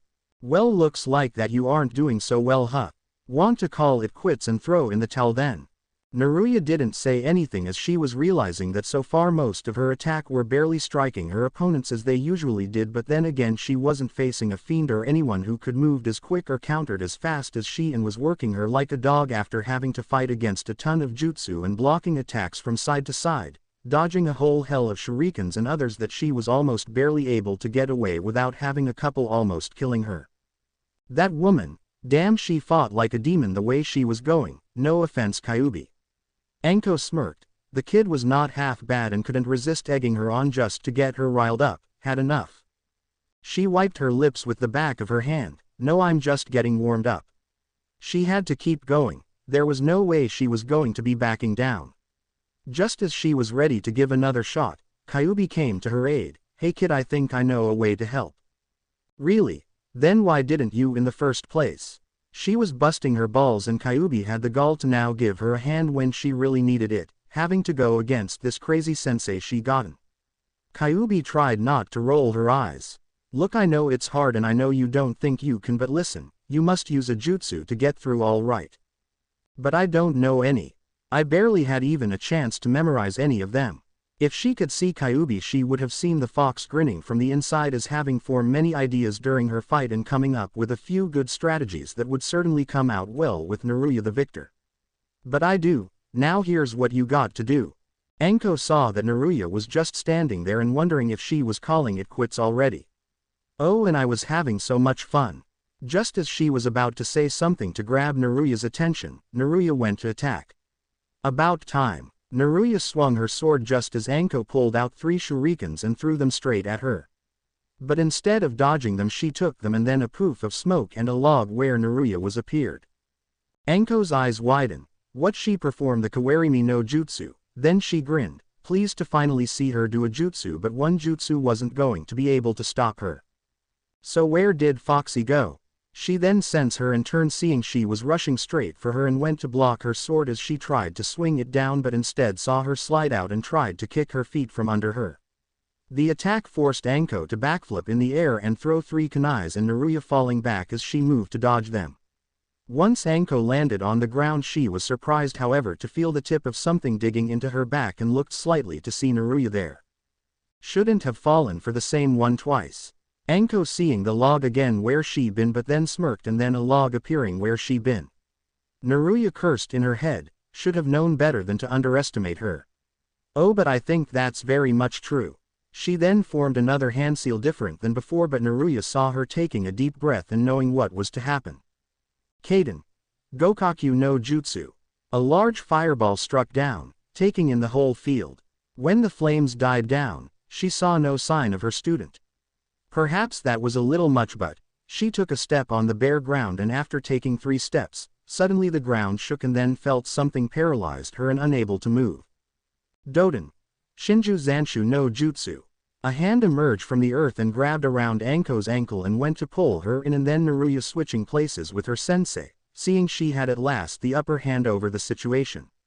She smiled, seeing her sensei's head sticking out of the dirt where she had been. Looks like I won, sensei. She smiled, but then, you might have thought so. Naruya turned, seeing Anko, but if that was her, then who was? She heard a poof and realized she had been duped and the real Anko was standing by her. She turned to her, not sure what else to do as everything she done, following Kyuubi's plan, and now didn't have any others. Anko smiled. Congrats, you done well on the first try. Naruya blinked. Huh, what? You used some ninjutsu and taijutsu against me, the point of the lesson to see how well you would fare against them and how you would use in battle. She then pulled out another scroll and handed to her. As an added bonus, here is a list of ninjutsu I like you to practice and want to see you do by tomorrow. She then pulled her shoulder, working out the kinks in her body. All this workout gave me an appetite. How about you and I grab some dango? Before Naruya could say anything, Anko was dragging the poor girl with her, talking excitingly about how there was going to be so much to learn and couldn't wait for the next time. One word though. Try not to focus too much on those dress sphere, though was cool, didn't help much. Hey, I only use one, but next time I'll use some other and we'll see when I show you. Anko smirked and pat her on the shoulder. Can't wait. Now off we go. They made it to a little stand where they sold dango, and to Naruya's surprise saw a familiar face sitting by the bench, looking like he was waiting for someone. Yo Iruka koi, Anko cried as she glomped the chunin from behind and almost forced him to fall over as he looked to see his girlfriend, and to his astonishment Naruya, who was taking in the scene. Oh oheo Naruya. Getting over her shocked, she waved back and smiled. Oheo Iruka, I didn't know you. And she looked between the two, awed by how those two were both opposite and were to be exact dating if her assumption was correct. Anko slung an arm over Iruka's shoulder, which caused him to blush lightly. This is my koi, my boyfriend, who seemed to have already gotten into acquaintance with my student. Want to know something? She did pretty good on her first time, for an amateur. Naruya glared, wanting to give her a piece of her mind, and Iruka, sensing the trouble that might come, decided to have them sit down and enjoy some lunch. Naruya, having forgotten to have breakfast and now was starving, and went to sit opposite them. She watched them for a few minutes before looking through the menu for something good. An order of dango was settled, and while the food was being arranged, Iruka decided to see how Naruya was doing. So I heard you've been given a chance to become a ninja, what do you think? Naruya, who had took a small sip of her drink when the waiter brought waters all around, lowered the glass and said, well, I think is going to be certainly something. It's all so new to me, and I mean I can't thank the Hokage enough after allowing me to become a citizen. And she stopped, realizing something, and was standing up from her seat. Oh my god, the forms. I haven't even started on them. She was all of a panic as she wanted to rush home and grab them, another wondering what to do, while the two sat calmly and Iruka trying to settle her down. Naruya, it's okay. Gondime thought you might be busy with your early training, so she gave me an extra copy for you to do, which I was going to meet you at your place, but since you're here, might get it done and over, and I'll hand it to her myself. He pulled them from his pouch and handed them to her. Naruya sitting back down and looking at the forms, and Iruka handing her a pencil to fill in everything and pointing out what needs to be done. Sign here, there, also on the bottom line, your full name, information. She did, her hand moving where Iruka was indicating for her signature and stuff. When she was on the last page and signed with her name and then closed it. Well, I guess that it's. Now all you need to do is have a blood test and medical exam, and that will be it. All right, I guess I can schedule an appointment, or do I head for the hospital and get it done right away? You should probably do it soon. Don't want to wait too long or have to face the dread needle.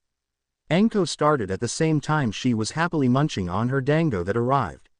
Naruya nodded, taking her sensei's advice as she went to reach one of the dango, only to have it pulled away and look up to see Anko giving her a look that said, mine no touchy. Okay, she must really like dangos, huh? Apparently yes. Kyuubi silently agreed with her as they went for her own, which was set in front of her by Iruka, who had taken the heat of separating their own from Anko's and less to face the wrath of his violet-haired girlfriend. They ate and chat for a short bit, well, Iruka and Naruya doing most of the talking before Naruya decided to go and waved bye to them. Hey, and don't forget tomorrow. So be ready. Naruya almost groaned as she almost had in seeing that with the scroll with the techniques she would have to master. At this rate she have to put some serious effort into putting all she could into. Oomph. She and the stranger she bumped into said at the same time. She looked up to find a pair of obsidian eyes staring down at her. Oh Sasuke, I didn't see you, sorry. She said sheepishly after getting over seeing him there. HN. He said back, and Naruya confused whether he meant, all right whatever, or something along the lines. She was about to leave when she heard him speak, where you going? She turned and was surprised to find that he was asking, "The hospital, I need to get a blood test and an examination for them to record in my citizenship." She held the scroll, and after have to go train, which is probably going to take forever. The hospital is that way. He pointed behind them and Naruya, feeling like an idiot going in the wrong direction suddenly, and was about to go, but Sasuke grabbed her hand. "I'll go with you. Don't think I want to see you getting lost on the way, Dobi." Realizing too late what he said, and Naruya stopping in her tracks and look at him. What did you call me?" "Oh, this could lead to trouble," Kyuubi was thinking, knowing for a fact that the Uchiha knew and had spout the last thing her kid needed to hear, and decided some help was necessary from the nearest vicinity, which happened to be. Boo! 3 puffs and a trio of kids surrounded them, then another puff of smoke and Sasuke was left standing next to a log. What the? He looked around, trying to find where those brats went and swearing to get them and head off to go find Naruya again. Damn, like he was going to let her get away that easily. Meanwhile Naruya was looking at her captors, unsure that they really were kidnappers, as they were about a few feet from reaching her chest and could have easily taken them out, but curious as to why they came to her aid. Who are you 3? She asked, and the one with spiky brown hair who seemed to be the leader of the small group. The boy smiled smugly and pointed a thumb to his chest. "My name is Konohamaru, and these are Moegi and Udon." He indicated standing beside him. On the left a boy with glasses and was that snot running out of his nose, and the girl on the right had her light brown hair sticking up, and all 3 were wearing a pair of goggles on their foreheads. Something about those 3 were familiar, at least when she sensed their presences, and then remember yesterday. "Wait, were you following me around town?" She saw the leader. Konohamaru grinned. "Yes, see, I told you she would have known." He said to Udon and then back to her. "We always knew you would one day return to us, mighty leader." Naruya, taken back by what he said, "Mighty leader me?" She was uncertain as why she had this weird feeling that everything was leading to confusing ends everywhere she turned. First Sasuke calling her that word, and now these 3 calling her a leader. Listen Konohamaru, listen, I don't know if you notice, but I'm new here and have no idea why you're calling me. But she was interrupted as they all ganged up on her. "But you're our leader and our Nine-san." She saw the puppy eye look and their voices pleading, and knew couldn't resist as she sighed, giving in. "Fine, okay, I'm your new Nine-san, but you 3 I have to go to the hospital and get something done. Could you lead me there?" "We can do better than that." Konohamaru and the other grabbed her and then formed the seal and then appeared right in front of the hospital. "Here we are." Naruya looked to them impressed. "Wow, you guys are good. Well, I guess I catch you guys later then," she said, waving to the trio as she went inside and smiled to them. Konohamaru watching her and thinking, "I'm glad you're back, Naru-san. Even if you're a girl, you will always be my friend and rival." The 12-year-old looked to his other friends. "Now we must train in order to become stronger." "Hi, leader." The 3 performed the seal and then disappeared, off to do more training as their older brother or sister would have wanted. The first person Naruya saw was Sakura, who was coming by the reception desk and glanced to see Naruya walking in. "Hey, what's up, Naruya?" "Oh, Sakura, hey. Listen, I need to get a medical examination and blood work done. You think you know someone who can do that?" Sakura nodded. "Follow me." They walked towards the elevator and pressed the button to the 4th level. "So how's your day coming so far?" Naruya shrugged and, judging from her state, was exhausted. "Okay, you wouldn't guess what happened." She explained about this morning when Anko came crashing in her room with a glider. "Well, that's her style actually. Loves to do that a lot with smashing through." Sakura commented but continued to listen as Naruya told her how Tsunade gave her permission to become a ninja and was assigned a tutor to be prepared in a few weeks, which happened to Anko. "Ouch, I feel bad for you. Having her for a tutor plus to be ready in a few weeks. She's not one to go easy."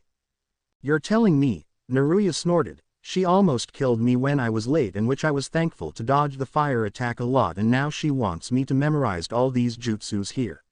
She showed the scroll to Sakura and she read them and turned to her, wondering how Naruya was going to handle them, especially in her state. One question, Naruya, and be honest with me, how's your chakra control?" "Not sure, but I did all right when I fought against her, although when I tried using my warrior dress sphere, it barely did any damage, so to speak." Sakura was trying to figure it out as she was not known for being the smartest kunoichi for nothing. "Naruya, listen, after we do your blood work, would you mind coming with me to the rooftop for a moment and then I'll start explaining? Naruya nodded. Sure thing Sakura, anything for a friend, she said, rubbing the back of her head sheepishly and smiling that grin, and Sakura seeing the similarities between Naruya and Naruto. Naru, the elevator stopped, indicating they were on the 4th floor already, and stepped out, heading for the door on the left where they would first do a medical examination. Okay, let's start off with a few simple tests. She checked her eyes, ear, heartbeat, everything, and seem as healthy could be, and her chakras seem enormous from what she could detect, even bigger than Tsunade's or Jiraiya's of the two legendary Sanins, but had to see for herself on how capable she was at handling this power. She got the needle and syringe and the tubes to cap the blood in. Now this won't hurt a bit. She tied the band around Naruya's arms, finding a vein, then pierced the flesh and the blood flow as she stuck the syringe and the blood came into the tubes, having 3 at the least, 1 for the medical, 1 for the hospital, and 1 for Tsunade to later check herself, as she knew that she would want to check herself on how Naruya was. Once it was done, she took them out and handed Naruya a towel, which she didn't need as the hole disappeared and healed itself. Figures, Sakura thought, smiling, though Naruya didn't seem to notice as she looked to Sakura. I guess I should have told you about my healing capabilities. My mom was surprised herself when she found out that happened. That's okay, so you ready to come to the roof then? Naruya nodded and followed her to where at the end of the hall, a staircase that allowed them to head up. There were sheet hung, being dried out as she and Sakura went to stand in between the rows, and then Naruya, finding an empty crate, turned it over to sit down. Okay, now what I am about to explain to you is about chakra. All right, now pay close attention. Sakura saying in what seemed like a teacher's voice, and Naruya, having gone through many tutors in her young life, knew had to, with the exception of a few boring lectures about the history of this, that, and whatever else her teachers from the shrines had to say. Kit, this is very important. Chakra is very vital when training, and you barely even showed it in today's training. All right, Kyuubi, whatever you say. Naruya heard Sakura clear her voice and was ready to begin. Chakras are, to put it simply, the energies that a shinobi requires in order to perform ninjutsu. Basically, these energies are 1. Those of the body, drawn from each and every one of the approximately 13 trillion cells that are believed to make up the human body. 2. Those of the mental and spiritual energy acquired over the course of much training and experience. Together, those 2 forms of energy are what make up the chakras. Okay, so far I'm getting it. The body, the mind, and the soul contributes to form 1. Am I correct, Kyuubi? Yes, kid, but keep listening, there's more to come. In effect, all the arts and techniques of the shinobi are born of a combination of those 2 energies, brought forth from the body and the spirit in what is called manipulating the chakras, and focused in the mystic process known as weaving the signs. So you with me? Naruya nodded. In other words, manipulation of the chakra refers to summoning physical and mental energies and combining them with your own body. Depending on which technique you wish to employ, the amount of energy you'd need to absorb would vary, as would the makeup of elements you'd need to combine. Wait, how did she know this, and why did it sound like she heard it before somewhere? Sakura picked up where she left off. True, but no matter how great the amount of chakra you summon and manipulate, if you can't maintain your balance, whatever the technique, not only will the effectiveness of your maneuver be cut in half, but you could blunder so badly the spell may not be released at all.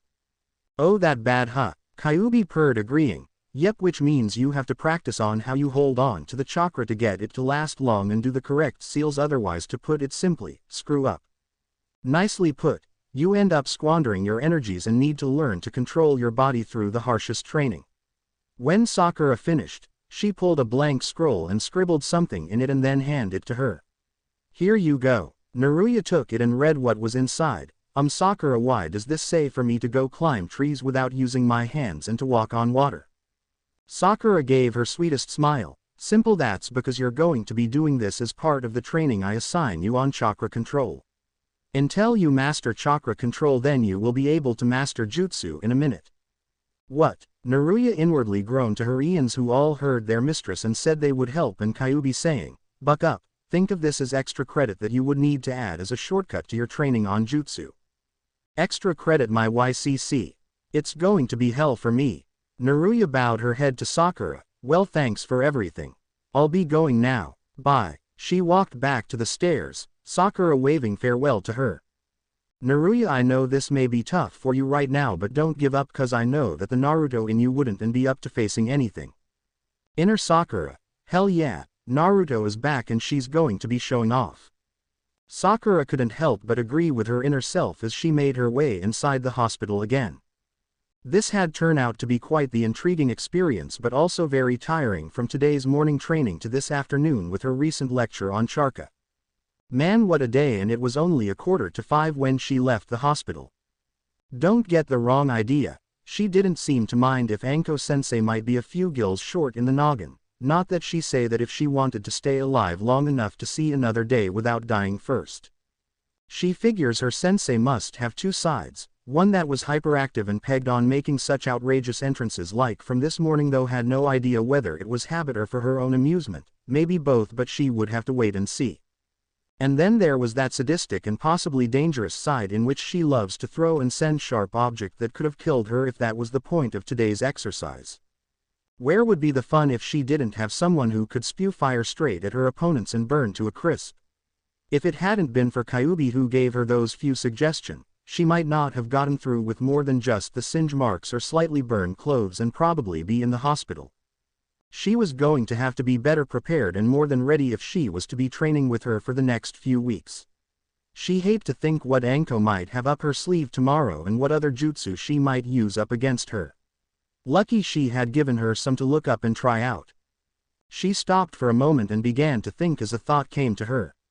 What if Ifrit or Kyuubi could come up with such an attack like that fire attack she did, almost something to Ifrit's Hellfire, Hell's Breath, perhaps. What if her Ians were capable with their elemental abilities and the idea was really something to consider and tinker around with? I wonder, since Kyuubi was able to with that genjutsu, then maybe so can the others. I'll have to ask about that, but I think there's a chance if with a little time and we try to experiment with practice. She figured the possibilities with combining her Ian's elements and her magical capabilities and would be a nifty advantage, and hoped that the ones Anko used were on the list, though she hadn't got the chance to look at them yet. There was something nagging in the back of her mind, something that seems rather vital and essential.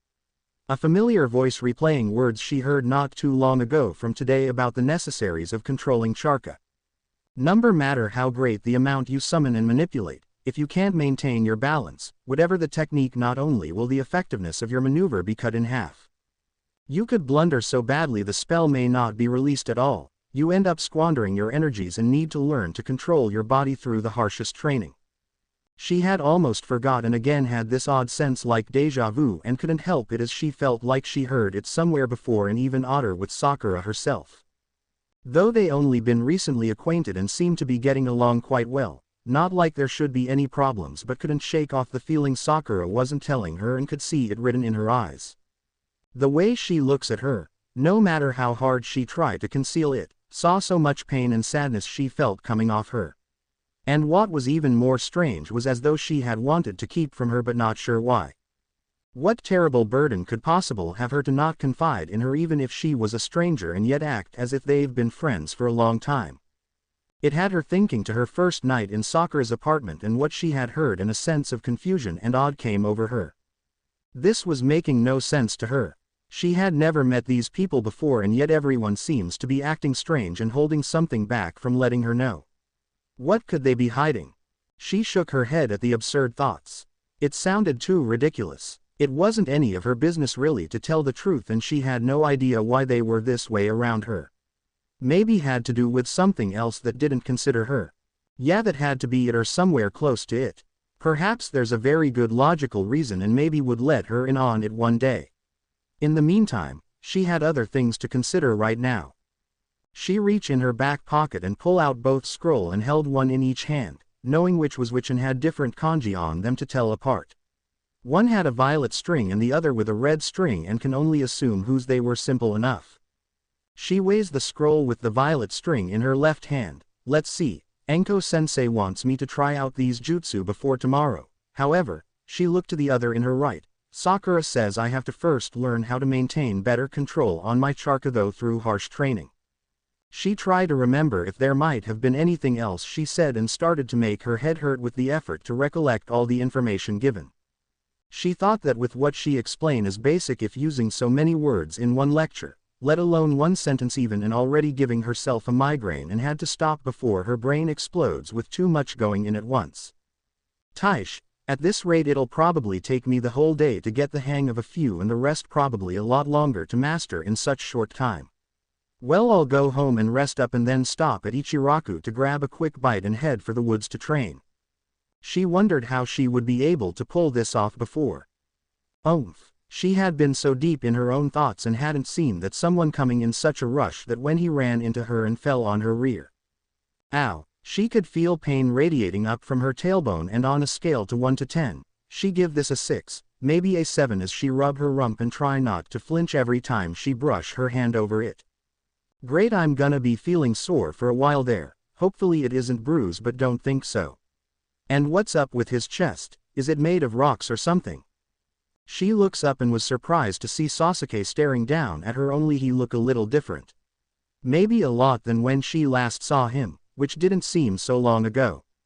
Sasuke, is that you? You look different. Not in a bad way, I mean no offense or anything, but much more than yourself, and well. Sasuke. Blink, and then his onyx eyes curved up in a friendly manner, though she had a funny feeling in her gut that told her that something didn't seem right. The guy smiled and shook his head. Nope, but I don't mind if a cute girl like you thinks if that's how you want to do it. Flattery will get you anywhere, and I'm sure you wouldn't mind taking up an offer with a knight of the town and perhaps get more acquainted. Naruya wasn't sure whether to be taken aback or blush by what he was implying, as she realized he wasn't Sasuke, despite how easily it was to mistake their identical aspect. His dark hair didn't stick up in the back like Sasuke's, and to his collar and the rest lay smooth and flat around his head. His lithe figure was decked all in black from head to toe. Long khakis, and his shirt had one long sleeve on the right and shorter on the left. The rest was cut above his midriff and display his slim stomach, and had on black gloves and sandals. Either that was his favorite color or used more for stealth and cloaking, she didn't know, but had a guess it was one or the other, or probably both. But she was never one to just be judgmental on appearances alone instead of character, personality, or loyalty. He carried a katana on his back and his ostler strapped around the bandage on his right thigh. That shouldn't be what was bothering her, but could feel it going through her entire body, and her eons were on high alert when sensing her distress. Kyuubi was the one who was fully aware to see what was bothering her kit, and no one mess with her kit. She tried to send reassure to her and to stay calm. I don't really understand, but geez, I can't figure what it is about him or what's making me uneasy with him. Do you Q? You're asking me? I don't read minds, kit, you know that as well as I. I can't really tell you what's going on in one's head. Well, except you, of course, that's different, but I can try to find out. Give me a second to check and see whether he's dangerous or not. Kyuubi was measuring out his chakra and found his was nothing compared to theirs, but since a lot of it was carried inside that pouch on his right leg, and decided to inform her about it. Never hurt to play it safe and give proper warning and try to figure what was it that he had in there. Well, doesn't seem like he's dangerous, but be careful around this one though. Okay, that's good, but what do you mean by what you said? Well, he might not look it, but he has something in his pouch that's enhanced with chakra. I have a feeling in my gut, and trust me, stay on your guard. Don't let him fool you with that smile of his. She had to agree and always trust her instincts and her gut about it. I'll keep that in mind, thanks. Something did unnerve her. Not because of how similar he looks to Sasuke and what Kyuubi mentioned, while she did take a quick glance at it and could feel the energy surrounding it inside and wonder what it was he had in there. When she lifted her gaze to him again and he caught her staring and smiled, that's when she saw it. Sasuke. She never seen him once done it, and having not known him long, but this one's smile was fake, and startled at not seeing it until now and how well he held it up. This was definitely a shock for her. She could always tell which was genuine and which was really a phony, a gift she had for reading people when she knew who were depressed and didn't want to bring others down with their problems. Or if they were lying about something, and the twitch in their facial muscles or the way their eyes seem uneasy to stay focused on the person. Even sometimes when her mother was in one of her moods and her father grates on her nerves and everyone could hear the blasting of shell while her dad tried to dodge the bullets she unleashed chasing him. Never, ever, underestimate when her mother is PM singing too. Keep yourself at a 500-yard distance and take cover to avoid being shot when she's trigger happy. But this guy, she tried not to think how she could have possibly missed it, and everything else could pass off as Sasuke's twin or clone, hands down. Well, maybe not that close, but can easily be overlooked if they were standing together, and most would see the difference, but figuratively they could be the same person. If she didn't know any better, she might have mistaken him as a cousin or a brother to the Uchiha. So they might be related, but she'll ask that some other time, as she stood up and brushed the dust off her clothes.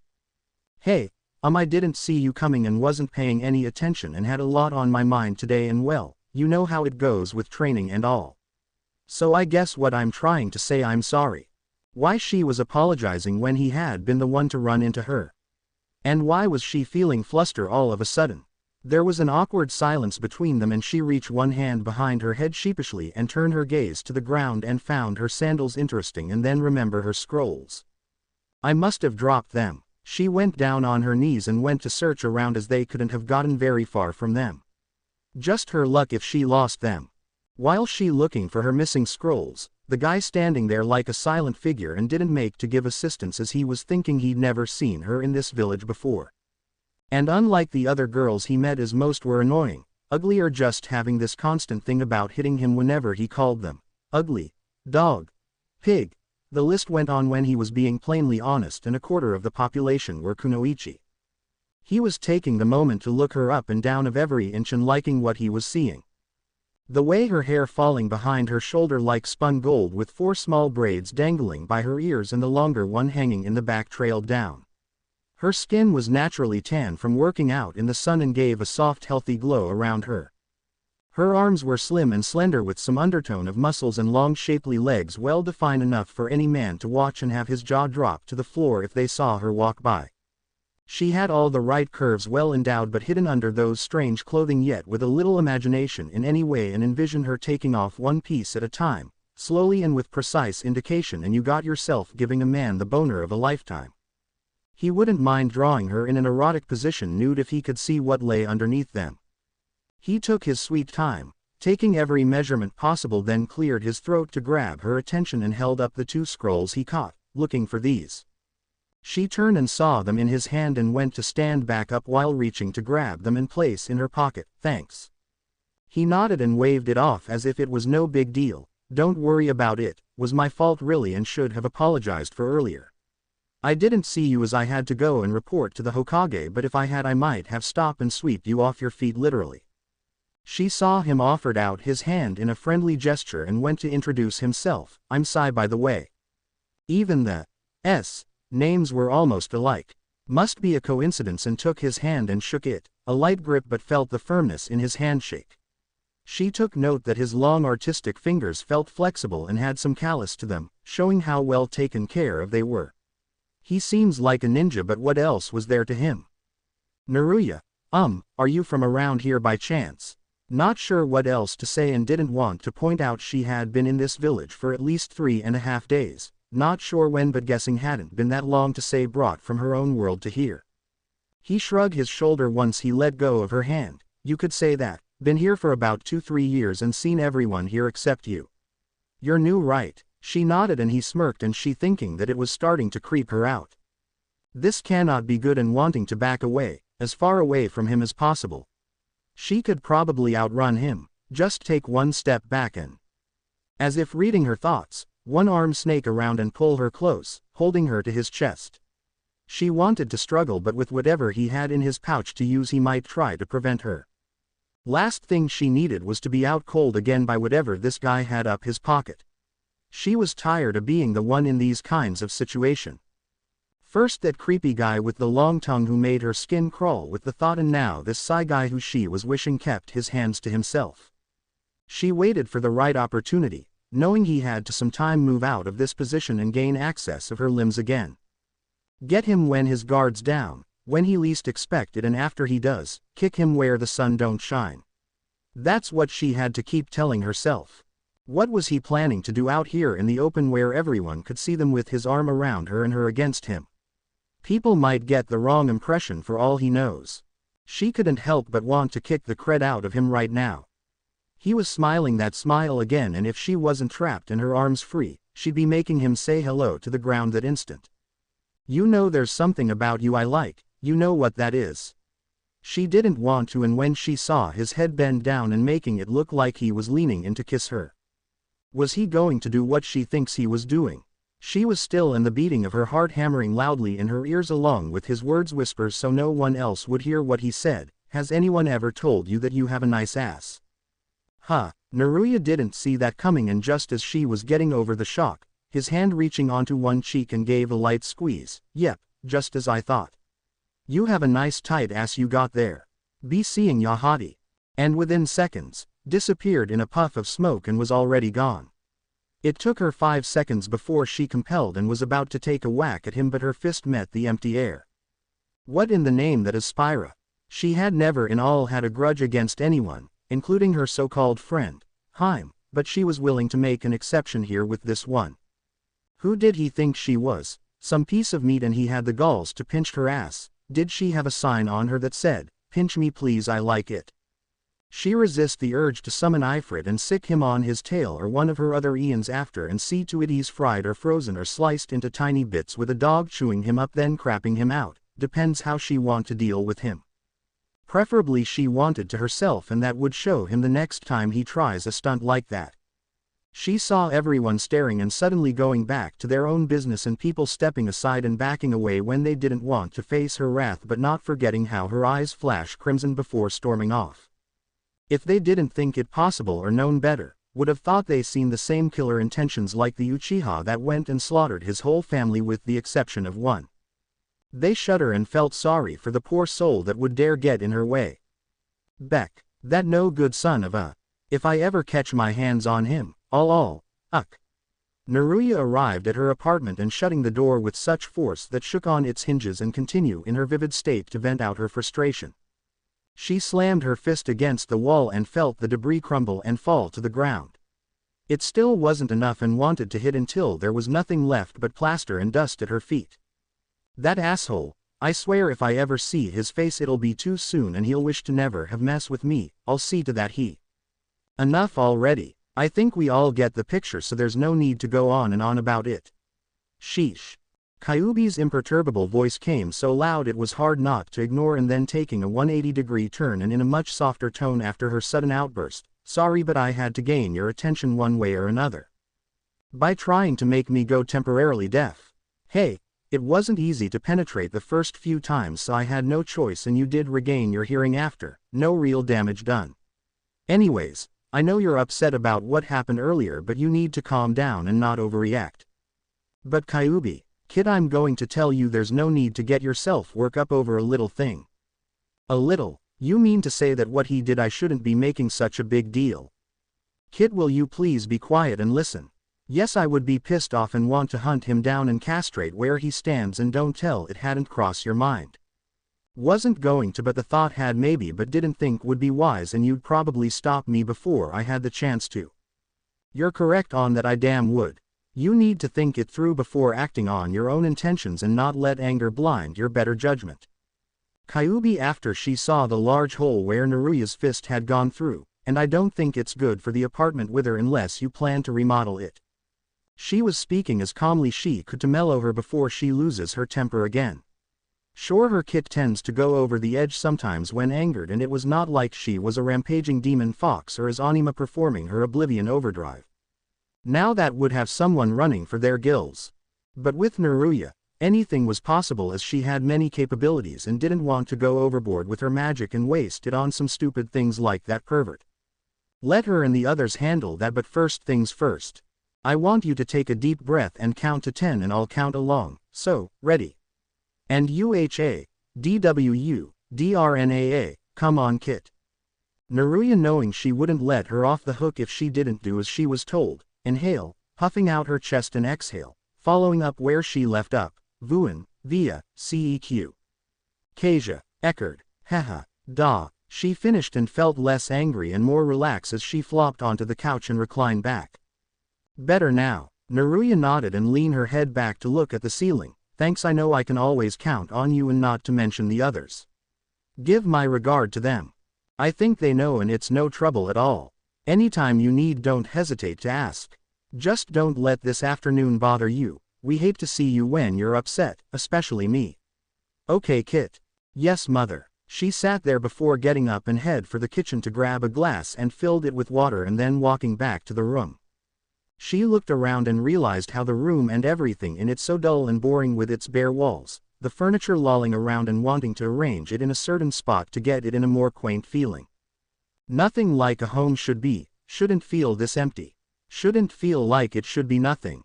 Nothing at all, and an idea struck her like lightning would in the Thunder Plains. She wanted to smack herself for not thinking this sooner. Why had she not thought of this before? Well, we can fix that. And what better way than to do a little redecoration? The place did need a touch-up. She regards the place again and reconsiders. Okay, maybe a big one, and she was just the person to give it the right makeover with more than just paint and whatever else they would use here. I was beginning to think this place needs some color. Perhaps a little bit of added scenery wouldn't hurt. Not to mention we need some touch-up over on that wall and maybe knock a few to insert one of the holographs there. And oh, how about we add extra space for your... Okay, I get it. Don't worry, we'll have everything taken care of once I find that set my cousin and Uncle Sid gave me. She thought of her cousin and great-uncle and all those wonderful times hanging out with them and finding scraps and pieces that had been long buried and forgotten in the Bikanel Desert. You know how they are when they find loads of broken down parts and think it still might have some use to them and give me a few of their spares to tinker with for my bed, jeans to kick in and create something amazing. Yes, and I'm sure you remember what he always told you, UHA psych DNYCREC udrin psych DNAYCINA. UHA psych DNYCREC udrin psych DNAYCINA. That's Uncle Sid for you. She head towards her room, the bed unmade from this morning rush, and grab the bag that sat on the ruffled sheets and carry back to the living room. She set it down on the couch and rummaging around and wondering where it was when she finally held the box in her hands. Knew I'd find it. The bed handy kit with a set up to 20 mini machina or more. It would be what one calls a toolbox and consider resourceful from fixing minor or major damages like holes and cracks in floors, walls, ceilings, arranging or adding extra space to, making adjustments, etc. The possibilities were inedible and no one would be without one of these back home. Though the box wasn't big to possibly hold up that much, but the bed were ingenious of creating storable and light carriers without trouble or hassle. Hers was the size of a shoebox and held up to a 50, all charge up and rearing to go. The greatest tool set ever invented, and nothing ever escaped her cousin and uncle to have in case she had an emergency, and always put it aside for a rainy day. Well, looks like the rainy season has come and in the nick of time.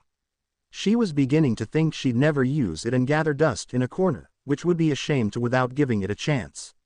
She glanced inside and smiled as if she was staring at the world's greatest treasure, more valuable than gills or jewels put together. Thank you, Aruko and Uncle Sid. Time to put these little guys to good use, seeing you wouldn't want me to let them go to waste now, would ya? How about we have some music? You know your Uncle Gipple got you some, and so did brother. Should help pass the time without being bored while you work. Good call, and I know just the song if that all right with the rest of you and nobody minds. She heard no objections while she pulled out a sphere the size of her palm and went to activate it. The orb was glowing blue-violet and lift up into the air and moves about the room before it returned to its previous spot and music start playing. Check it out. Going out, on the late night, looking tight, feeling nice. It's a LULG fight. I can tell, I just know that it's going down. Tonight. The song picked up the tempo and her foot tapping in accords to the beat, and took out one of the many flat oval-shaped discs and pressing down the button on top and set it down on the floor. At the door we don't wait cause we know them. At the bar 6 shots just beginning. That's when Dick had put his hands on me. But you see. She watched it twitch and out pops 2 spiny little legs on each side and larger ones appeared in front. It could have passed itself as a crab with the exception that instead of pincers had a drill in one and the other with a probe that sparks. Its little sensor lens scanned the room, gathering data on its surrounding before she did the same for the rest, and soon there were dozen of them all ready and waiting for her orders. She gave them out as she called out their number, putting 2 or 3 in one room to work on, 4 to set extra space and others with different instructions and variety of things. Okay, we got a ton of work to do on and need to get start. So you know what to do, now move it.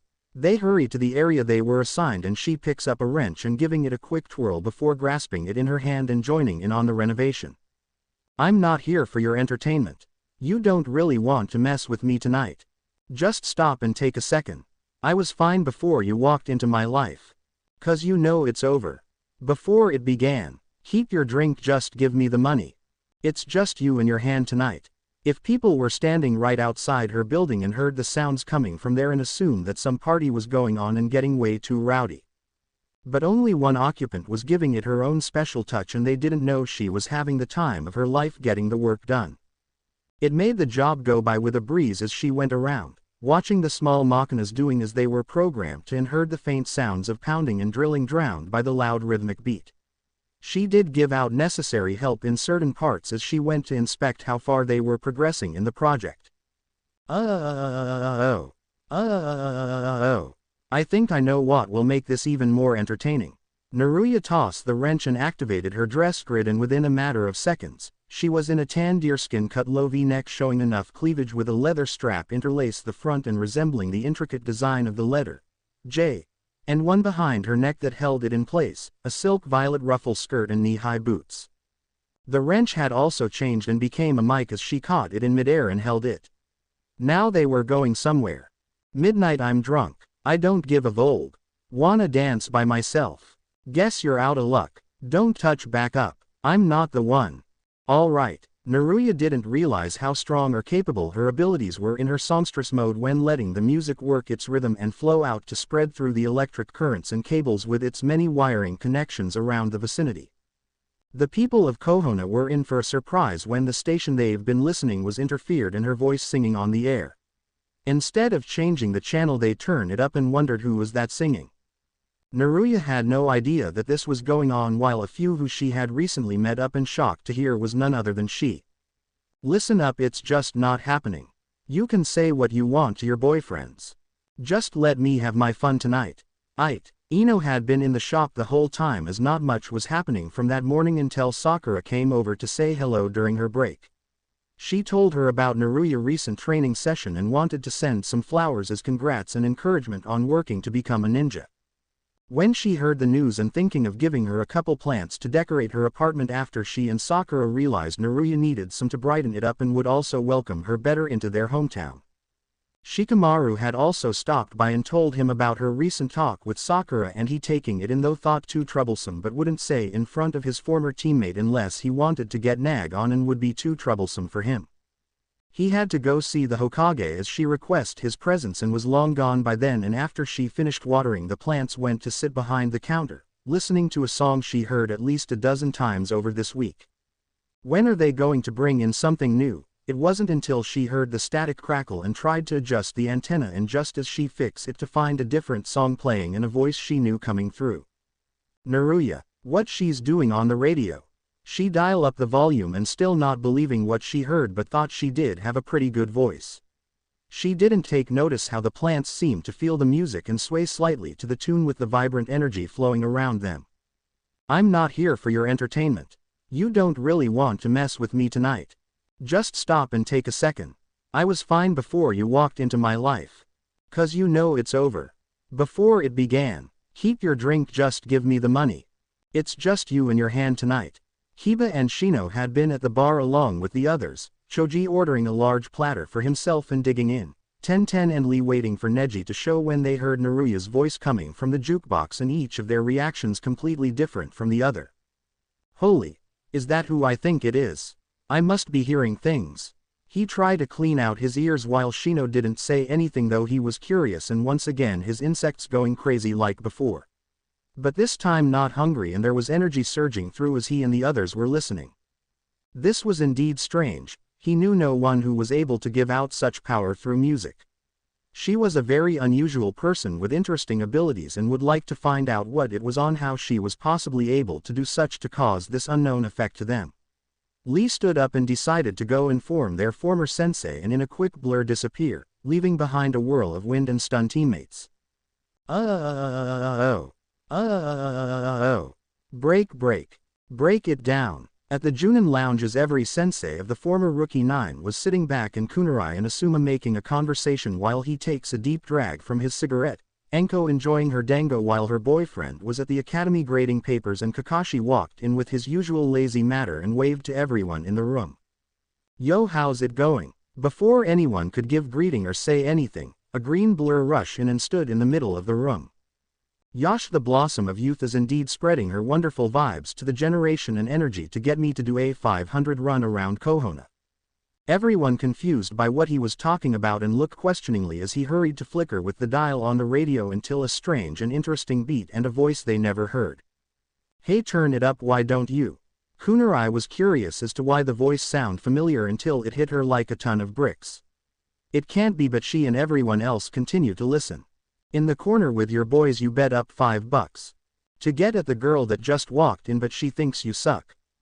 We didn't get all dressed up just for you to see. So quit spilling your drinks on me, yeah. You know who you are. High-fivin', talkin' cred, but you're going home alone, aren't ya? No one other than Anko and possible Kakashi knew who that was, and Anko was impressed. Well, I'll be, Foxy knows how to sing. Kakashi secretly smiled behind his mask. He never figured she was a singer or someone with multi-talents, but then again she was full of surprise and tend to do that with a lot of them. He wondered if she had any others and maybe use them as blackmail for sort, and chuckle behind his open book. Hips swaying like she had no self-control and made her way, singing out loud and clear as she jumped on the coffee table and pretending she was on stage, and imagined the crowd going wild as she danced wildly and singing into the mic. 'Cause I'm not here for your entertainment. No. You don't really want to mess with me tonight. Just stop and take a second. Just stop and take a second. I was fine before you walked into my life. 'Cause you know it's over. No, it's over. Before it began. Keep your drink, just give me the money. It's just you and your hand tonight. It's just you and your hand. I'm not here for your entertainment. No. You don't really want to mess with me tonight. Just stop and take a second. Just take a second. I was fine before you walked into my life. 'Cause you know it's over. Before it began. Keep your drink, just give me the money. It's just you and your hand tonight. Yeah, oh. Naruya went to wipe the perspiration off her forehead and setting the mic aside after she finished. Thank you very much. You're all wonderful. She hopped down before checking out every room remodel and happy to see the result. It was well worth it and loved what she was seeing. Well, good work everyone. She went and deactivated the machinas, giving them time to recharge themselves and put them away and store somewhere in case she might need them again. In every room there was a part of the places she'd been in, some that were needed to give extra space where to set up a certain spot for this and that, scenery from certain places she'd been in, give it more the realistic illusion thanks to the holographic spheres that complete the finishing acquirements, arranging the adjustments in less than a heartbeat. Now standing in the bedroom taken after her previous one, and add a little bit more by having the beach scene interior with sand-colored floors and walls that were like the sky overhead that would change from day to night, and an ocean that shimmered blue-green and look out to the far distance when the sun can rise and set, the smell of the salty air. She took a deep breath and let out a sigh, feeling at peace. Rusa Sifad Rusa, much better, and could almost get used to it. She wiped her hands on her skirt and went to sit down in the empty chair to lean back on its legs. Now that's out of the way, I should probably get working on practicing those jutsu and charka. Wait, reverse that and let's get started.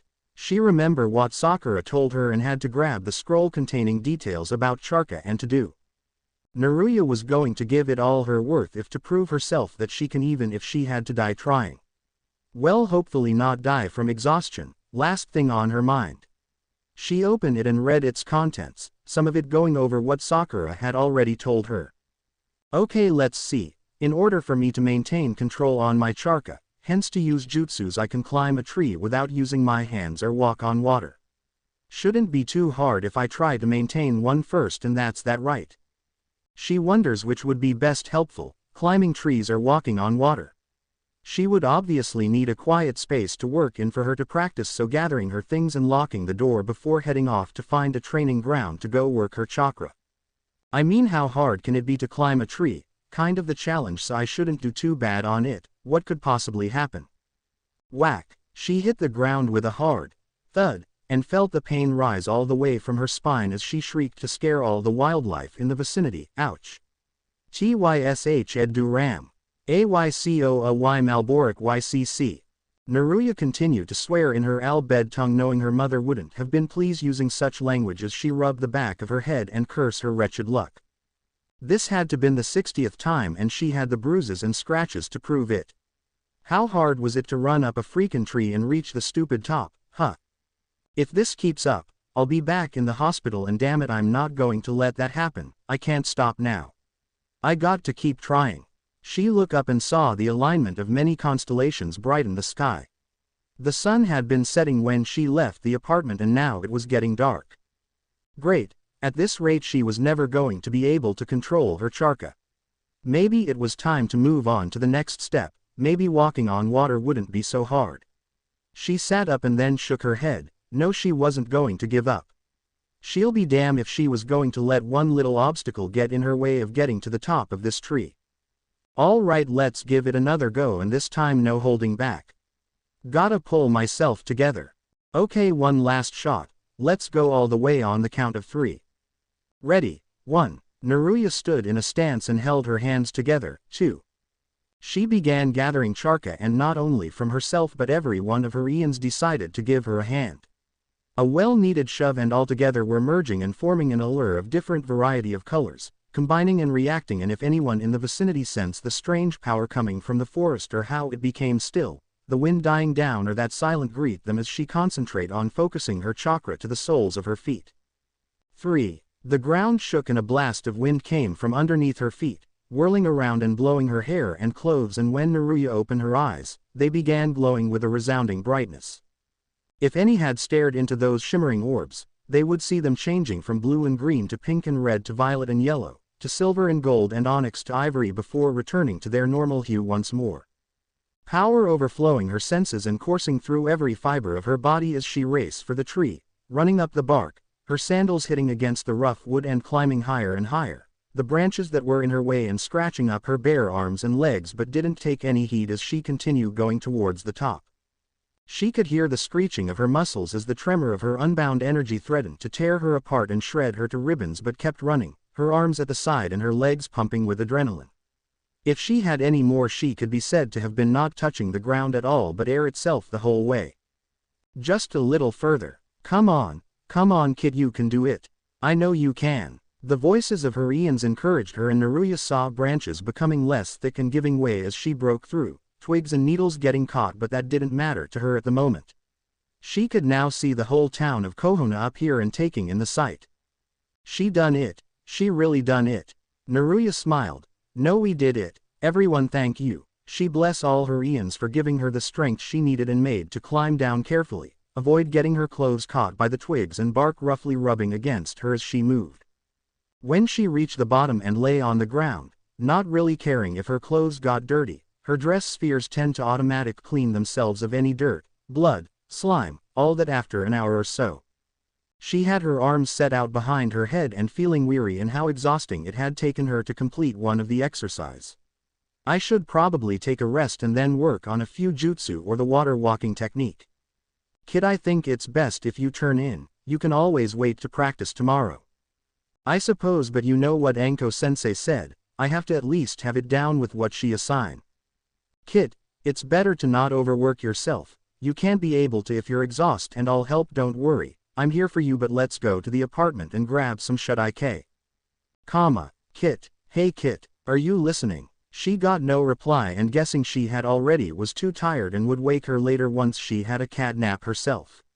She yawned, showing off her pointed canines, and wrapped her 9 tails around herself. All right, well, let's be ready by tomorrow, understand? We got to make our girl be prepared for tomorrow. Just a quick catnap and no more than 5 minutes itself, that's the plan. Not like there was any trouble that would be coming their way, no sir. Red Eyes watched the whole thing, his figure easily blended against the shadows of the forest as though fascinated when he saw the girl doing basic jutsu. He was not here for anything other than the sole purpose to gather information the organization had recently found out leaked through the walls of Konoha and see what it was. He came by himself without his partner despite him wanting to follow in case trouble came along, but he assured him he could handle a squadron if necessary since the war had weakened Konoha a bit and could get away without any hazard with 1 or 2 jutsus and be trapped in a nightmare of his own hellish torment for hours while he makes his escape. But the risk were too much if they were together, and the less noticeable they are, the better to sneak past their defense and find out what's about. He had sensed the enormous and unusual amount of chakra coming from the forest and had made a detour to see what it was, keeping his suppress and lying low when he followed to the source and saw who it was. A young woman with waist-length blonde hair that was tied back and wearing the strangest attire that was not normally seen here or in any outside regions of any countries. He never seen the likes of her before, probably foreigners, but had doubts on that. Then again, Konoha might have changed much in the last 4 years. New people might have come to live here now or to help restore it, like the forming of a new alliance with the Cage of Sands and one of their targets. He saw her attempts and when she fell on her back before getting up again, and then, all right, let's give it another go, and this time no holding back. Gotta pull myself together. She counted off and he felt the tremendous raw edge of her power with more velocity he never expected coming off her. It was as if she had more than one chakra that no ordinary ninja was supposed to have. Could she be a container for one of the legendary Jinchuriki? He knew that the organization's objective was to find and extract from the host for their necessary purpose. They were still working on the plan for the one in sand that still had one, but the one originally from here had died not too long ago, so what beast did she carry then? He was still when he saw her chakra increase, almost above the limit he expect any host, and the blast of power that emerged and racing up the tree in a matter of seconds. He could even hear his own heart beat faster than he imagined, and thought if he had gone up against this one by himself, he would be fighting her for hours on end, and he had no idea how he could defeat the very likes of her. She would be a most difficult challenge unless every one of them went up against her, and be a matter of time before she was weakened or all of them altogether dead. Such power, this was most exactly what Akatsuki need. He waited as the girl moved back down and letting out a sigh of relief as she fell to the ground, and letting a few minutes pass by before he came out of his hiding spot and walked to where she lay. She seemed exhausted and the light snores coming from her indicating she was fast asleep. He walked over, careful where he tread to not make a sound and have her wake from sleep and know his presence. He stood over the sleeping figure, his shadow looming over her, but she did not seem to sense him. The light from the moon allowed him to see more preciously her face and those 3 slant marks a line on each cheek, giving her the appearance of a cat or fox. His expression remains indifferent and impassive despite the internal confusion and shock he was getting over and currently running through his mind. It can't be, but it has to be. There's no mistaking those marks. He had seen them on one other person, and he knew that this one and the other could only mean one thing, and that was. While he was thinking this, it was when her eyes flutter open and saw him and seemed to be staring forever into one another's eye before she was the first to break contact and blink. When she opened them again, he was gone. He had teleported himself deep in the forest, far from her before she could have the chance to alert the others. Perhaps it would have been better to take her with him. He shook his head. No, they would need more time and preparation and had to head back to report his findings immediately at once. There was no doubt about it of who she really was, but would need to inform everyone of his latest discovery.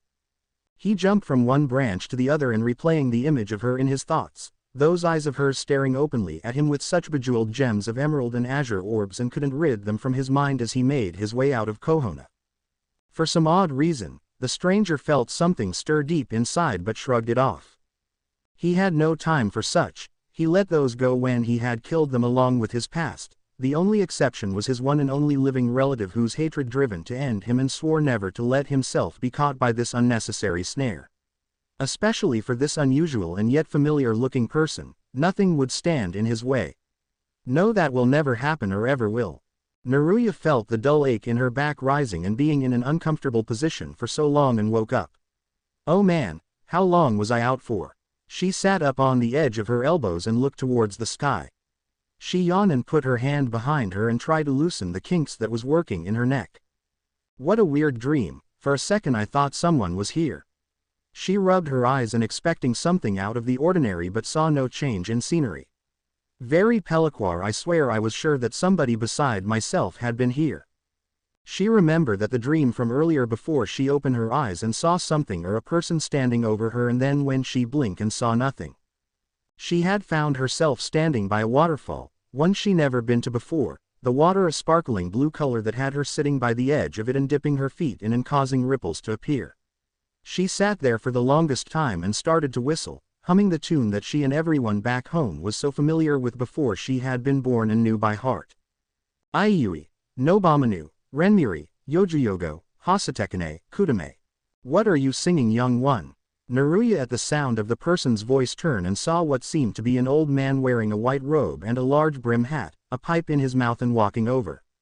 Oh, I didn't expect anyone else to be here. Would you care to sit, sir? That would be wonderful, thank you. He took a seat by her side and pulling out his pipe and blowing out a puff of smoke while she giggled. Ah, this is nice. Pardon me for intruding on you like this, as I sometimes don't see many around here come by to this place.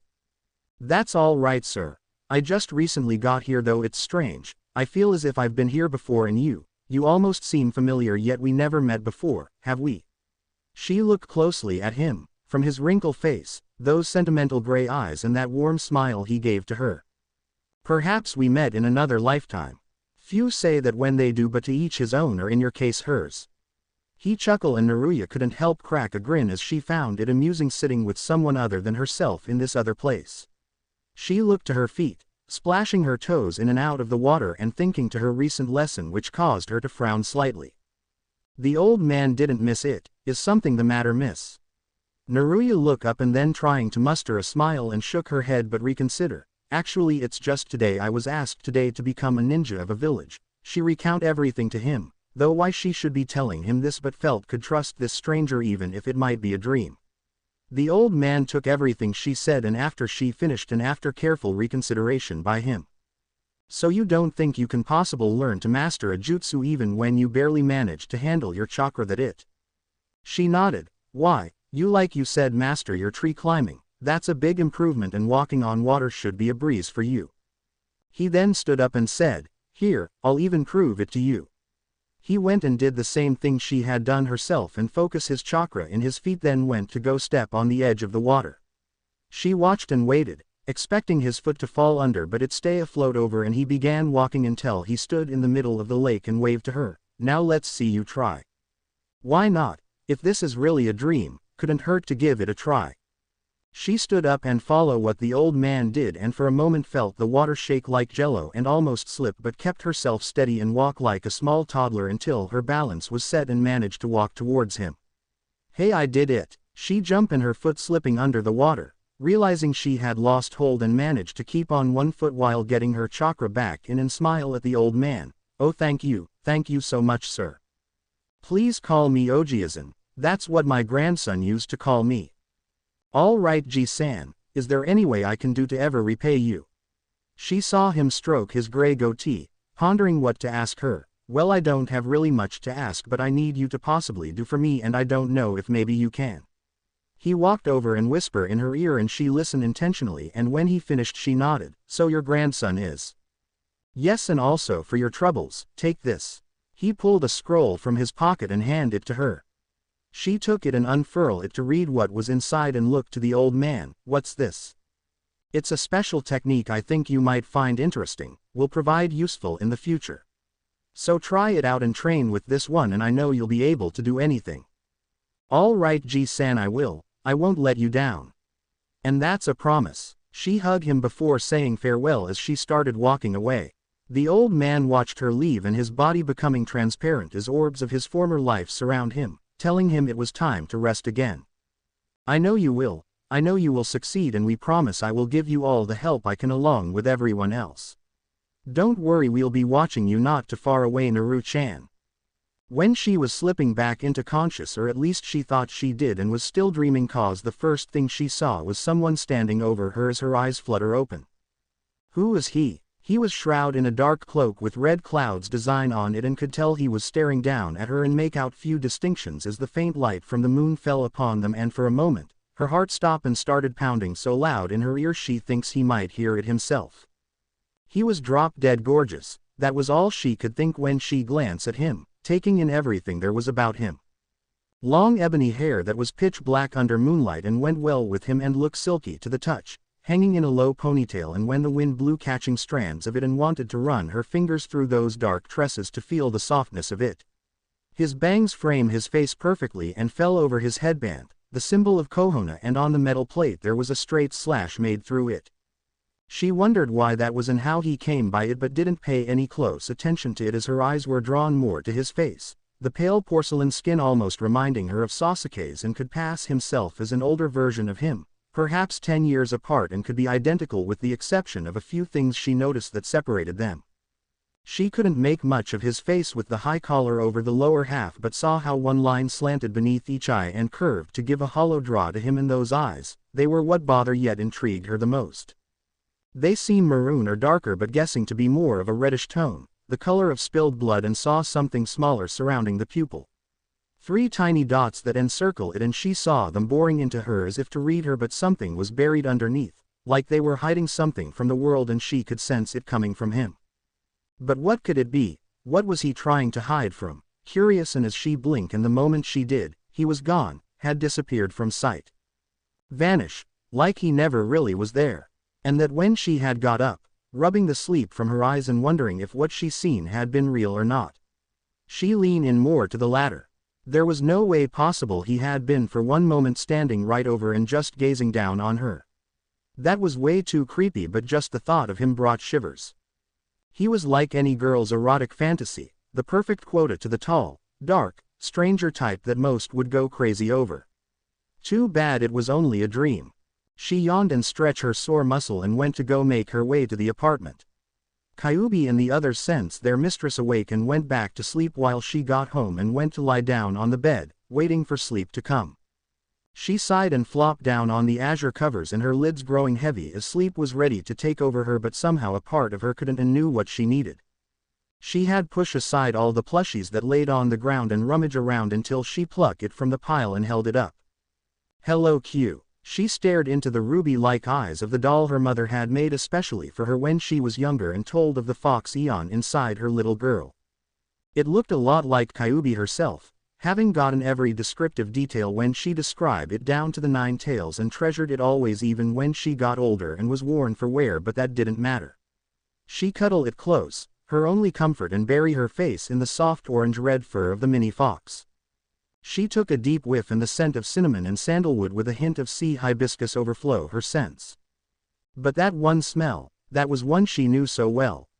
Mother's favorite flower. Father gave as token of his love when they've been going out and when she was born, and watched how mother smiled when she received it and gave him a kiss for it. It even had her smell. Mother, father. She could feel tears brimming at the corner of her eyes and streak down her cheeks. She thought of her mother again and how worried she was, and wished she could tell her she was all right. She wished she could go home and be with them again. To be safe and sound in her own room, in her own bed with mother and father in their room not too far away, 2 doors across, and listen to the splash of the waves and smell the faint smoke of the bonfire outside her window, and drift off dreaming of better things before the next day and follow up her normal routine. She wiped her eyes with the back of her hand, and not wanting to mat her doll's fur or drown out the scent if this was going to be the only thing she'll have to remember her. No, she would be home again. The Gondime would, or she would by herself, even if it might take her days, weeks, months. She would find a way, she promised. But sleep did not come that easily. She was still awake and with thoughts and worries, and now thinking about the dream having to do with the old man and the recent mysterious stranger she saw, and the one before with her grandfather and Orin.